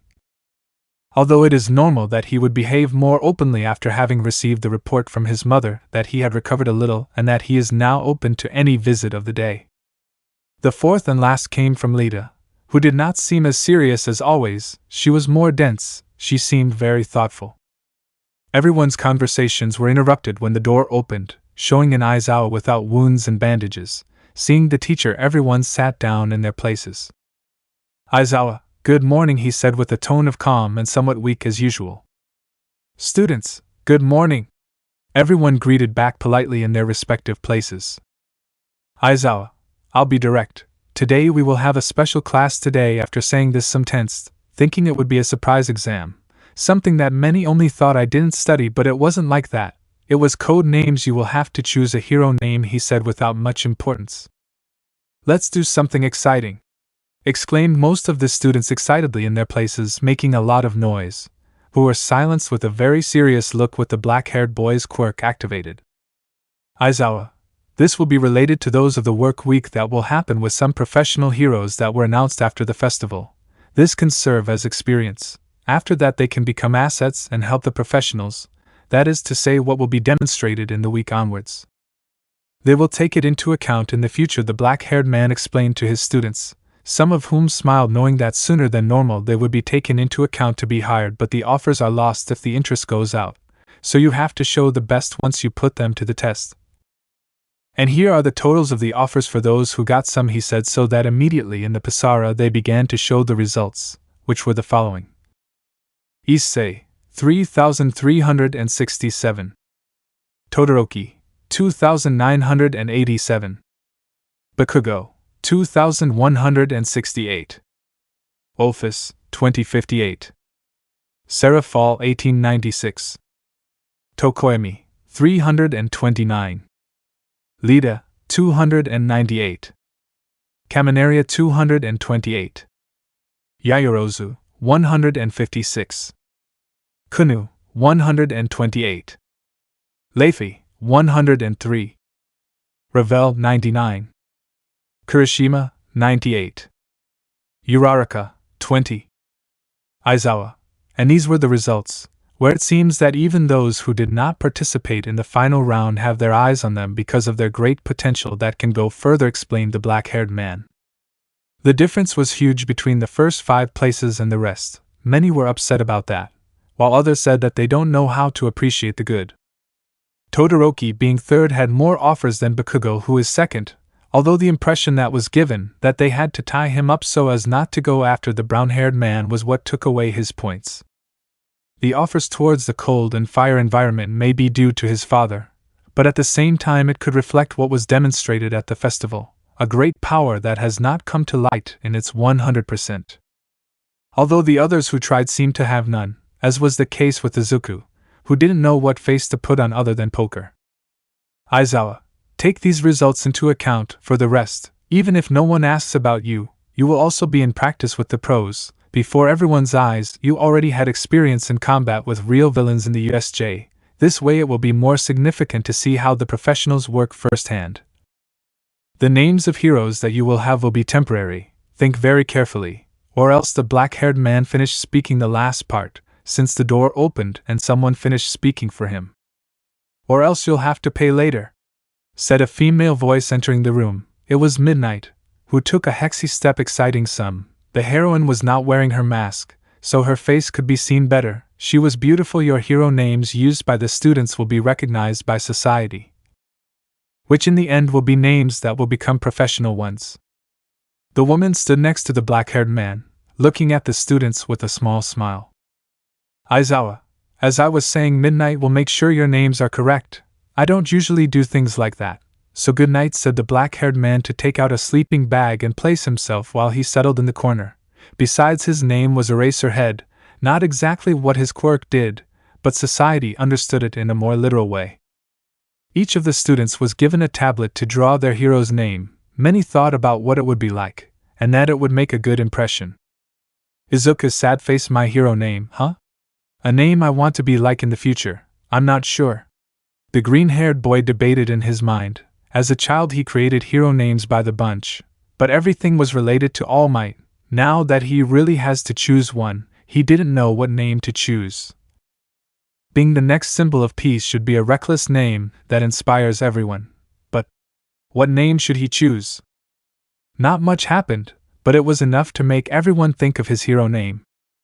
Midnight. Okay, the woman didn't finish as the living room door opened for the 3rd time. Penemu, now yes. We can start with each one who comes forward to introduce their hero name.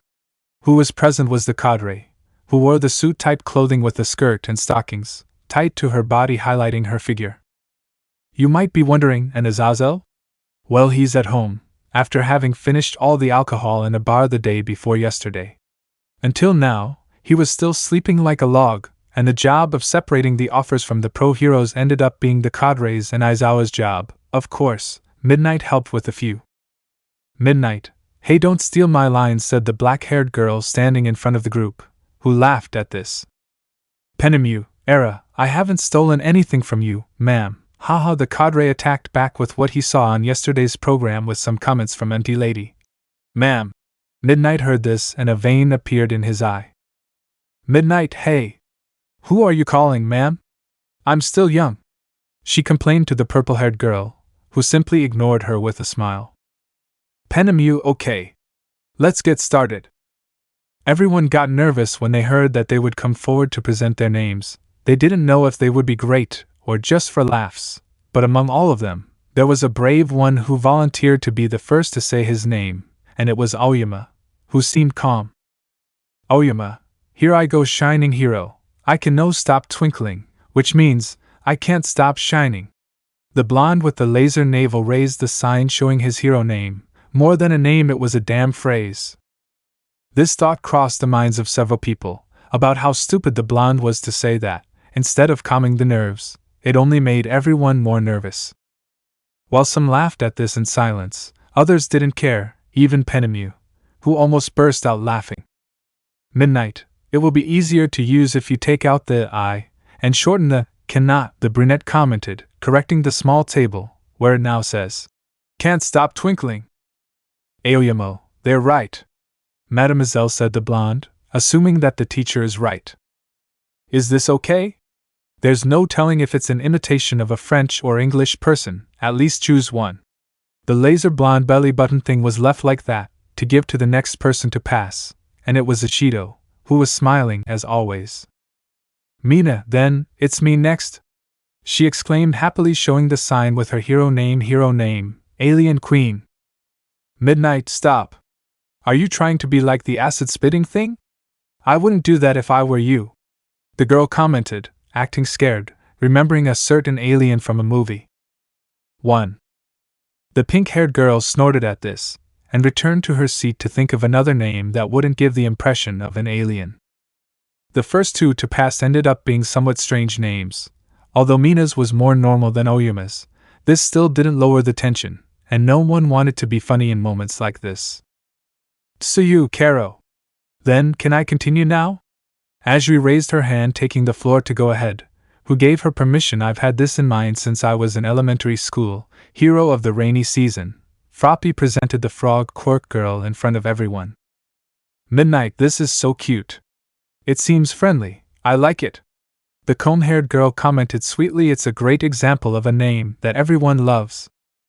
Penemu, well, what can I say? It will be a name that will make anyone happy, commented the cadre, giving a thumbs up to the girl. She had to admit that it was a cute name, and would attract a lot of attention from little children. Everyone's nerves had disappeared, thanks to the future heroine Froppy. Now everyone had the great confidence to go forward and show their hero name, thanks Froppy. Next was Kirishima, who chose the hero name, Robust Hero, Red Riot, a tribute to the night hero, Crimson Riot. The redhead wanted to give an image similar to the professional he wanted to pay tribute to, a hero name that pays tribute to another's. He may have pressure ahead, but the boy showed great confidence in the face of that. There were still several who couldn't think of a name, but there was still plenty of time for this, so there wasn't much time pressure. It was Kyuka's turn to pass, and she already had the perfect name for this and very linked to her quirk. Hearing Hero, Earphone Jack, a very clear hero name referencing his quirk, simple and cool. Next up was Shoji, who named it Tentacle Hero, Tentacle, a pun on octopus tentacle with some thrown in. Then it was Sirius, the record hero, Cellophane, something simple and pretty, like a touch of surprise, just like Kyoka, highlighting that simplicity is also a strong point for a hero's name.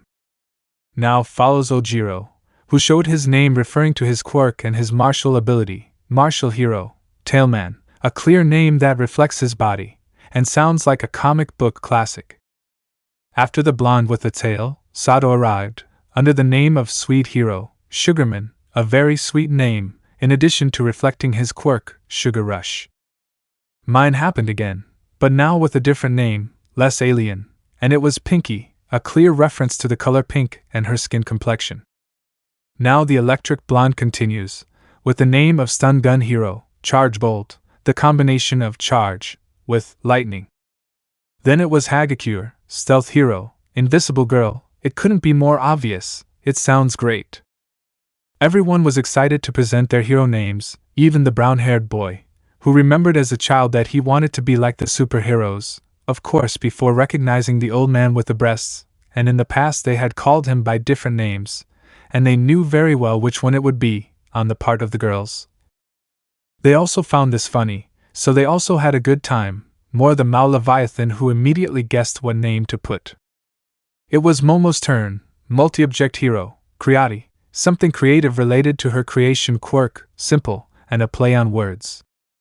Then it was Leify's turn, who didn't think much, so she put the first thing that came to mind, Heroine of the Wind, Wind Witch, being a magician, and her hero costume was like that of a magician, not to say that it was a redesign of the uniform of the school of sorcery she attended, it was the name very attached to her. Todoroki followed after the blonde magician, something simple, Showdown. His name may seem like it, but it was a play on combining words like show, burn, and to freeze, so it was a bit tricky. But no one looked at it that way, not even Todoroki himself, who was only thinking of putting his name. After the redhead with white, came Seraphal, who was excited to show her name, and what better name than to put the one she uses in her program in the underworld, of course, with some small changes that sound like a heroine, and her heroine name is Magical Hero, Leviathan. The girl presented the name by making some magical girl poses. The girl's ice control technically seemed like ice magic, like in anime or games. It was perfect. If it was little, if she was a heroine, it was her Mahou Shoujo outfit, although less revealing. The bat chicken followed, something that his name reflects the darkness, and at the same time he likes the darkness, Hero Jet Black, Tsukoimi, a reference to his gut for the darkness. The perverted Mineta was next, freshly harvested hero, grape juice, referring to his hair that looks like grapes. After the little pervert, the always quiet Koda followed. He also did not speak, but when he showed his hero name, Pet Hero, Anima, he was understood by Midnight. Now it was Bakugu's turn, who instead of showing a calm face, showed one that said, "I'm going to kill you!" And his hero name was Explosion Killer King, something that both the cadre and the black-haired girl denied, and that he should think of another name. "Kirishima, you should be a little bit explosive." Boy the redhead with the hardening quirk commented a joke to his friend, who got angry at the comment. "Bakugu, shut your mouth. Weird hair," he claimed to the redhead, who continued commenting. Between the argument of both boys, the explosive blonde returned to his place, giving the next one to pass to a certain smiling brunette. "Uraraka, I was thinking about this. My hero name, Uravity." She showed the sign with the name written on it. It sounds stylish, something that made the brunette sigh in relief knowing that it was a good name. Now it was the turn of a blonde with kitsune features to show her name, Kunu, who showed the sign written in a Japanese artisanal way, Fox Hero, Kitsune, a clear reference to what she is, a kyubi, a sophisticated name, with the name of one of the most famous yokai in Japanese culture. It was perfect for the girl, added to those fluffy tails and soft fur ears. Now it was Ophusa's turn, who didn't show much emotion at all, and on the sign it says Ouroboros. They didn't know why, but more than one got a chill down their spine when they heard the lowly say that name, except for those from the supernatural. After the goddess, Ravel followed, who also had a smile. She showed the sign, and her hero name is Fire Heroine Phoenix. In the festival she had used fire in her hands to propel herself, and even created fire wings instead of using her real fire wings. The name Phoenix, a legendary bird of great beauty and majesty, a lady who shows education like the blonde phoenix, fit that name. Only the chestnut, Izuku, Lida and Bakugu remain, who apparently had smoke coming out of his head when thinking of other names. The brown-haired boy stood up, with the sign in hand. He walked calmly until he stood in front of everyone. Again everyone paid attention to see what name the brown-haired boy would show. Although Midnight paid more attention than usual, the girls also waited for him to show his name. Issei, my hero name. Beauty Hero. Airyu showed the small sign with the name. Beauty was martial, which was something to identify his martial fighting style. But what does a dragon have to do with his hero name? Everyone wondered, except for the supernatural girls, but everyone hearing that name gave them a feeling of power flowing through the brown-haired boy. Midnight, wait! The black-haired girl interrupted. What does your name have to do with the dragon? All the other names had a relationship with their quirk. Could you explain it to me? The black-haired girl asked. She didn't understand, and more than one person also wanted to ask the question. Issei, it's because I'm unstoppable like a dragon, he said, smiling in a challenging way, colliding his right fist with his left palm. Midnight, I understand dragons are very fearsome and powerful beings, but what does the shortening of A mean? The heroine asked for the second time. Of all the names she had heard in this class, Chestnut was the one that caused the most doubt. She couldn't relate her hero name to her quirk, while the previous ones could. Issei, of course, A is for AK Red, and my hero name would be Red Dragon. Unstoppable like a red dragon, the brown-haired boy explained his hero name, which was Red Dragon. Eiryu or Akaryu, Red Dragon, that was his hero name, and to simplify Eiryu, although in martial arts, animals were generally represented as a fighting style that shows the quality of those movements based on animals, and among all of them, there were two beings that stood out from the rest. One was the tiger, and the other an oriental dragon. Two beings that represented maximum power in a different way. The brunette understood that explanation, so the brown-haired boy returned to his place. Now only Midoriya, Lida and Bakugo remained, who had yet to show their name. Lida, the class president, is deep in thought, visiting the hospital to check on her brother's condition. He had bandages around the top of his head, but above all multiple injuries to his legs and vertebrae that cost him the ability to move his legs. The feeling in his legs was completely gone, the damage caused by stain was too severe, the end of the Ingenium hero had come, or so it was. Tenya, I want you to take the name of Ingenium. His older brother had asked him to take his name. Lida admires his brother a lot, more than All Might, he wanted to be a hero like him. But now he no longer felt right taking that name. Since he was a child he wanted to inherit that name, but now he was no longer sure. His brother still had a long way to go. Now that his legs had lost feeling, he was the only one left to take that name. But no, I can't yet. The black-haired man denied in his mind. On his tablet that had ing written on it, he erased it, and in its place he put.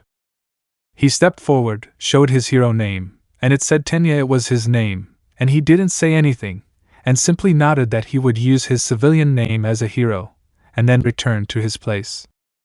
Now it was Midoriya's turn, who kept thinking about a name, until he finally decided he couldn't use his mentor's name, he would be the same, and the name that made him stand out was only one, and that is. The green-haired man went to the front to show his hero name. They asked him if he was sure about using that name. He said yes. At first he didn't like it, but someone changed the meaning of the word, and that person changed him completely. He was happy. He was no longer the Deku who was like an insect. No more. Now he was Deku, the hero whose vibe is to never give up. Midoriya. This will be my hero name, he said with a smile, while his eyes reflected a lot of confidence. In one of the seats, a certain brown-haired girl smiled at this while her cheeks turned an undetectable red. And finally Bakugo, who again denied his name, but that's a story for another day. In the end, after everyone had chosen their hero name, now with Aizawa awake, they were given sheets of paper with the nominations they received, and those who didn't receive any were given a list of 40 places throughout Japan where they could do their work experience. Mineta, I'll go with Empty Lady, exclaimed the grape-haired man with a determined look. Tsuyu, Mineta-chan, you're having dirty thoughts, the frog girl commented with disdain. Mineta, it's not true, the little boy denied. Kyoka, Issei? Which of all the nominations are you going to choose? The girl with the jack cables asked her friend. Momo, you'll most likely choose Empty Lady, won't you? Yaoyorozu commented to what her friend said and looked at the brown-haired boy. Issei, you said it, Momo, I'll go with you, San. It's better to go where you know someone. Finishing the week is easier, commented the boy, taking the page where the blonde heroine's request was. Hey Midoriya? The brown-haired boy wanted to ask the green-haired boy, but when he looked at him, the aforementioned had entered his analytical nerd mode, which began to analyze each hero along with their abilities to see if they were good as part of their training. He's doing it again, those who saw the green-haired man commented mentally. His nerdy way was incredible, but thinking so many things in different ways was too much. Those who saw it could only smile with a drop of sweat. Aizawa, you have today and tomorrow until the last class to decide who you want to do your work experience with. You will hand it in with Penemiya-sensei. Without further ado, you can take your break, said the black comb as he left. The brunette looked at the brown-haired man before leaving for the teacher's room. She would have another more private conversation like when she spoke with the man about how she felt when he was in the attack. The group stayed, looked at the clock, and there were only a few minutes left until they appeared to look for the chestnut tree. It was time for a break, and Brown was talking with his girls and some of his classmates about where they would be doing their work experience, among other things, about how they were viewed now after the festival. There is Issei-sama. Jean! I found you! Two female voices very well known to the brown-haired man, and their girls introduced themselves. Everyone looked where the entrance was, but saw two girls, well, a girl and a girl. It was Prim and Lulu, who came to look for the brown-haired boy. Kaminaria, Mineta and Kirishima simply looked at the brown-haired boy with jealousy, while he had his eyes open as wide as possible, and the girls were simply surprised to see them, except for the cadre. Issei, Prim. Lulu. But what are you doing here? Asked the brown-haired boy, surprised, getting up from his seat, stumbling and falling backwards, hitting his head hard against the table behind him, becoming unconscious after the strong blow. The pink-haired girl and the brown-haired girl quickly approached where the brown-haired girl and company were. The pink-haired girl was worried, while the halfling, they sat on the brown-haired girl almost at the bottom, to make him wake up. Prim, Issei-sama. Are you okay? Asked the girl, worried about her fiancé. Lulu, Jean, stop sleeping and let's go to the cafeteria, exclaimed the brown-haired lowly, sitting on an unconscious chestnut, while patting his chest to wake him up. All this happened in front of everyone, while they were wondering who those two girls were. Rias Gremory. We all know the famous Rias Gremory, the heiress of the Gremory family, the Crimson Ruin Princess, the Switchheim, and fiancé of the Sekiryuutei Hyoudou Issei, well, ex-fiancé, and now wife of Razor Phoenix, the former heir of his house before returning to give up his place to his older brother, Rival. The girl, since he had left to get his brother out of that dimension, a part of her was happy to have her brother back, but the other part of her was devastated, the change of a life to bring back the rest who offered to be sealed with Trihexa. Not only them, but the rest of his nobility along with Irina. He had left to keep the beast busy. He left with a smile. I'll be back, I promise. She trusted those words, like everyone else. Even though the pain was too much due to the loss, she had the support of her family for a while, but she was able to move forward. She was visited by Sona and Tsubaki, as well as her cousin Serorg, and finally Razor Phoenix with his queen. With a lot of support, the girl recovered, and was able to resume her classes normally. She, along with Akino, had already entered the university. With a lot of effort, she acted normal in the eyes of humans. But inside, they wanted to be with him. The visits from the blonde phoenix became more frequent. Razor supported Rias a lot to move forward, and would help her in everything he could. A year had passed since then. The girl could now remain normal. Her life continued its course, waiting for him to return. But every time he did, she felt the intense pain of loss. And the Razor's visits with his queen continued. She and the blonde had become close. There was better interaction, the chess games, the advice on how she started within the official rating games when she felt ready. This Razor did not look like the arrogant man who was her fiancé before. Now he was a mature man, and he thought things through better. He had already left the arrogant young man behind. The blonde supported the girl at all times. A year and a half later, the relationship between her and the Phoenix was progressing without her knowing. She left a weight behind when she spoke to him. Without knowing, the new Razor wins a place in her heart, but she loves the chestnut, doesn't he? Worse, because she feels the same as with the chestnut, perhaps stronger. It was true that this Razor had become more pleasant, was very trustworthy, and understood things more clearly. She had fallen in love with Razor. She didn't understand this yet, but it was after Akino's wedding with a fallen one.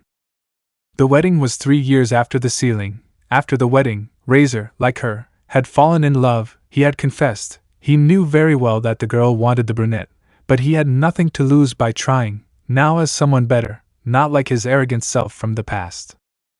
Maybe the brunette wanted her to be happy, and not suffer because he was gone. That's what she thought. Sometimes she denied it, and other times she didn't. It was confusing, but when the blonde confessed to her, her heart beat intensely. Rias, I love you. I know I can't replace Hyoudou, but let me heal your loss. I want to see you smile. Leave your heart in my hands, and I will protect it for the rest of eternity.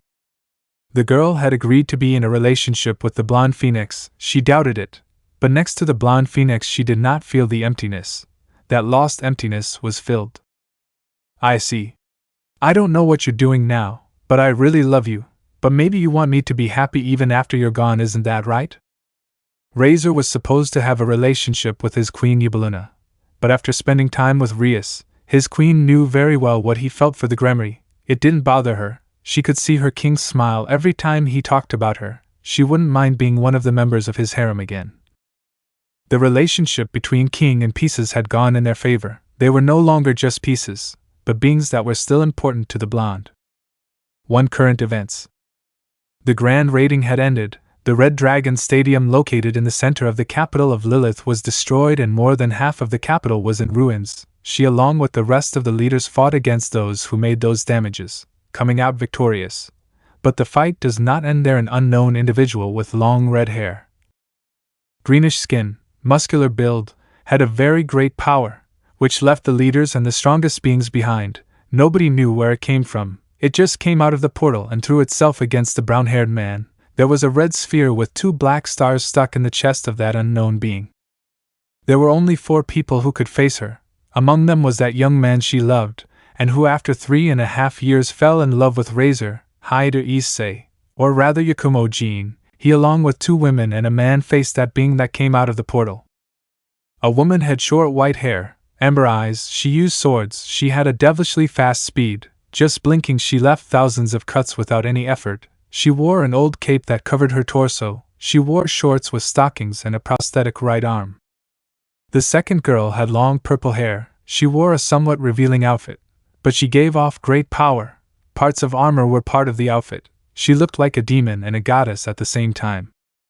The third was a man with short black hair. He had a scar on his right eye while he had a long sack-type suit with an omega on each shoulder. It could be heard that he was the emperor of left. Finally, there was the brown-haired boy, who for a long time had used another name. He wore the same black suit with a piece of tiger skin tied around his waist, the same suit he used to fight against Rizavim months ago during Sona's kidnapping. Under the name of Wukong Jin, he was neither more nor less than Hyoudou Issei. The halo around his head was now 2 shining horns. The black suit sprouted 2 wings with a propeller on each one, while lightning surrounded him. The 4 of them were the ones who faced that unknown being. It was a fight on a scale never seen before. But that was not what surprised her. But knowing that Jean was actually the brown-haired boy she once loved years ago, and who was always close to her. Not only was she in shock, but also Akino, Asia, Kaneko, Zenobia and Irina. None of them could believe that she was always close, and not one of them without knowing it, and not to mention the brown-haired boy's acquaintances who did not know her identity. And now he again gave his life in a large-scale struggle. Let me know in the comments below if you guys want the next part. Also check out my other video that has been shown in left. Thank you for watching. If you enjoyed this video please like and share this video. And have a fantastic day. Bye.